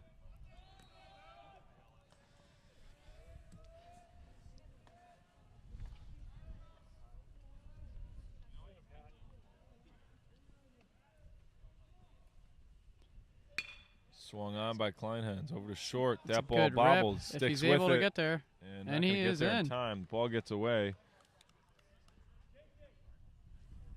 You're good, Breen. Pop. You're good. Now batting number 8, Brendan Hyde.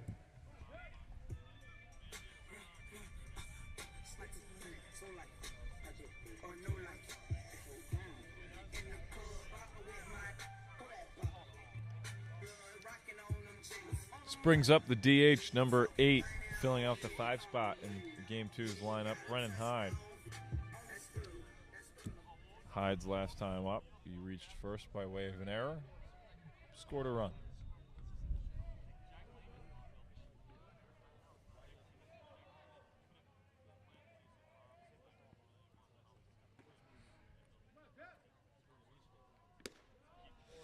Great curveball there. That was a very good Patrick pitch. Mayback. Yeah. Very good pitch for sure. The movement is insane. That drop from the top right into the bottom left part of the strike zone. I'd be swinging before he releases the ball. That's how much movement there is. Imagine that. Imagine I was up to bat and I just swung as he's in his windup. That would be ridiculous. That'd be the slowest swing ever, too. Well, I would also just... No, I'm saying just full-on swing. Ball hasn't even left the hand. That's just crazy. What would the ump call? That's a strike. If you just swing like that, that's a strike. That ball swung on over to second, gathered, and thrown out for out number 3 at the bottom of the 3rd inning. No runs get across for Nichols College. We're left with a score of 4-2 here as we head into the top of the 4th inning. We'll be back shortly.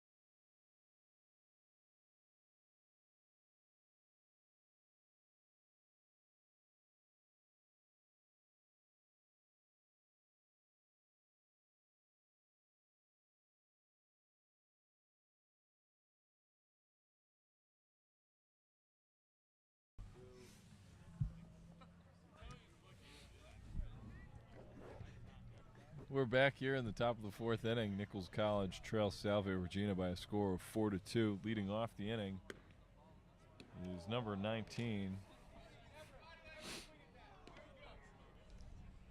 Number 19, Tyler Canoe.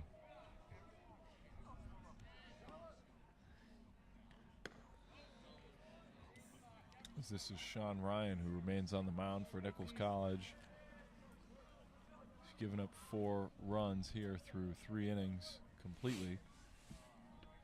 See what he can do here on the top of the fourth. That pitch hits the zone. I didn't get to give Sean his rundown, but on the season, Sean is 1-1 in 18 innings pitched so far this season in 6 appearances. He has started 4 of those contests with a 7 ERA.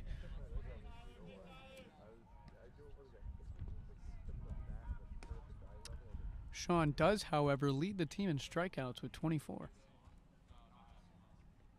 And that is before the start of today's outing, so. Nice. He's got 2 going so far today. Okay, 26 strikeouts. That ball fouled up and out.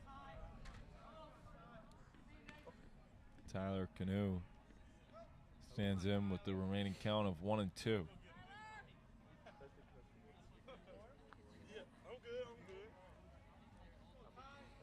Here's Sean Ryan's pitch. That ball swung on deep down the right field line, going foul. Nobody's going to get there. And again, he continues to protect.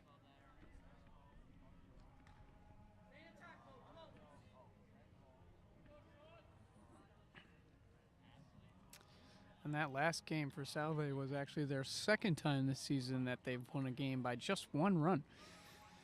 So Nichols giving them a little bit of a fight there.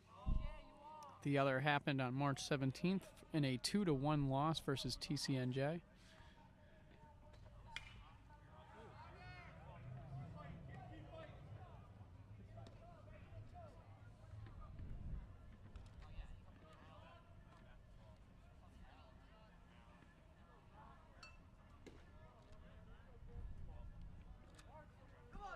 Count is still 1-2 despite, well, 3 or 4 foul balls here in this at bat. Sean Ryan misses the zone there and evens up the count at 2-2.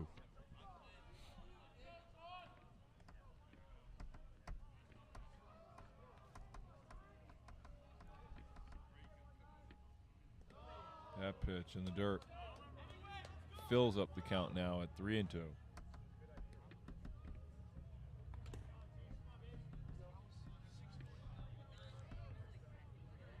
We were talking about it earlier. The more you fight off a pitcher, then he starts to struggle finding the strike zone. And that's a well-earned at-bat there by Tyler Canoe. Number He 14, draws a Dylan walk, Catch. his second of the day. Second of game 2. Which now brings up Dylan Catch, number 14. But before that, we'll get a mound visit from head coach Tim Mayo.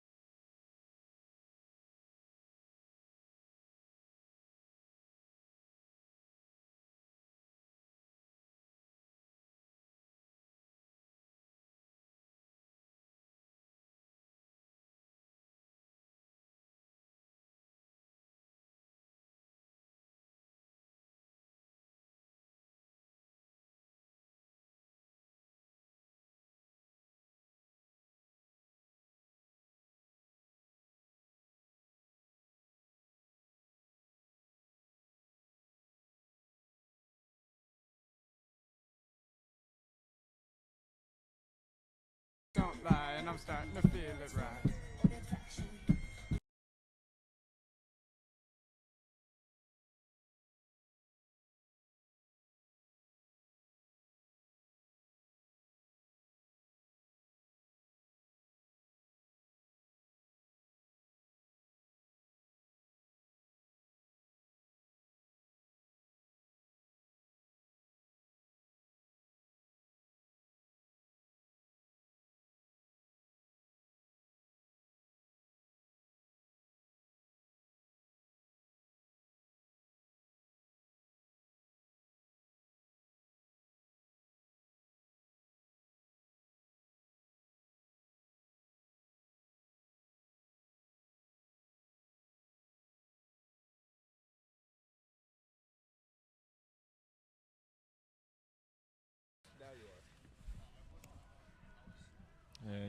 after the pitching change here for Nichols College. That brings up number 14, the lefty, Jack Cable, and he's going to face number 14, Dylan Ketch. So a 14 v 14 matchup here for Cable's first batter faced. Ah, and you couldn't have written the story any better there, John. Apparently. This is what Jack lived for. I got to imagine back in high school he was thinking, you know, someday I'm going to start in college, and someday I'm going to pitch against a guy wearing the same jersey number. Came in relief. That's what I meant. He knew. He knew he was going to be a relief pitcher. 1-1 count. That was the Here plan. for Jack Cable. The plan. Runner goes. That ball fouled off down the hill.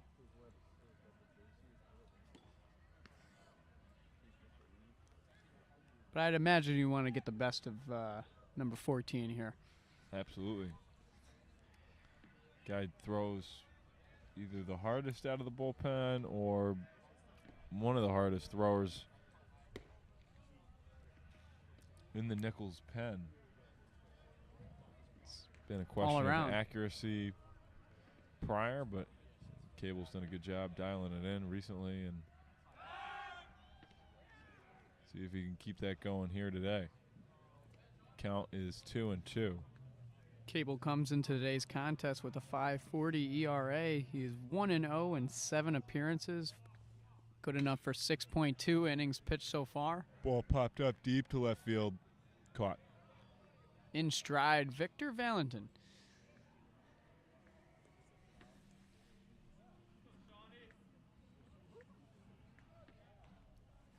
Now batting number 36, Sean O'Malley. And that just makes it 1 out here in the top of the 4th inning.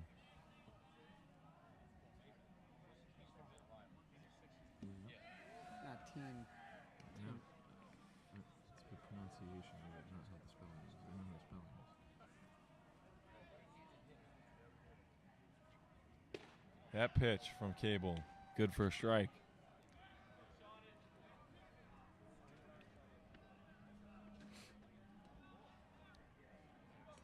I believe O'Malley has the only home run of today's game. Yep, that's true. Off of Justin Hurley in the top of the 5th. Or, no, top of the 6th, excuse me, in the first contest. 0-2 pitch from Cable, fouled off again down the hill.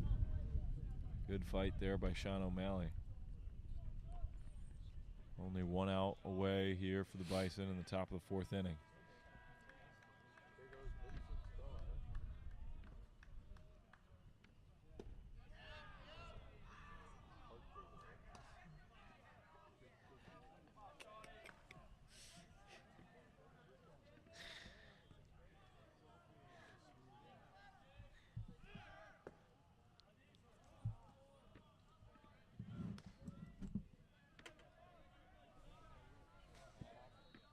Runner goes. Nath not able to grasp the baseball. That'll be a stand-up steal.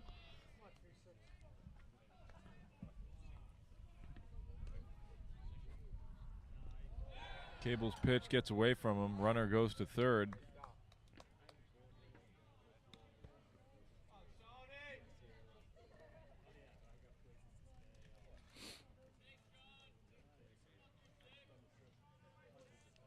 Visible frustration from the catcher, Will Nath. He felt like he should have been able to keep it in front of him. But regardless, the runner moved to third with 1 out here in the top of the 4th and a 3-2 count. Cable's pitch. High for ball 4. O'Malley takes a jog down the first base line. And I obviously spent 3 innings down the right field line manning a camera, but I would be lying if I said that has to be the first pass ball I've seen Will Nath in the matter of 12 innings now. I believe so. First one all day, for sure. Compared to the 6th year for Salve Regina, the freshman is holding his own.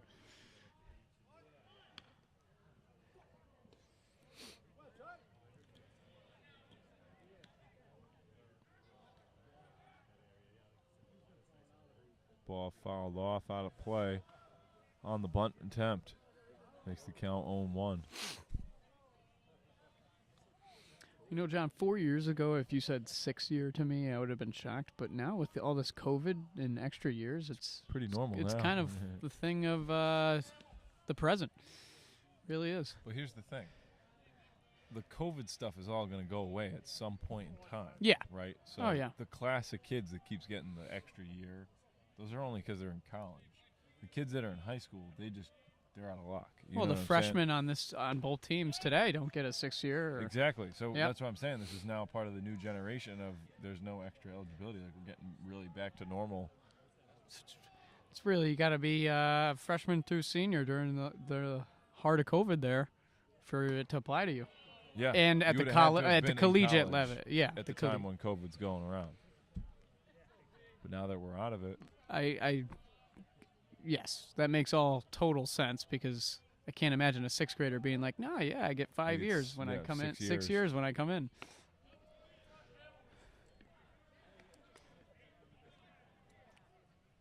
That ball fills up the count at 3-2 here for Jack Cable.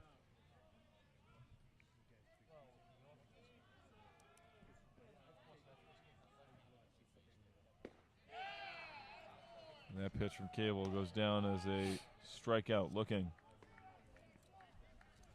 Brings up Batting number 11, Dustin Cicada. number 11, third baseman Dustin Cicada.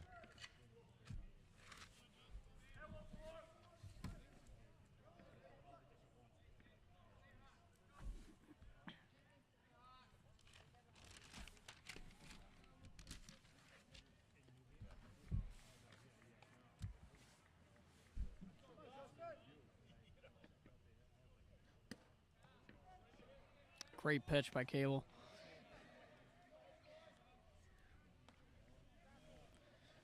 John, this new umpire strike zone is a little better.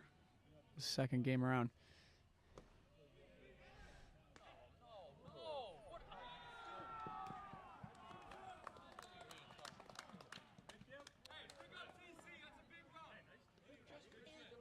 That ball got away from Will Nath on the throw down to second.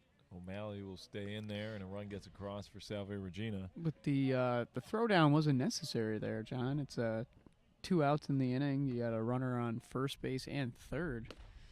The last thing you want to do is to have a bad throw down the second base line.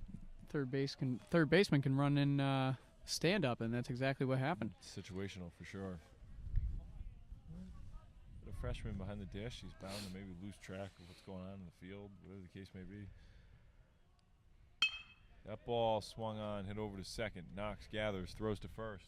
In time for out number 3. And that's how the top of the 4th inning will end, with only 1 run getting across. Minimal damage from Salve, but the score is Salve Regina 5. Nichols College trails 2. We'll be back with more of the bottom 4 coming up.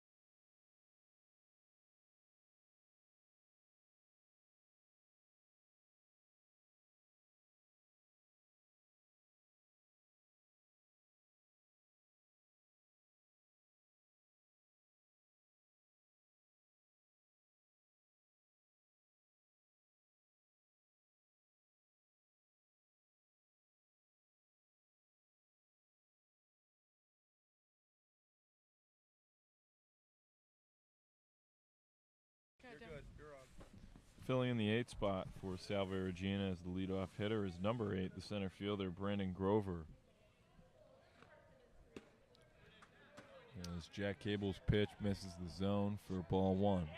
Excuse me, they're going to mark that as strike 1. I thought it was a strike just as is, but took the look down to first base for them to confirm that. Swing and a miss there on the second pitch makes it strike 2.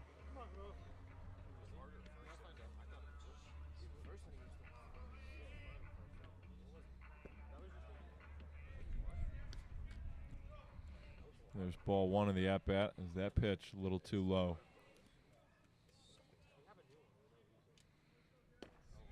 Curveball by Cable looks good for strike 3. Gets him looking. Now batting number 4, Chris Venucio. This brings up Chris Veneruso. Correction, now batting number 7, Justin Welch. And we're going to get a pinch hitter. This is number 7, Justin Welch.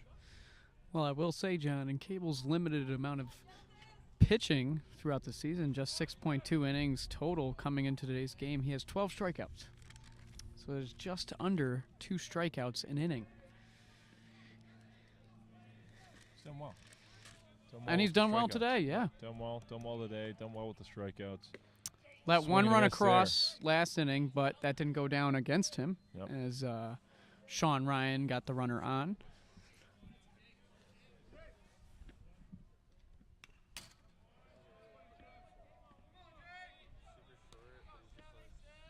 Foul tip makes the count 0-2.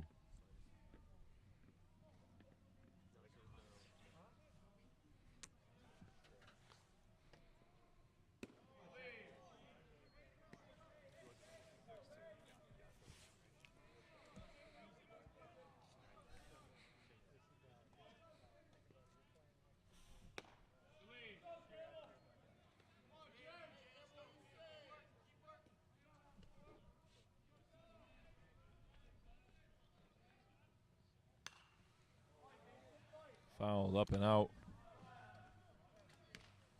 Still getting close to foul ball hitting our production manager, Joe Buffoni. Fingers crossed. Fingers crossed. Pretty close. That off-speed pitch by Cable looked good. Was a little low. The count is now full at 3-2. 1 out here in the top of the 5th inning.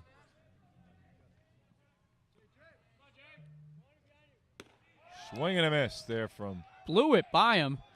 Jack Cable. Threw a great pitch on Justin Welch. That's a Now strikeout. batting number 1, Matt D'Amato. Brings up the leadoff hitter on the lineup, Matt D'Amato.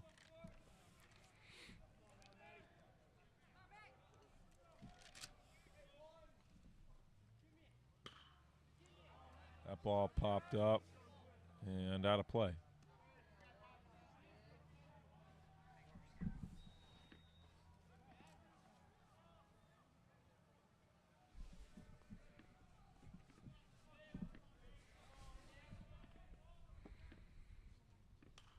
Curveball there again from Cable.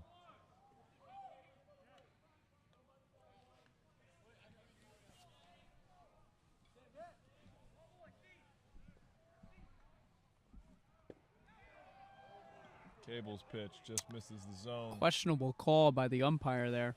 Makes it a 1-2 pitch. That's okay. Got him reaching there for strike 3. That was a quick inning by Jack Cable there. Gets the job done. Headed to the bottom of the 5th.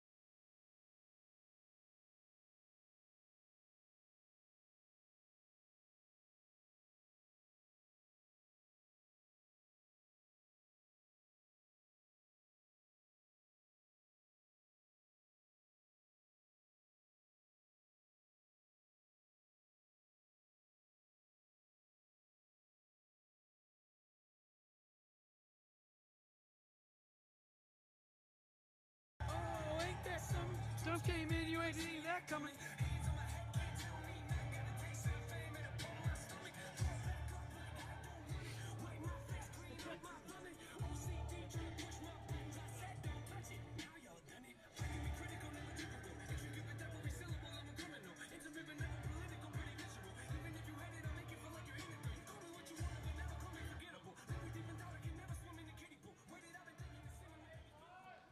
Here we are in the bottom of the 5th inning. Leading off for the Nichols College Bison is Nate Cormier. That pitch from Maybach hits the dirt. Is this still their starter? Wow.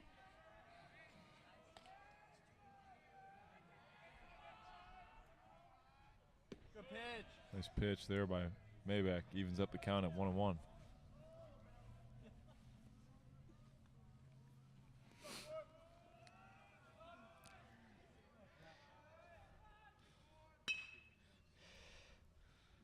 That ball.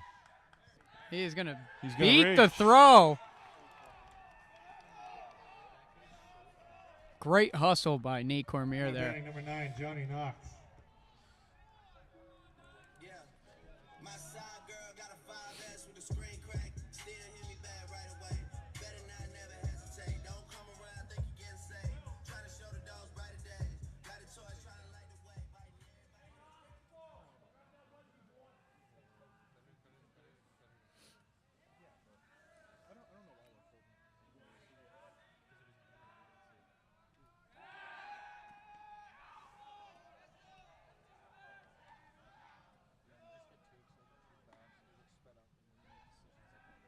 No outs here for Johnny Knox, the second baseman. And he's got a teammate on the first base bag. As Maybach checks on him again.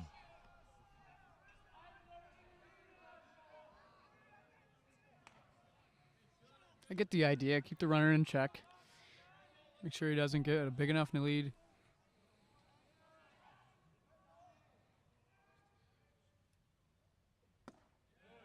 Curveball there from Maybach.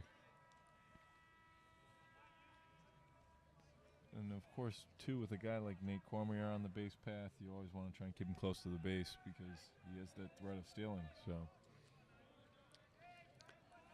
Yeah, I really think Vic and DJ, you know, they're in a class of their own. But if there's just a step down, it's definitely Nate. Yeah. He's another speedster, and he can move on the base path.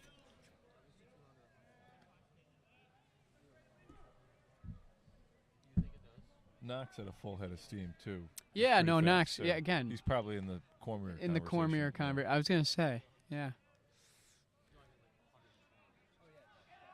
But Brad Ellis, I mean, he's in a group of his own at the top. As Knox shows bunt. The top of his flight. Is that what you just said? He's at the top of those two groups. By far the fastest guy on the team. Interesting. That's my guy. Regardless, it's a 2-1 pitch here for Johnny Knox.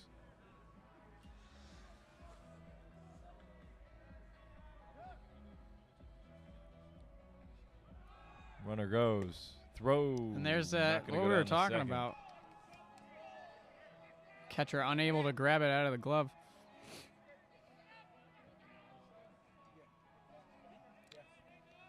Good situation for the Bison. No outs. Runner on second.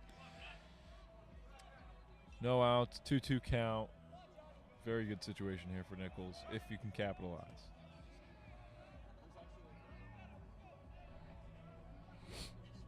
Tying run stands at the dish. Knox. That's going to swings go on that right up one. the middle, gonna maybe. get Oh, through. it is. And this is Cormier who's going to try and score, and he does. That'll make it 5-4. Nichols now trails number Salve 26, Regina Will by Bryant. 1. And that's Johnny Knox who gets on with the single. And I love the excitement by Nate Cormier there. Grad student, knows how to get into guys, and it's just a culture changer. Right fielder Will Kleinhens now at the plate.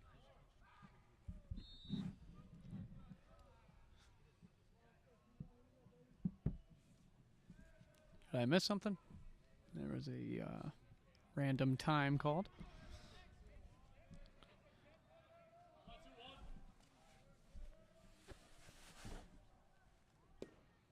Kleinhens lets that one go for a ball.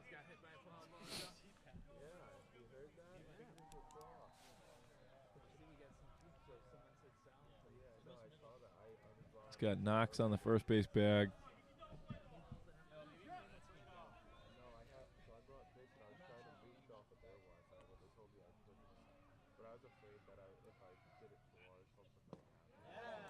Swing and a miss there from Kleinhens. Almost looked like a half swing by him. It wasn't sure if he was going to take it or not. It's that off-speed pitch right there. Yeah, Maybach. That's his go-to. Throwing a nice curveball.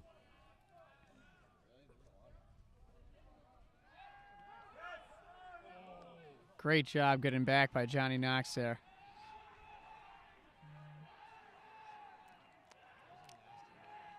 You know what it is Cano is so tall, he has to bring that arm down to make the tag. Yeah. And that is just what saved Johnny there.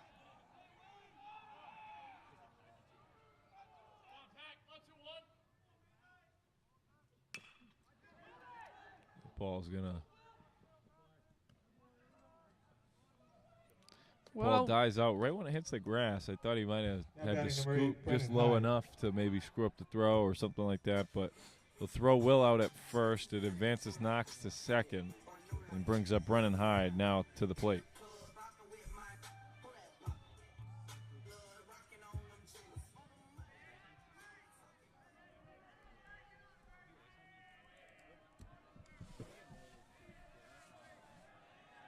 Here is the one-out situation for Brennan Hyde. That ball in the dirt. Runner goes. And Johnny Knox stands in at third. Love the celebration by Johnny there. Nice little surfer move. Subway surfer. It's very exciting.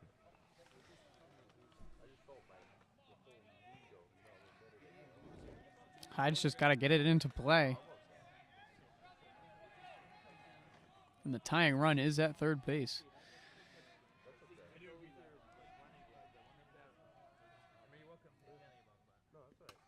Pass ball, Knox and he is going to score. He's going to score. Stand up, make it a tie ball game, 5-5 here in the bottom of the fifth.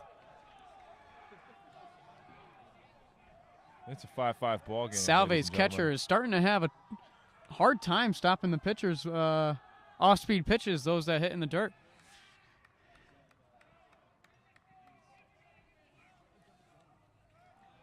It's a 2-0 count now for Brennan Hyde.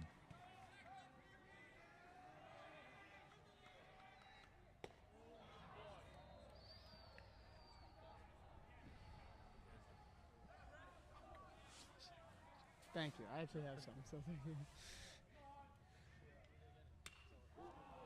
Ball fouled up and out.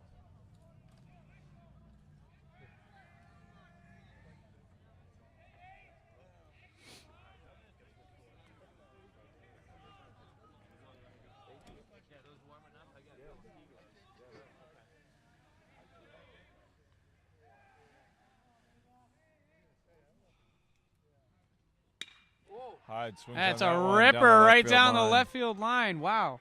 Not trying to take that away from you, John, but that was a beauty of a hit. Right under the third base glove.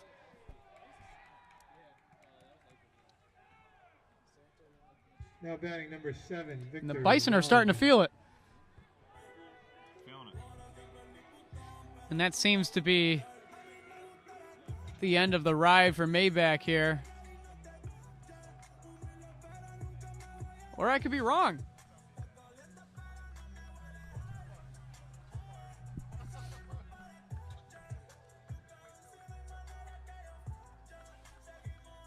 Did you guys see?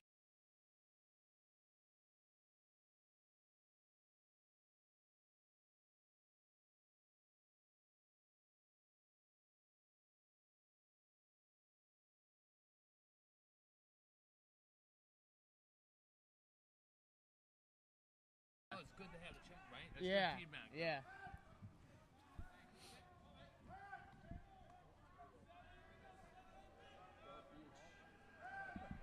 Here is Victor Valentin stepping in with 1 out here in the bottom of the 5th inning.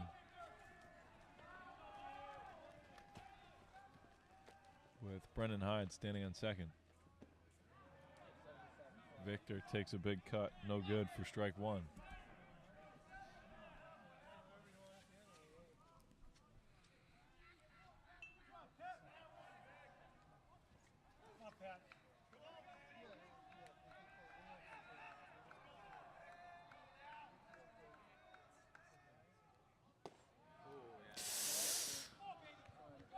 I think he just had it the other way around. I think he needs to watch the first one, and then that's the one you swing at.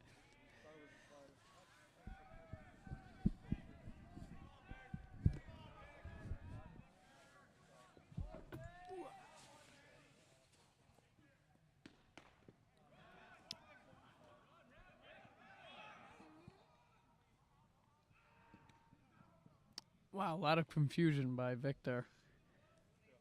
I mean, you kind of wish you could get some Now kind batting of number verbal, 2, Brad Ellis. like a verbal call or something from the ump. Like you're just standing there, nobody knows what's going on. Yeah. I understand Victor's confused. Yeah, he should know what the rule is, but also it's kind of on the ump too to let us know like what's going on. I guarantee you, both coaches on both teams are standing there like, what's going on? What's happening? With the umpires? Yeah. Yeah. Oh, yeah.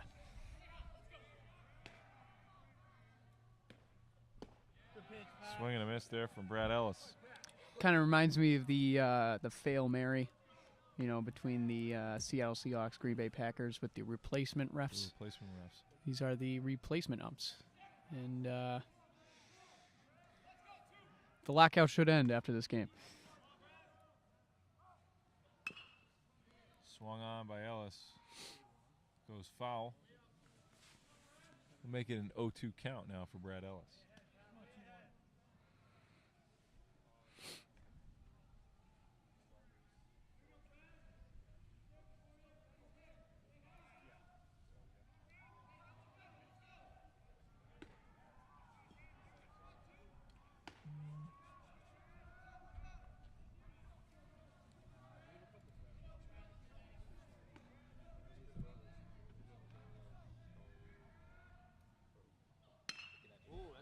That was a beauty. Effect. Brennan Hyde is going to turn the corner.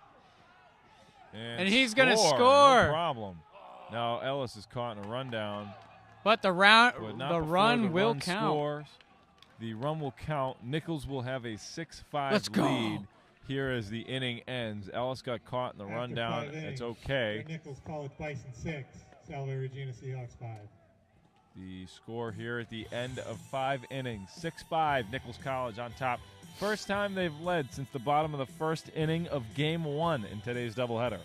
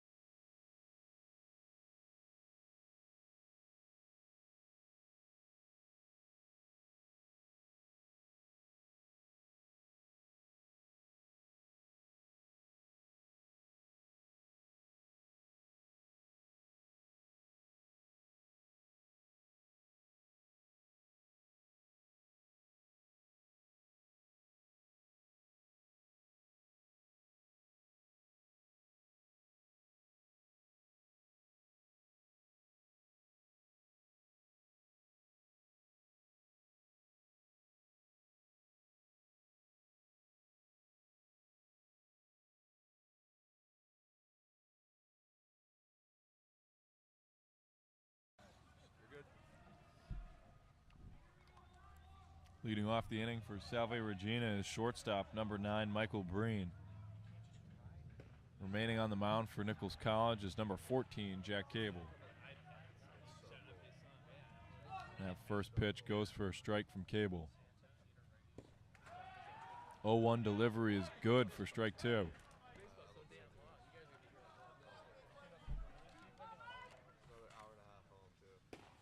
And that pitch, get him going for strike 3.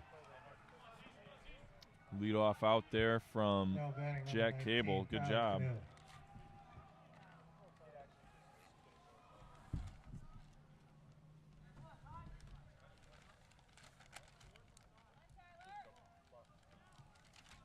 This now brings up Tyler Canoe, first baseman.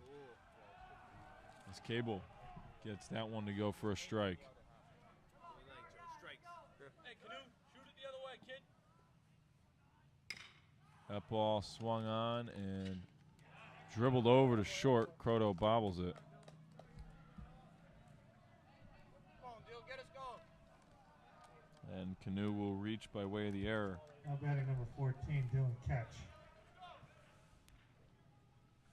This is number 14, Dylan Catch, who's going to step into the box.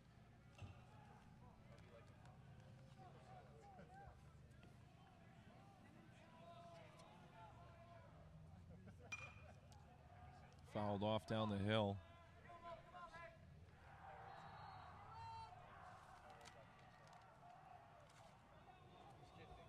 Hearing the sounds and cheers of the men's lacrosse game that's taking place just down the hill. Leave that up.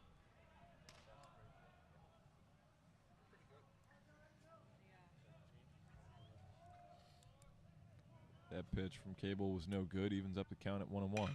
Swung on there by Catch in the left. Victor able to make the play. That's 2 outs now Batting number 36, Sean O'Malley. here in the top of the 6th inning. We caught that with the center field camera. Did you switch it? Yeah. Go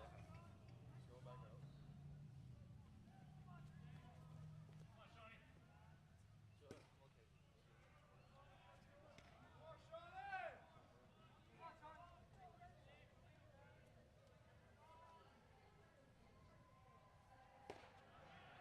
Come on, Shawnee.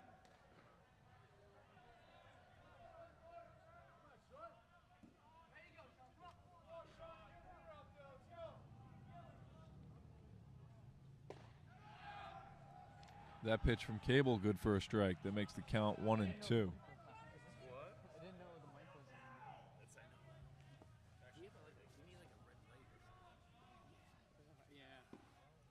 Yeah. That ball outside. Throw down to second. Nath is good. Great play there on the steal attempt. As that will end the top of the 6th inning for Nichols College. No runs get across. They maintain their lead 6-5 over Salve Regina. Here in Game 2 at Dudley, Massachusetts. We'll be back with more after this.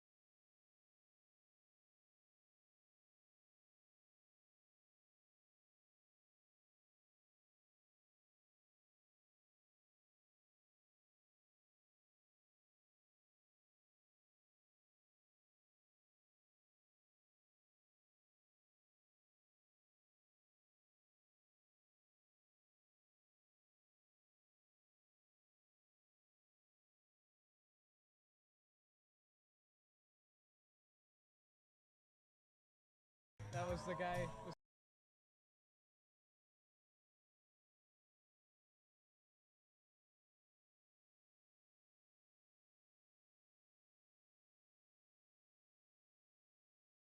Leading off the inning for the Bison, filling out the 8th spot is the catcher, number 28, Will Nath. Last time up, he had a sac bunt.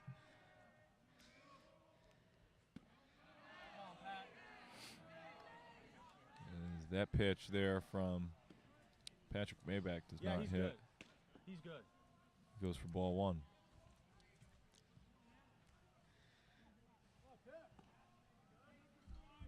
Looks like this will be a quick appearance for Maybach here. Face probably one batter before they make a change. At least that's the indication from the bullpen.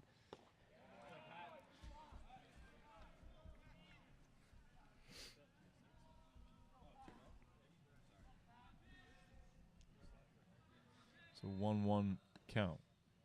Nath lets it go. Good eye there for a ball.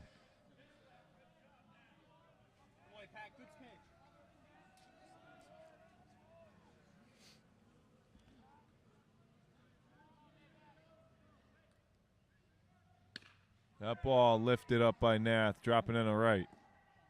Caught and secured for out number one at the bottom of the 6th inning.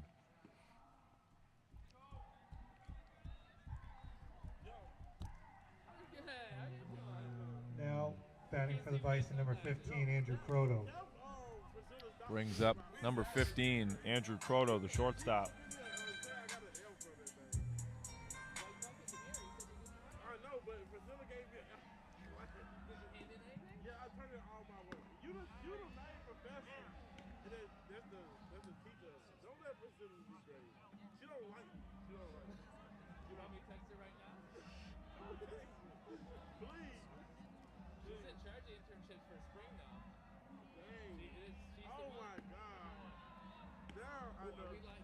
That pitch makes it a 1-1 count now for Andrew Croto.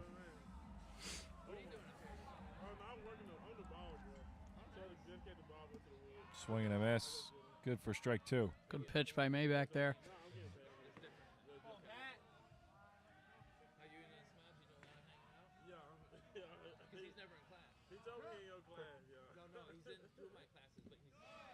That ball in the dirt for ball two. Evens it up at a 2-2 count here with one out in the bottom of the 6th inning.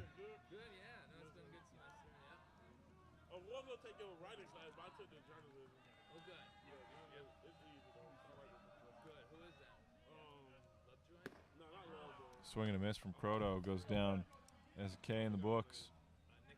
Now batting for the Bison, number 3, DJ Karen. Brings up the top of the lineup, DJ Karen here with 2 outs in the bottom of the 6th.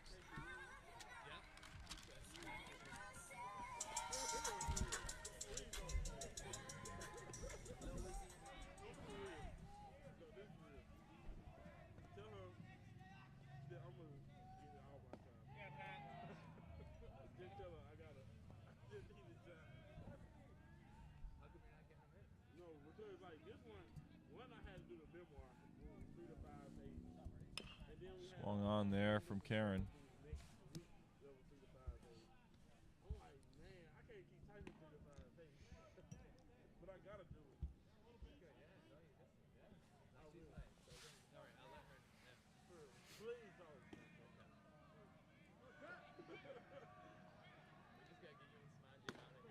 Swing and a miss from Karen. That's strike 3 and Trade back-to-back quick innings there. Your Nichols College Bison 6, Salve Regina Seahawks 5.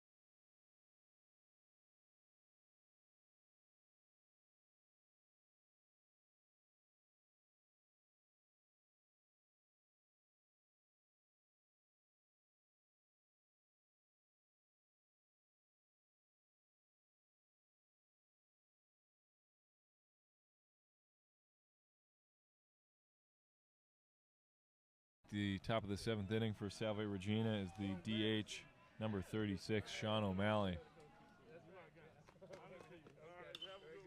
That ball popped up high for Will Nath. out there just in case. Will Nath was going to get under it for their first out of the inning. I'll be honest with you, John. I completely could not see that, so I was just really hoping it landed on the other side of the fence. Ah, me too. Me too. That's why I stood up. Thought I was going to get my first live action here as a Nichols varsity baseball player.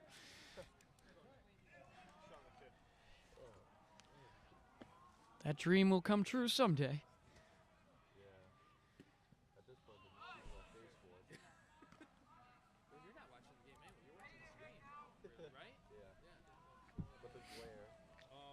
This is number 15, the right fielder, Tyler Petrosimo. He lifts that one deep in the left field. And that's for out number 2. Here at the top of the 7th inning. Good play there by Vic. Dustin Cicada. Brings up Dustin Cicada, the third baseman, number 11.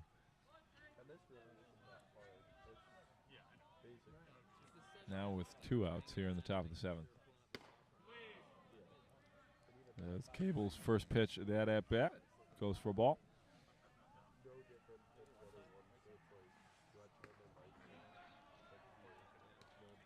And that strike evens it up at 1-1.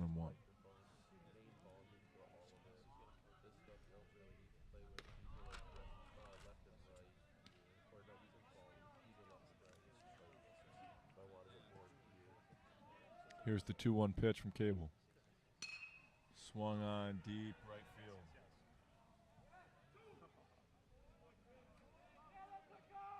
That one able to drop in between first baseman Brad Ellis and right fielder Will Kleinhens. Brings up number 8, the center fielder, Brandon Grover.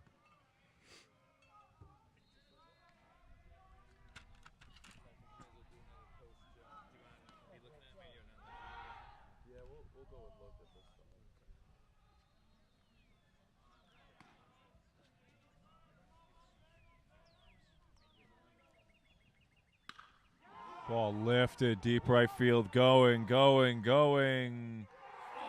That's a 2-run shot from Salve Regina.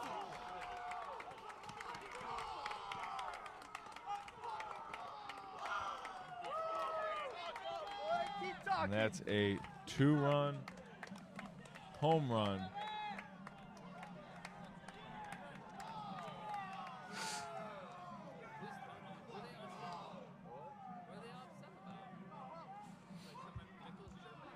Two-run home run.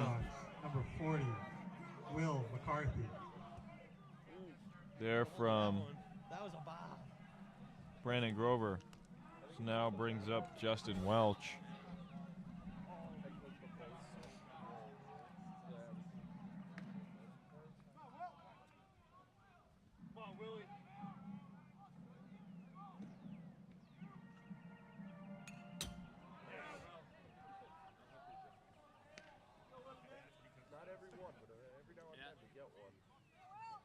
That's Ball the second fouled home off. run of today's game, both by Salve.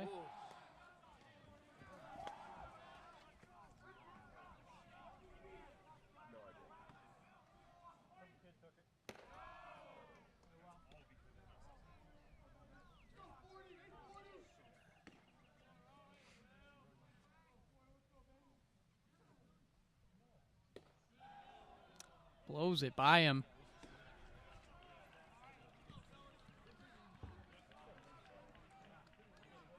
Wow, of all the speedsters that have pitched today, Nichols does probably have the best one. I'd And agree with Jack that. Cable. Yeah, I'd agree with that. And Jack gets that one to go for strike 3. So the inning ends, but not before a 2-run home run for Salve Regina. Makes it Now a pitching for the 7-6. Seahawks, number 50. But more at the bottom of the 7th inning coming.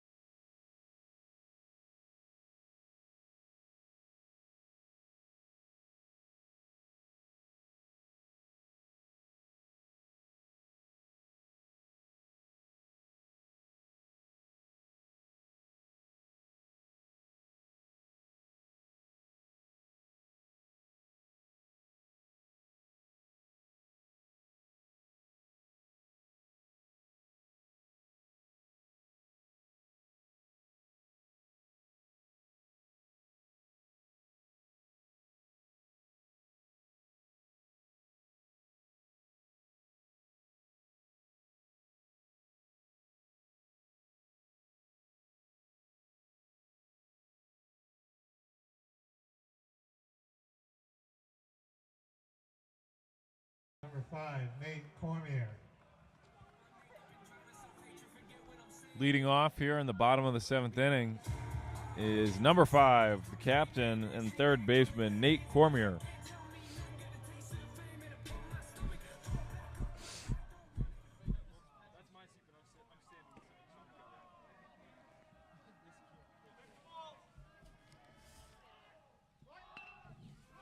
Bunt there from Cormier. That is a perfect That spot. ball goes fair.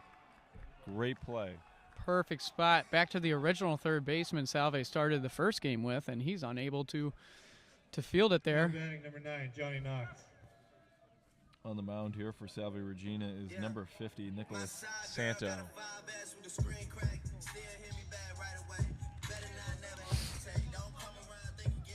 Good push into the order for the Bison here. As Johnny Knox steps into the batter's box. Knox shows bunt there. Pulled away at the right time as that was a little high for the first ball.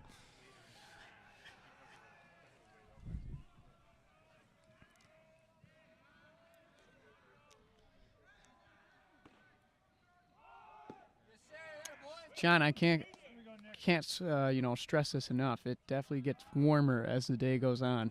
Nope, did not at all today. Freezing cold. If you're watching the broadcast from the comfort of your own home, congratulations. We're happy to bring the game to you live here in person, but I am here to let you know that it is cold. You know what doesn't help is the fact that the sun went down behind the backstop, and that's where it gets a little colder. Well, yeah, because from 3 o'clock to now, we've kind of been in the shade, so.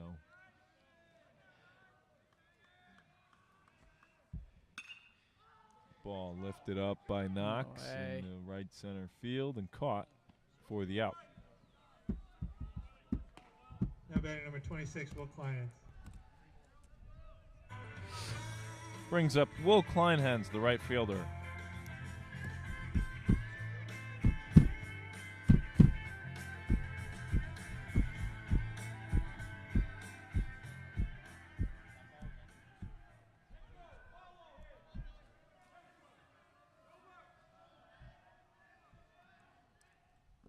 Pitch from Santos in the dirt.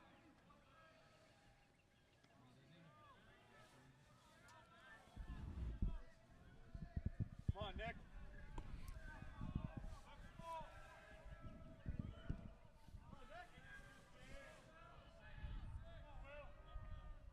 1-0 pitch.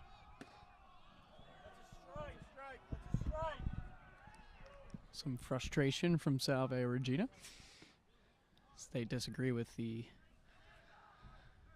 strike call, the ball call there.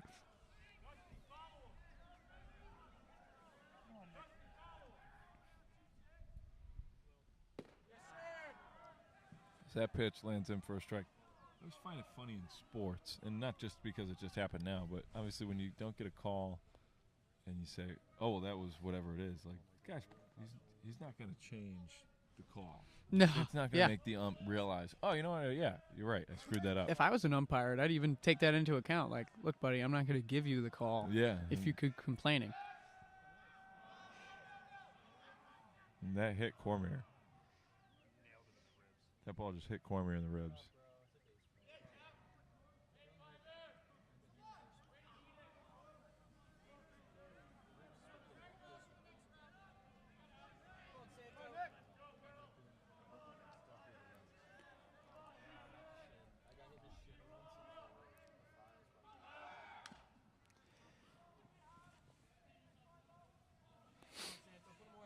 Will with the big cut there.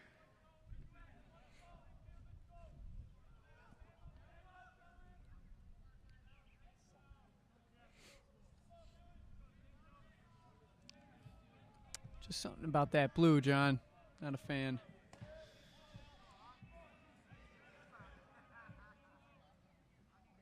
Two-two pitch. Good one there. Got Kleinhens looking.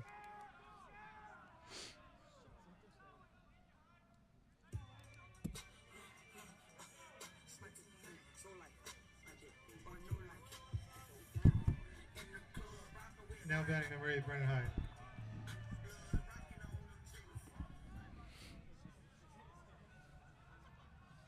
Now with 2 outs here in the bottom of the 7th inning. Santos' pitch misses the zone there for ball 1. Brennan Hyde stands in the box here for Nichols College.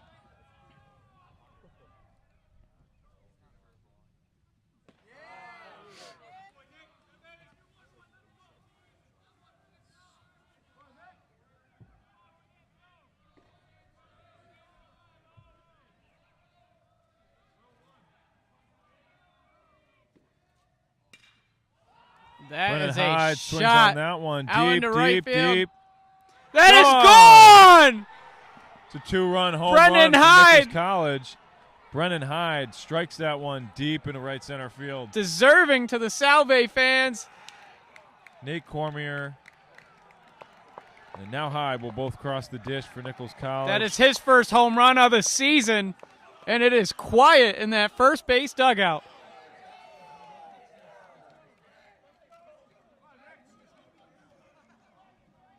That's a good play there.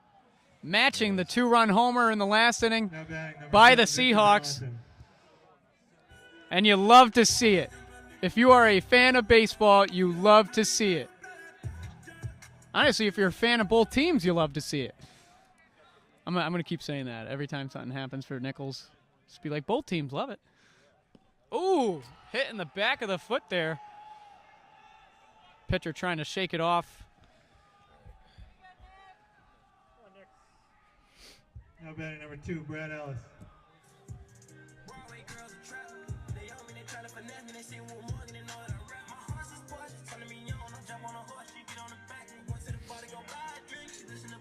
All I can remember, John, is one of Salve's backup catchers running by after the home run by Salve, telling our fans to be quiet. Obviously, that's not how he said it.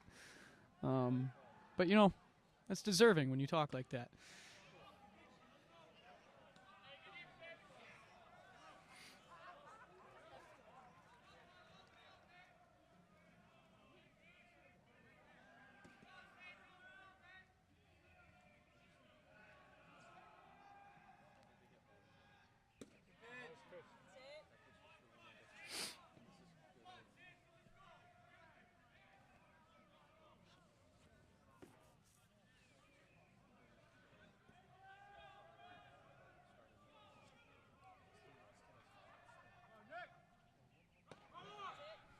Runner goes, shot to second.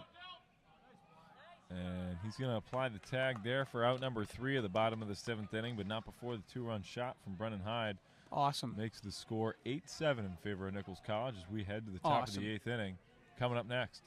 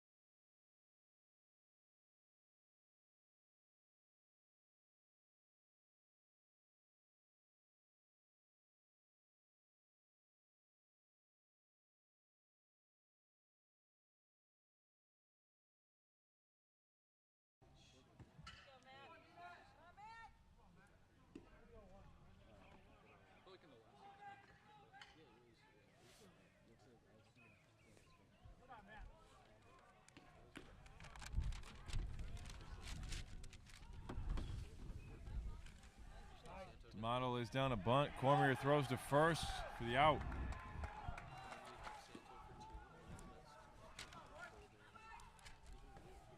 Now batting number 9, Michael Green. We need to. I don't know how to like go up here. I want to go up. It's just like That ball swung on by Breen deep in shallow, short territory. It's going to drop there for a single. Now batting number 19, Tyler Canoe. I don't even think there should be a number system. I think it should just be like get to this point, and when Now one out here in the top of the 8th inning. and then maintain it up until we come and tell you. That's how it should be. It shouldn't be get to a 4. Yo, Dama. All right, get to a 2. All right, get to a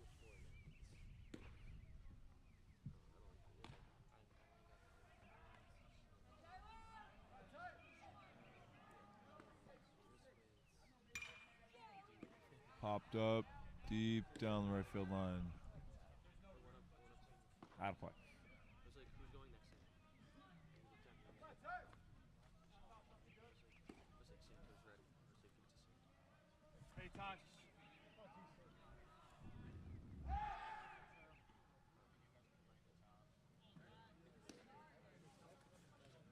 Cable checks on the runner at first. No further conflict. Count remains at 0-1 with one out here in the top of the 8th. That ball swung on through short. It's going to end up in left field. Throw to third. Won't be getting there in time, nor will it be accurate. Now batting number 14, Dylan Catch. Do a job, Dylan. Do a job. Come on, baby. That puts men on the corners for Salve Regina.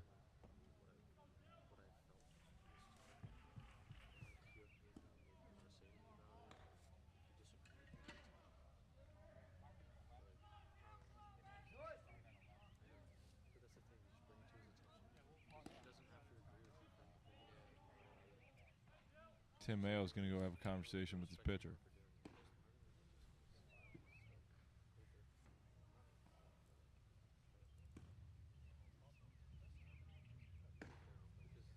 There's movement in the bullpen, but I don't know if it'll value a pull. You think he gets pulled right here, John? Not sure who's in the bullpen, John. I think it's Salve's pitcher.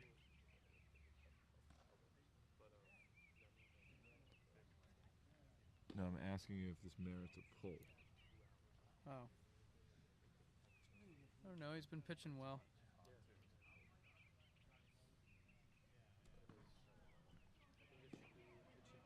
This home plate umpire, by the way, has given Mayo no time to talk to the Both team. Both umpires. He's really been hovering around. Another one of those pace of game rules, trying to speed up the pace of the I game. think it has to do with the sunset. Oh. The lack of lights doesn't help.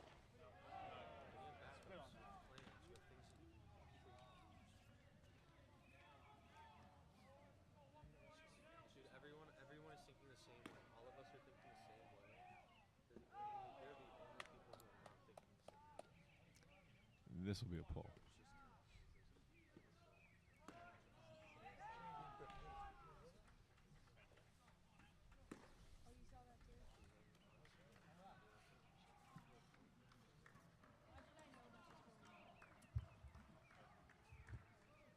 Brings up Owen Sullivan.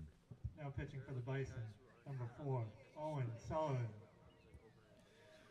Sullivan comes into today's contest with a 7.94 ERA and 9 appearances. He has 1 save to his name and 11.1 innings pitched. Currently third on the team with 20 strikeouts. Another lefty.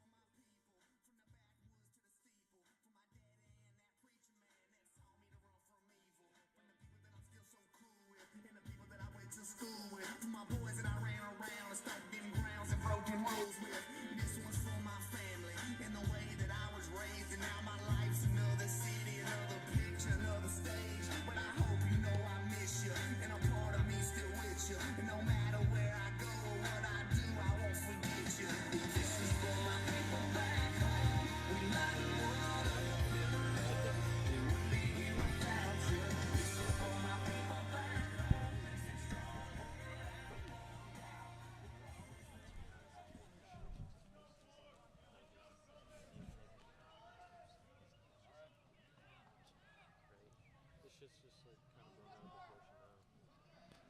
So It's a 2-0 count. because it happens every time. Here for Dylan Catch. What do they got? Catch showed bunt. Ball lands in for a strike. I can't say you make the strike sound very big when you leave it as the pitch is coming across, and then You to start look running back, out of the box. to look back stunned, as if why it was called is beyond me. You wonder why. Yeah. That's for sure. Seemed like a pitch right down the middle to me. 3-1 pitch. Fouled off and into the woods. Doesn't happen every day. Huh? That one right between the dugout and the end of the backstop. Again, not a foul tip. That was straight back. John, he's a lefty batter. That went right behind him. Yeah.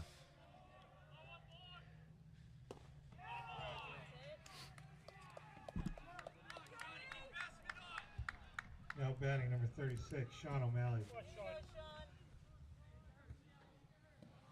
Still only one out here in the top of the 8th inning. Well, this is the scary batter. That's for Yeah. sure. Had some good at-bats today. Sean O'Malley.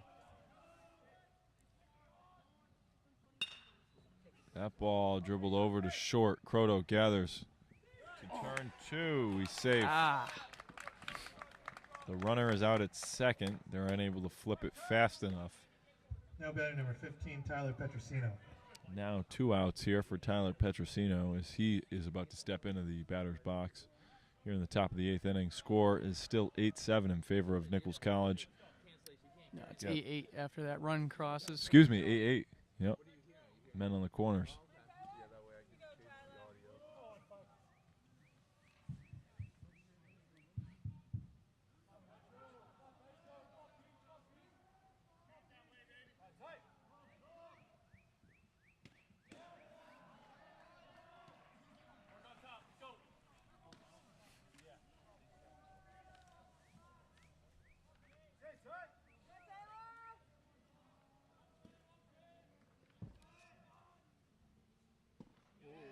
I don't think a run scored, John. It did? Yeah. They're just a little late to the party there.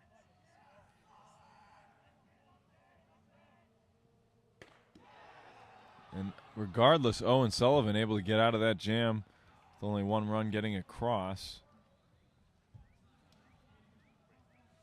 And it's a tie game here at 8-8. We're headed into the bottom of the 8th inning here on the hill.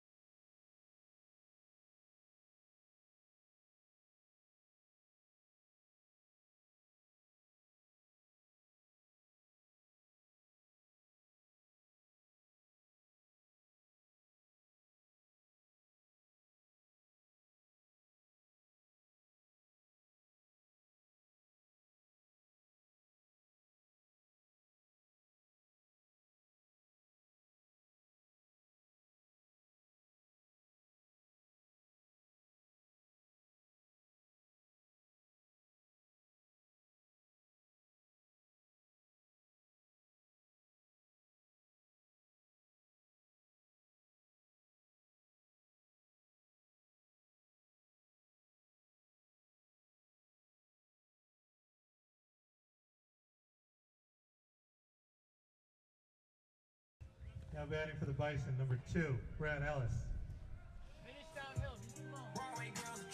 Say it correctly, John. Who's up to bat? Here in the bottom of the 8th inning is Brad Handlebar, mustache, Ellis. Love it.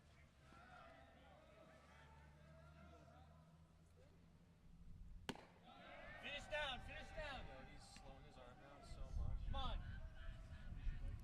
Come on. Let's go, Beach. Throw it, kid. Come on. Let's go. Right at him here. Come on. This is a 1-0 count.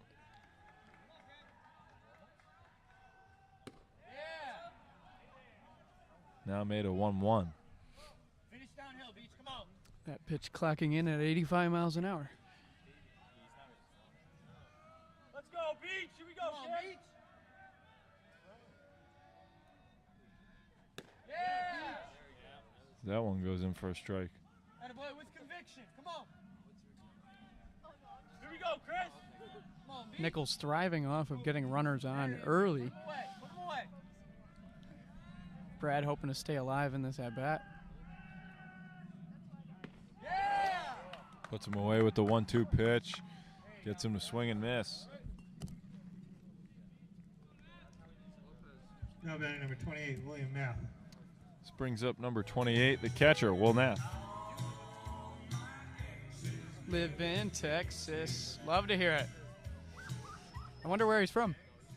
It's pretty clear. George Strait song. Told Tommy go every other pitch and stay loose and relax.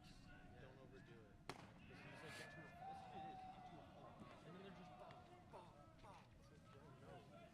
It's like, get to a point where you can get on the mound and throw a pitch competitive. And then relax. And just stay there for a little bit. And it's time to get rid of it. Instead of saying numbers, be communicative. So 1-1 count now for Will Nath.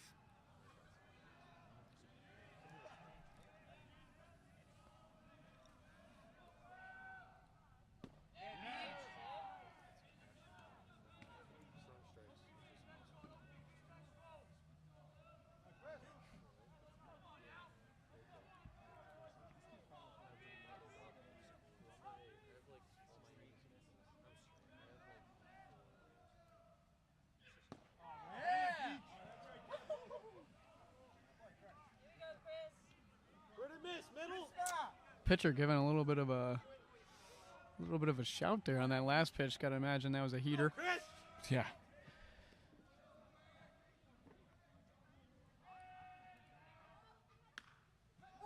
Oh, Will Nath fouled that one off right against the fence there of the home dugout.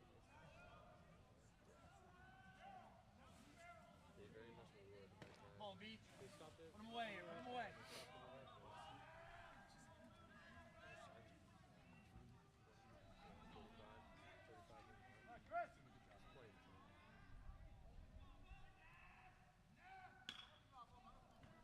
Good job, Beach.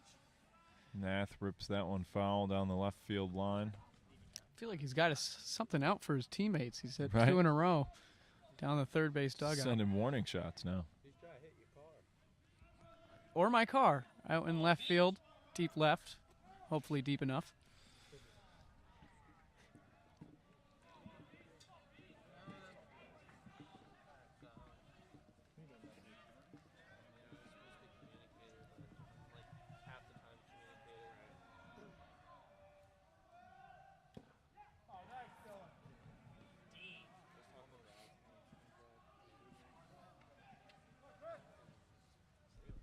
That ball fouled off. The count remains the same at 2-2.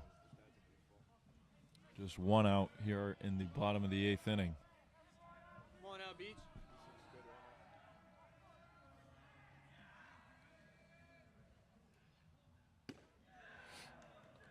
Fills up the finish count now. at 3-2 now. Not right now. At some point, maybe.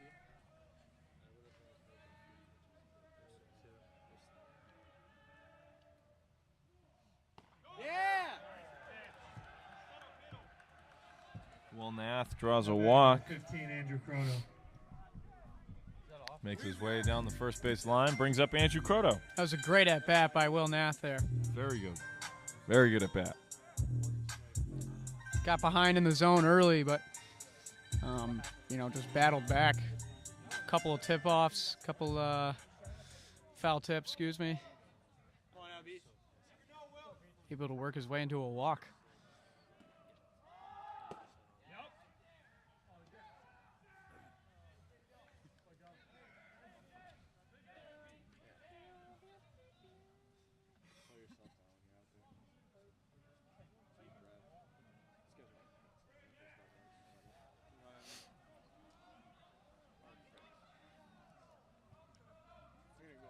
One 0 count.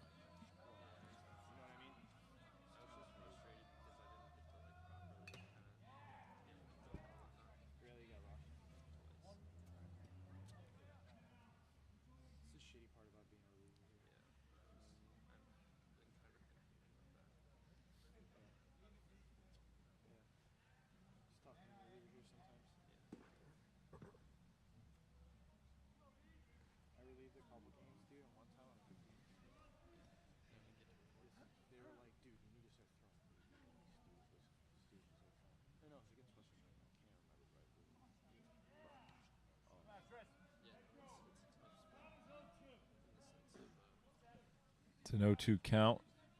Just got clarification from the home plate umpire. Only one out here in the bottom of the 8th inning. You'll learn to like do certain things like as you go. Yeah. That's knee high. What was that? The fastball. But like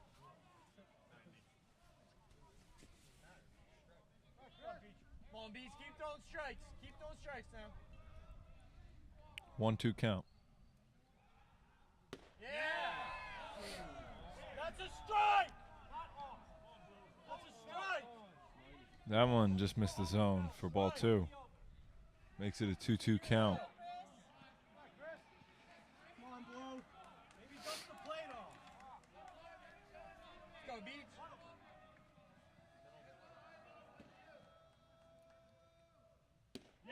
Swing and a miss there for strike 3. Do yourself,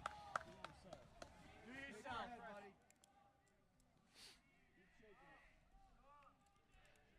This is the guy you want up to bat here.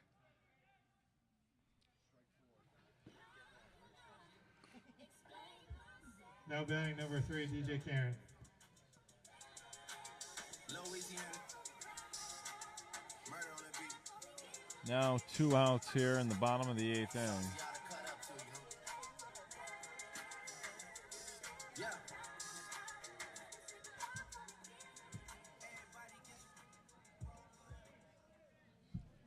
Come on now, Beats.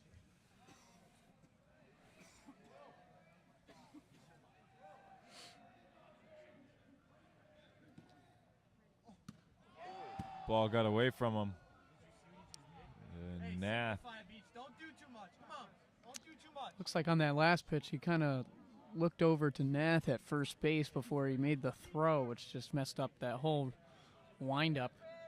Now Nath stands at second in scoring position with DJ Karen and a 1-0 count here at the plate.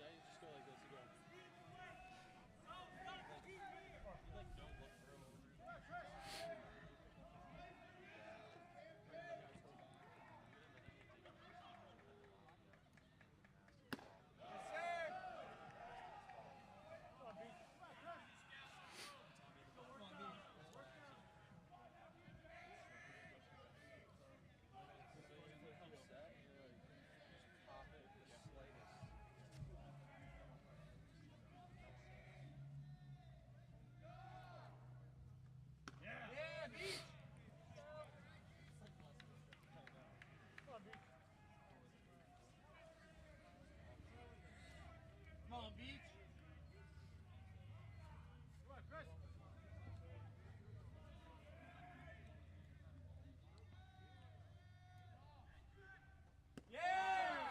Nice pitch there by Salve's pitcher.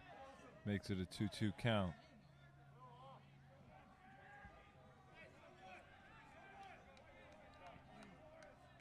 Come on, Beats.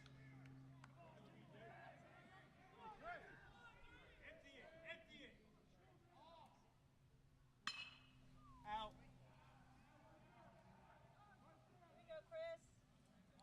TJ is on that one. Come on, Beats. Set sails just foul. I don't know if just is the word, but again, it is a foul ball. He drove it down there for sure. So it's a good ways foul, but if you could put this one in play, you'd be in a good spot.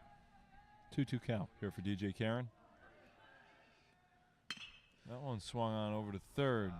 Collected and delivered to first for the third out of the bottom of the 8th inning. We head to the top 9 with an 8-8 ball game. I don't think that's right.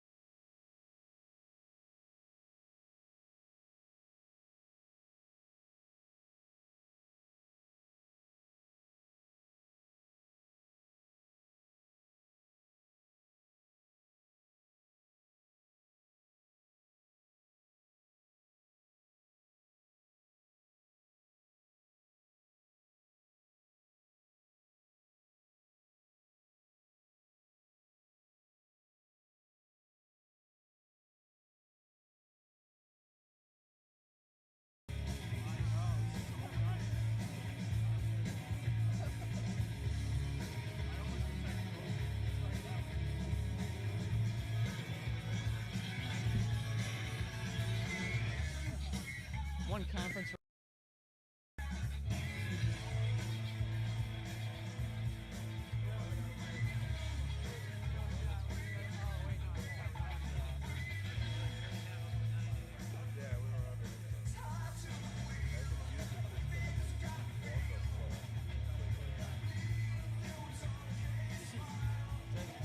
This kid's from Zez's hometown.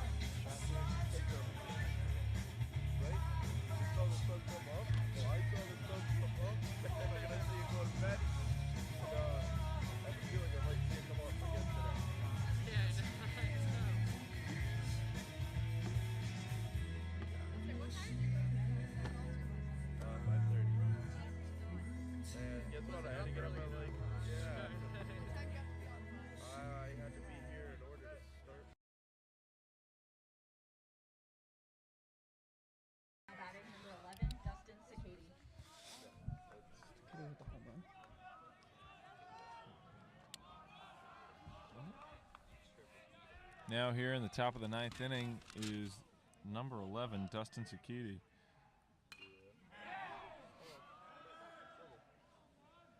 Excuse me, Sakita. Now on the bump for the Bison, Brendan Duffy.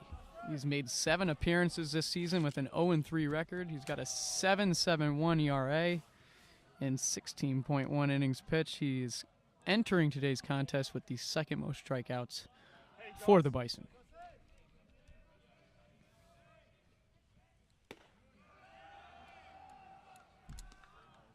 As that pitch hums in for a strike. It's a 1-2 count.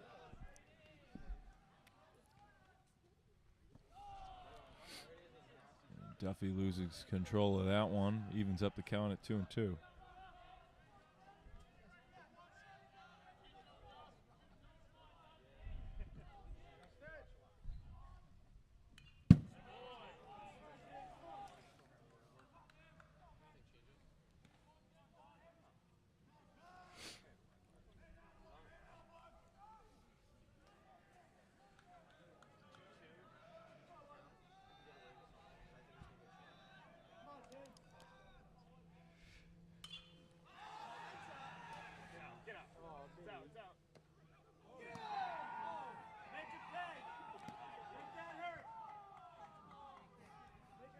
And 2-2 pitch. Just popped up foul. Catcher couldn't get a hold of it. And the at-bat remains.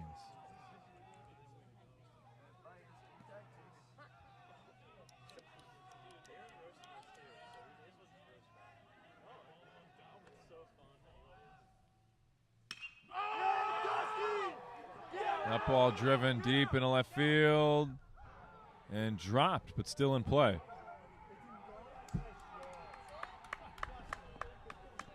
Victor had a shot at making that catch. Yeah, he did. Victor also made that throw with no bounds. Oh, I from know. Deep left. Yep. To Johnny Knox near the second.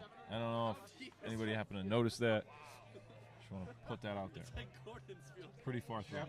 Now batting number 8, Brandon Grover.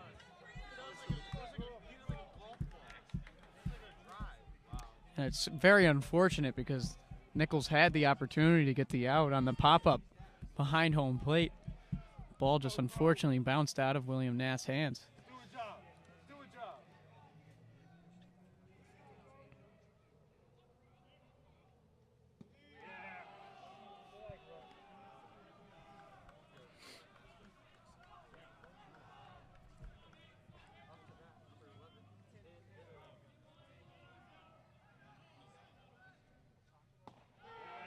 Duffy's pitch low for ball 2.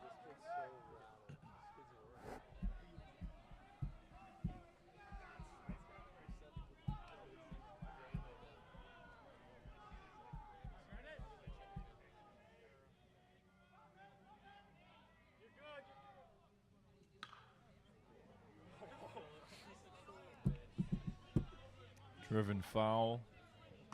Count moves to 2-1.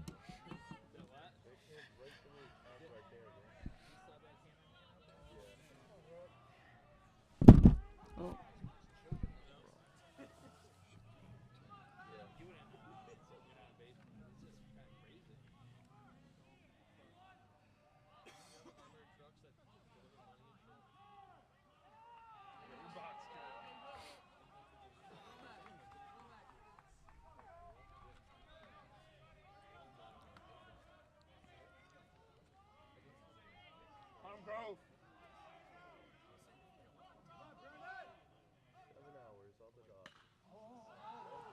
That ball popped up. This going is over a to Nick perfect Cormier. opportunity for the Bison. Great play. Just what they needed. Now batting for the Seahawks. Again, for number both 40, teams. Will McCarthy.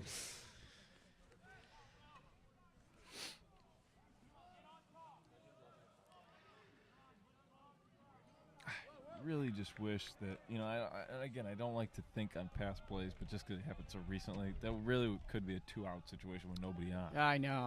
I know. Just But regardless. an honest error. Yeah, it happens. 1 out, 1 on. Here for Salve. That ball hits him. You know what the biggest issue is, too, is that Batting glove. number 1, That Matthew catcher's Ball. glove. It's really hard to... It's tough to do non-catcher stuff. Yes, That's exactly. Catching the pitch, obviously it's going to be a little thicker. That's pretty straightforward. It's just coming right at you. Catching a pop fly.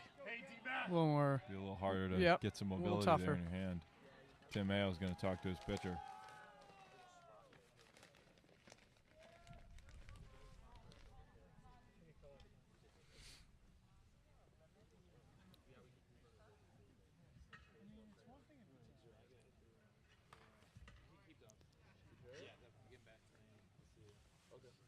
Guys, I gotta. Yeah.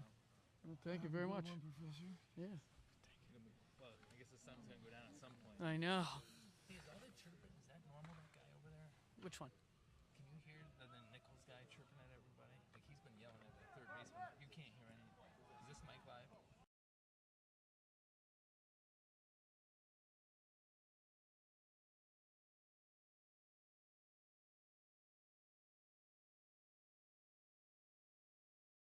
Appropriate, Brian. Yeah. All right. Yeah. Very good. All right. Good work, Joe. First pitch from Duffy, low and out of the zone for a ball.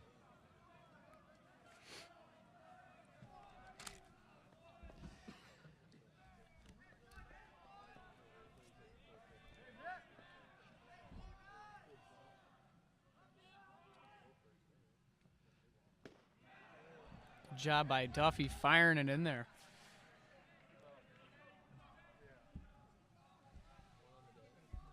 Even up the count at 1-1.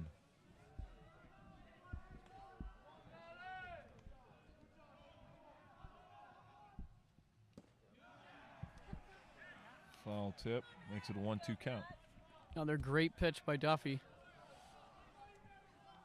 This is Matt D'Amato standing in at the plate for Salve Regina.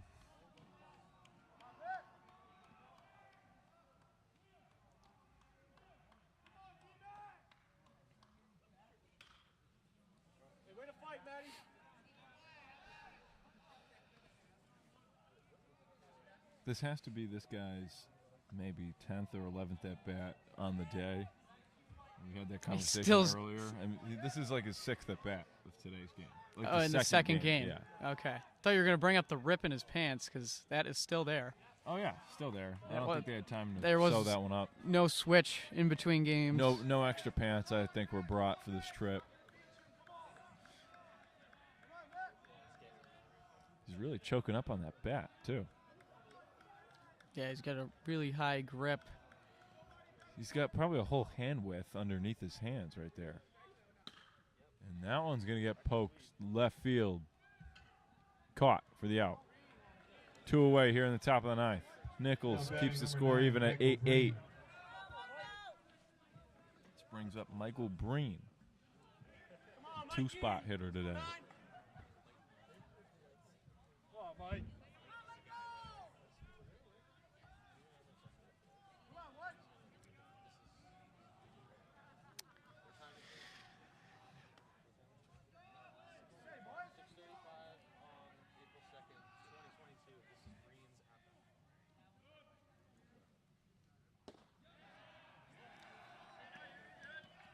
Called strike there from the umpire. Makes it an 0-1 count. 2 outs, top 9.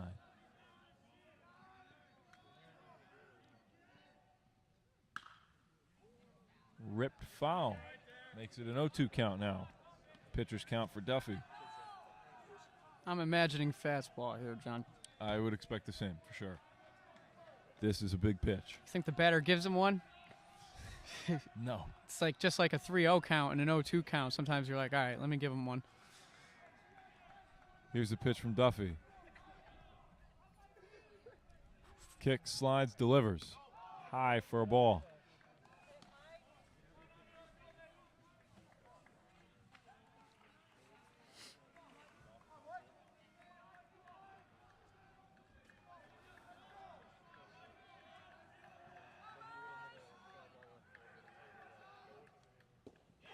Swing and a miss. Great inning. Great inning. Well, all hope seemed lost after that first man on. Obviously, Nath with the fumble behind home plate, but then it seemed like it was out. Vic unable to make the catch out in deep left center. Deep left field. Turns into only being a double, and Duffy's able to get out of the jam. We've got a lot more exciting baseball here in the bottom of the 9th inning coming up next.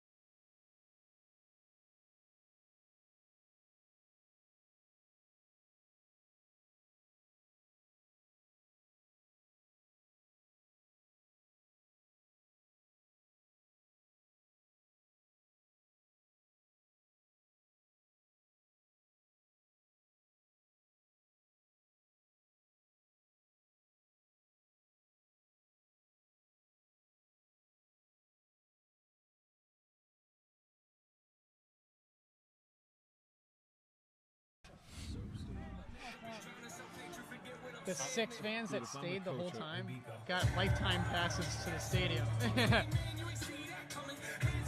Don't tell me no.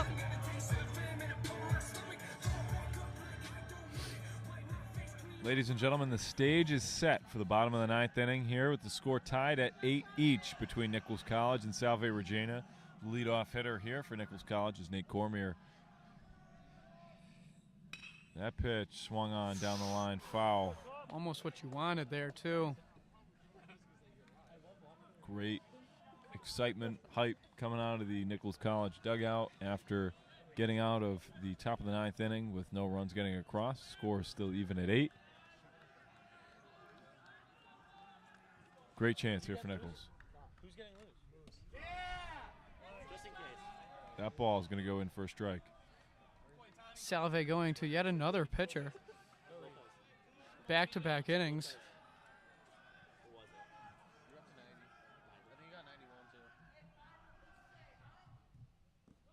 too. That ball in the dirt makes it a 1-2 count. Actually, no read. Yo. Tommy Delvecchio. Tommy Delvecchio. You're going Thomas. Okay. Thomas Delvecchio. You can call him B-Del too. Okay.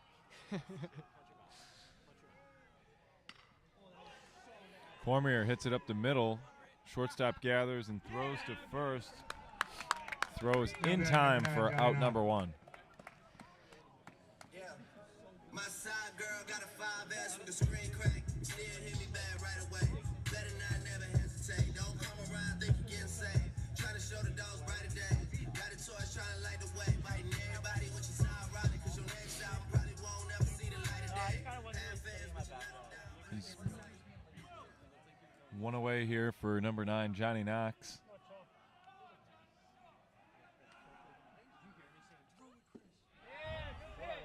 Good pitch there by That's just like baby. I mean, it is. It's weird. Like, it's like you're just like taking it. Like you want to without the ripping down. Yeah, I ripped one like last it was a little out, so I was like not gonna let it go. Attaboy. 68. Seemed a little inside to me, but that goes down as strike 1 for Johnny Knox. 1-1 count.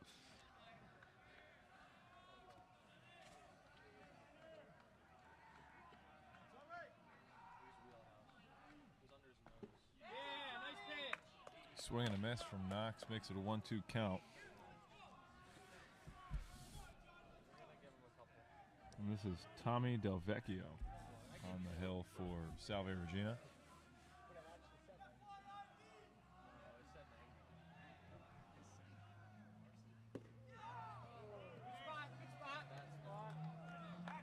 Trying to get Johnny to chase there. Great eye there by John. Leaves it off that corner of the plate for a ball. Sees a 2-2 pitch.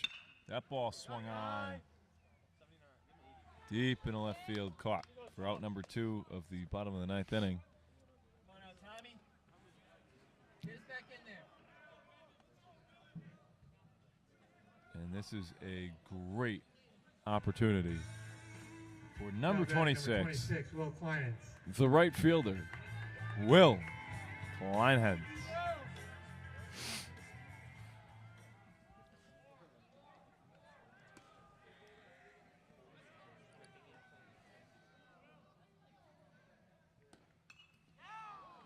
Tommy. I'm just going to say this, John. If there's one dude who's capable, it's that guy.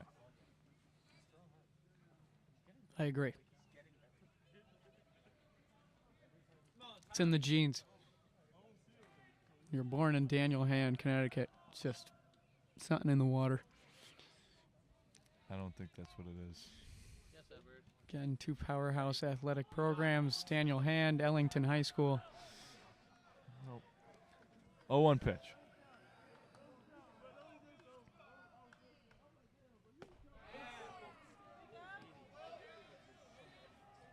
Hey, finish it now. Finish it. I don't know. That might have been a pitch to swing at. Yeah. I agree. It's an 0-2 count. That's him on a swing and a miss. That's huge. That's how the bottom of the ninth inning will end. And we will go to 10. We head to extras.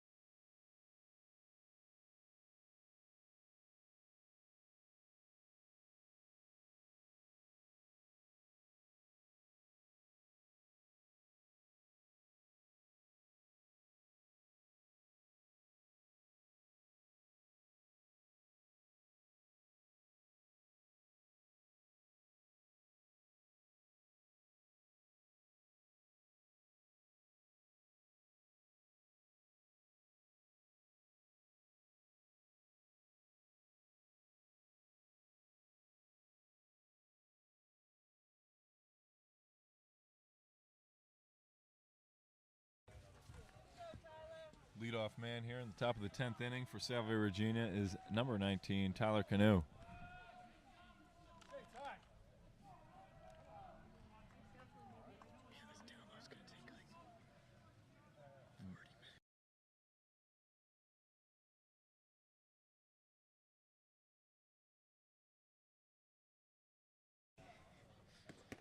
Can we put it in the car?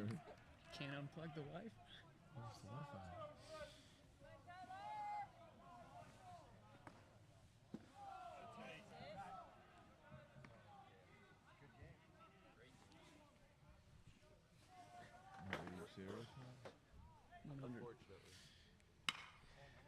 That ball This is a good hit. deep to Vic left is field. under it.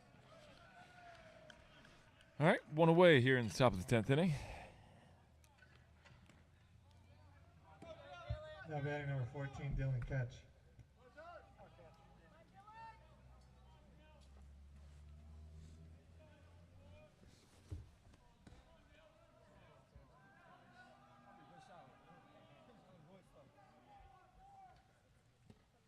Slider in.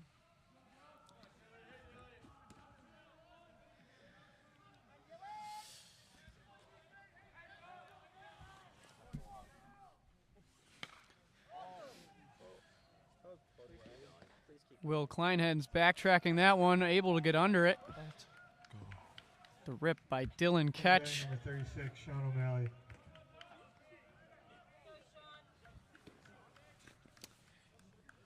Now 2 away here in the top of the 10th inning.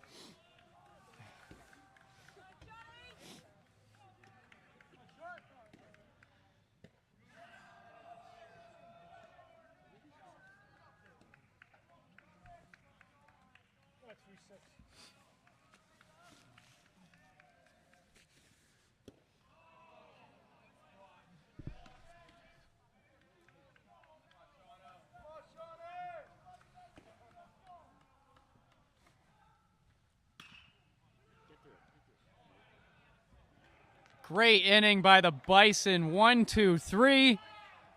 Not even 10 pitches by Duffy there. As we head to the bottom of the 10th, stay tuned.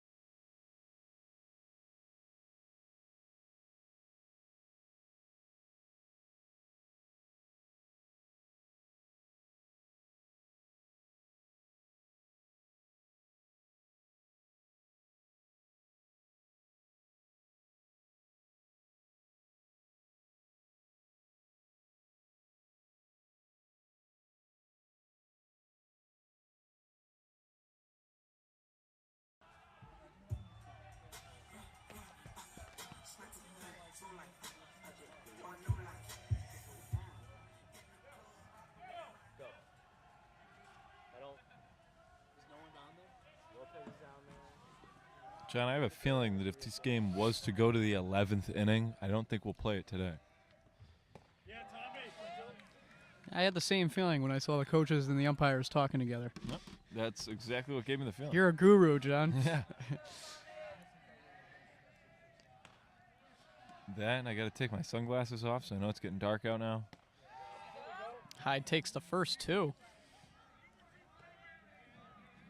Looking for his pitch, but you only get three strikes, so. Beggars cannot be choosers in this situation.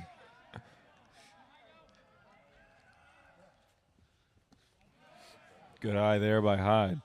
Makes it count 1-2.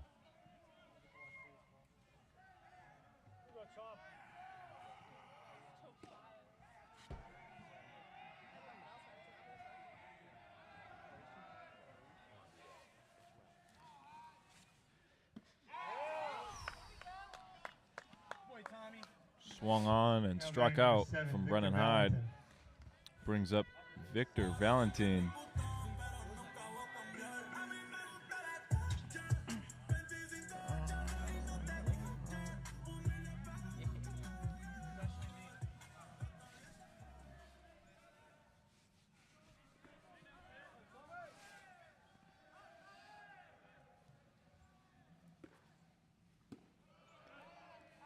Good eye by Victor there. Surprising power brought from Victor. He's hit one out before. In Virginia? Well, Pennsylvania technically, but yeah, on that trip. Lets that one go for a ball. Yeah, it was his first at bat in a pinch hit situation. He came in the game and just hit a home run.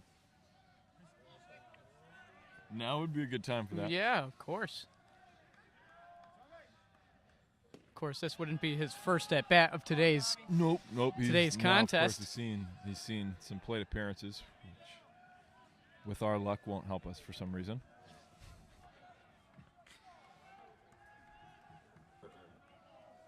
.30 count here for Victor.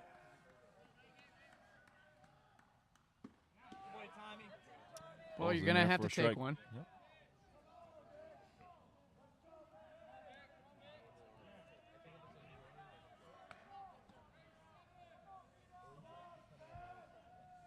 Come on, Tommy.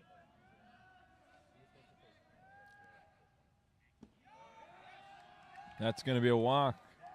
And the winning run is now standing on the first base bag.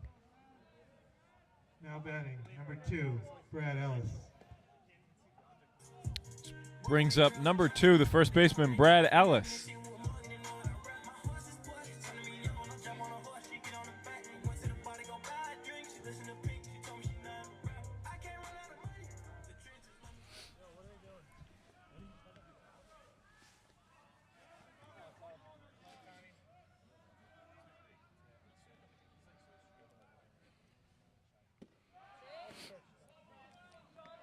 Good pitch there to start out the at-bat. At 0-1. John's mic keeps falling. It's not even like near my feet, dude. I got nothing. I've had great luck today.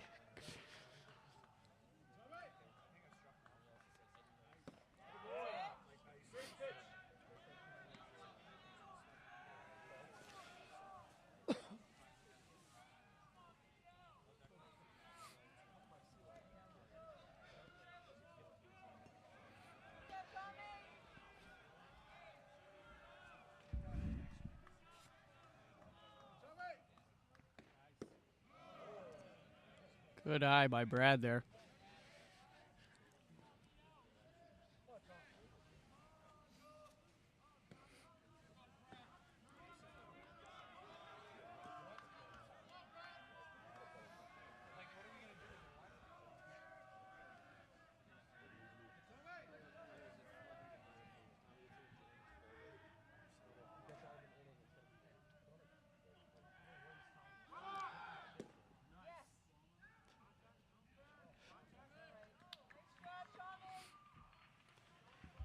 Now batting, number 28, William Nath. How all game does he get that wrong? said, how does all game gets that wrong?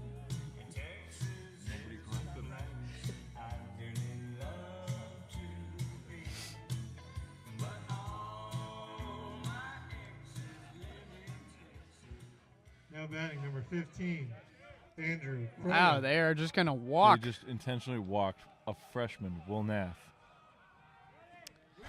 Well, they look at Andrew Croto as the number 9 hitter, and just because where he's slated in the order, I can't believe that. That's crazy. I've seen Kyle Bouchard get walked. yeah, That was an All-American. yeah. Well, 12 home runs in 24 games.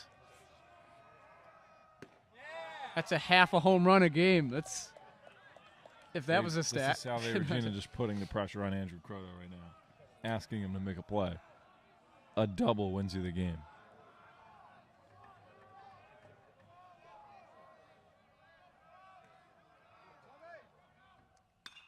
That ball swung on, hit deep, and caught. That's how the bottom of the 10th inning ends.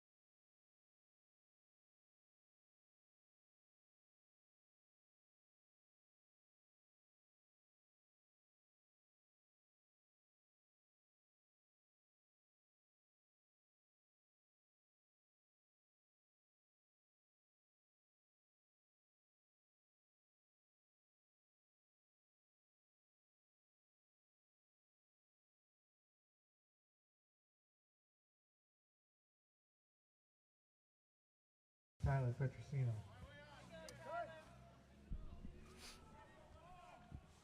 We're now entered in the top of the 11th inning.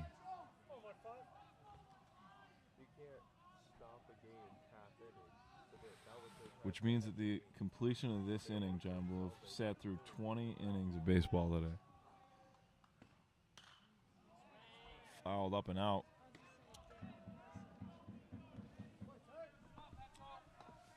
Well, let me give you the numbers, John. 1 second.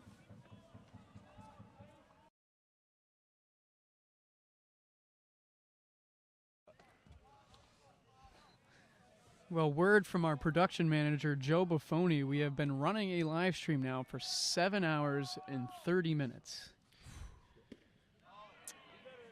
That is a long time and a lot of baseball. It's a lot of baseball.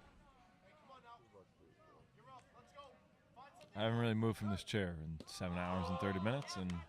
And as someone who got cut from the varsity team, I don't know if I want to watch 7.5 hours of baseball. Which varsity team did you get The cut baseball team. from? Which baseball team? The Nichols College varsity no, baseball team. It wasn't. That ball swung on, dropped in a left field. It's going to be good for a single.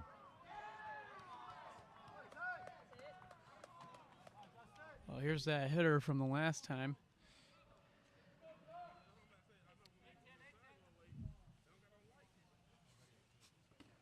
Now batting number 11, Dylan Cicada. Very good. Dustin Cicada now steps into the box.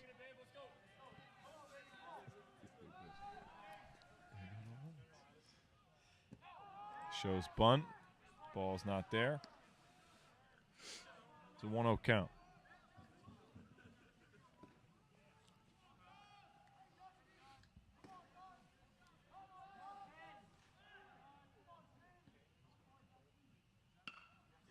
Another bunt laid down the first base line. Knox covers first. Now batting, number 8, Brandon Grover. Now 1 out here in the top of the 11th inning, and brings Brandon Grover to the plate. Grover homered in his last plate appearance, if I'm not mistaken. It might have been a plate or 2 appearances ago, to be honest with you, John. Haven't been writing his. Since about the 7th or 8th inning, I've just really been freestyling this color call here.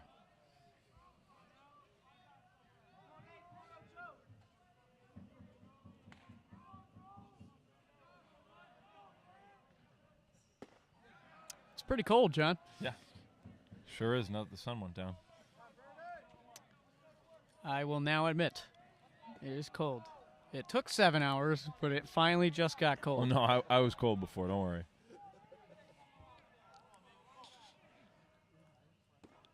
Here's the 1-1 pitch from Duffy.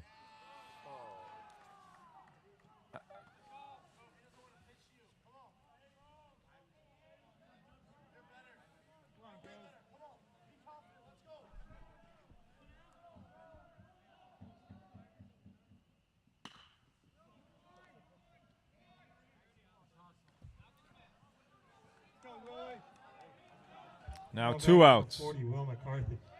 You're in the top of the 11th inning. This is a important at bat,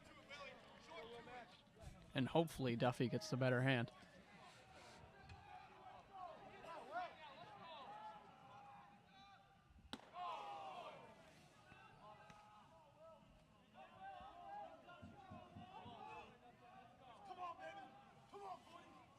Makes it a 1-0 count.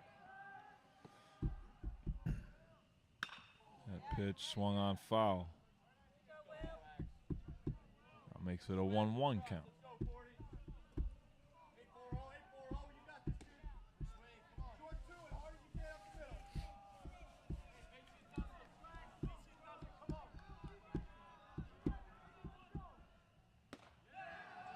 That is a great pitch by Brendan Duffy.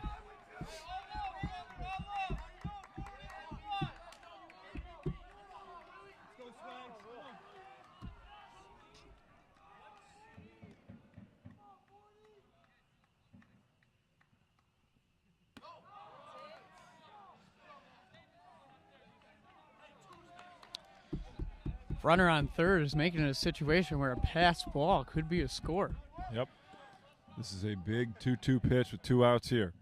That ball popped up and out foul.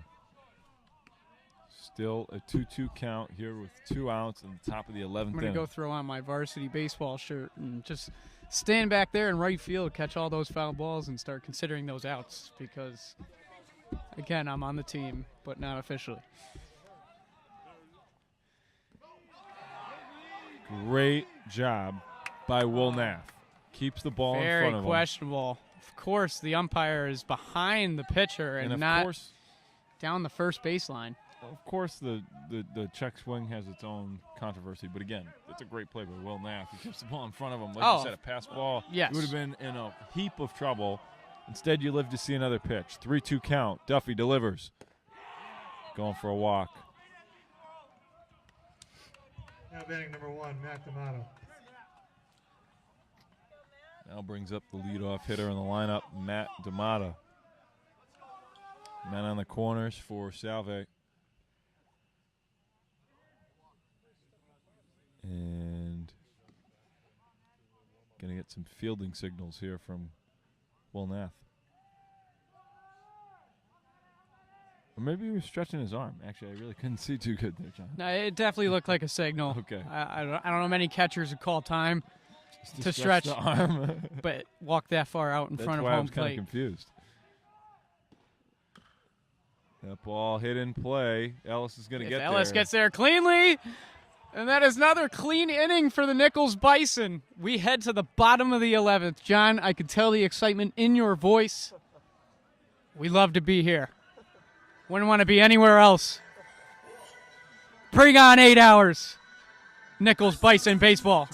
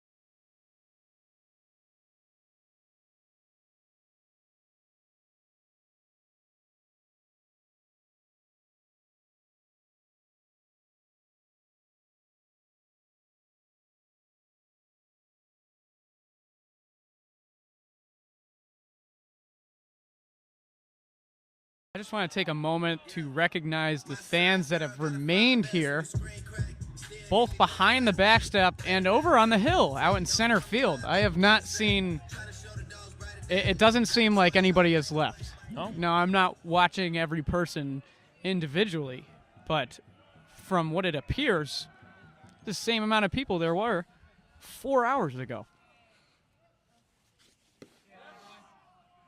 Honestly, a lot of them are Salve fans or like parents, so they've probably been here for like 8 hours. Yes. Yeah, that's a lot of baseball. That is a lot of baseball. We've been here for all of it. I don't know. If I had a kid, at some point I'd be like, I love you, but I'm gonna head home. It's pretty cold. We're gonna have dinner. I've seen you play a lot of baseball over the years. Seen you play a lot of baseball this afternoon. All done. Ooh, that was a questionable steal. Nate decided for a second, held up. 1-1 pitch in progress.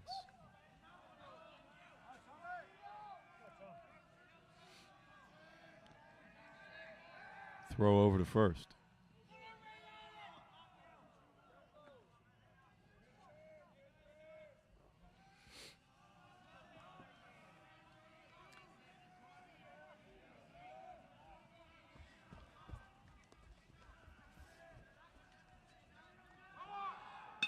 That ball hit on by Knox. And that's it's going to get through.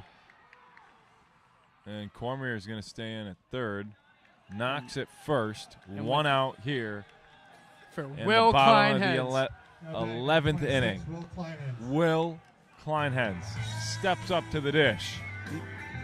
What did I say, John? There's one guy who I think can make this happen. It's Will. Now, I was an inning off, but here he is again. And for those of you who don't know, Jonathan Conti got the luxury of rooming with Will Kleinhens on their trip to Virginia and Pennsylvania. Got to learn a little bit more about them. Again, both about their dominant athletic high school programs. I don't really like how you're using the word dominant today. Well, you know, Ellington High School, the home product of Frank Mazzucato. Current He didn't go to high Kansas school at City Ellington. Royals pitcher, drafted 7th overall. Don't put that out there. He's an Ellington High School alum. No, he's not. Here we go. Let's see what Will can do here with one out in the bottom of the 11th inning. In the 11th hour. What it feels like. What feels like the 11th hour. Although it's actually pretty close as we approach hour 8 of this broadcast today. And what you guys don't know is we have to stay about an extra 40 minutes while the broadcast downloads. So that will be, I guess, just extra fun. Our production manager, Joe Buffoni, obviously my head broadcaster, Jonathan Conti, and myself, Jonathan Vincent, are very excited for about another 40 minutes of baseball-less baseball as we sit around the field. Here's the 0-0 pitch to Kleinhens. Ooh, Will's going to look to bunt right there. Interesting situation to try and If he gets bunt. it far out enough, that would be I mean, I guess, but this is also Will Barrows we're talking about. This is a guy, he does a good job putting the bat on the ball. He can at least pop it up, you win the game.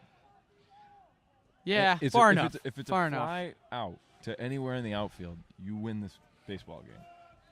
The kid that's standing on third, Nate Cormier, is in the top 3. We've talked about this now in both Yep. games. It's top 3 fastest dudes on the team.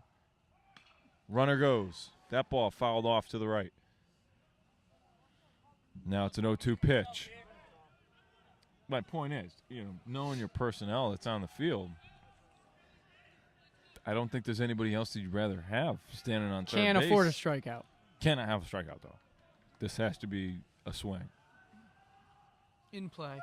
In play. It's got to be. No DP. No double play. Nope. Got to make contact. Knox is probably going to try and steal here. There he goes. And they're going to let him go. That's good. Wow. Little trickery. This avoids the double play action. Avoids the double play. Had he actually thrown it over to second, I have a feeling Quorum would have went. So that's probably what held him. It's just, again, situational baseball. It's smart coaching, smart playing. This could put them in a situation to win the game. 0-2 pitch. Foul tipped from Klein. Able to keep it going.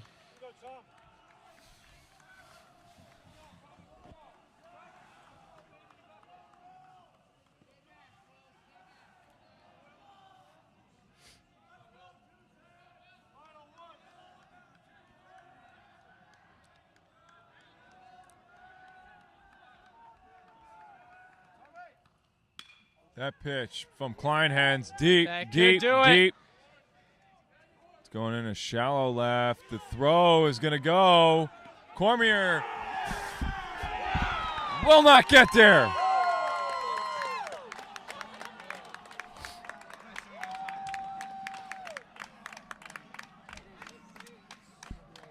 Salve Regina is going to escape the bottom of the 11th inning.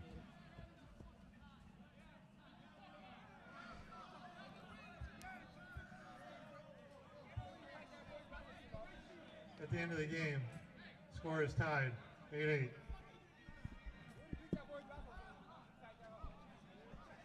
Turn it off.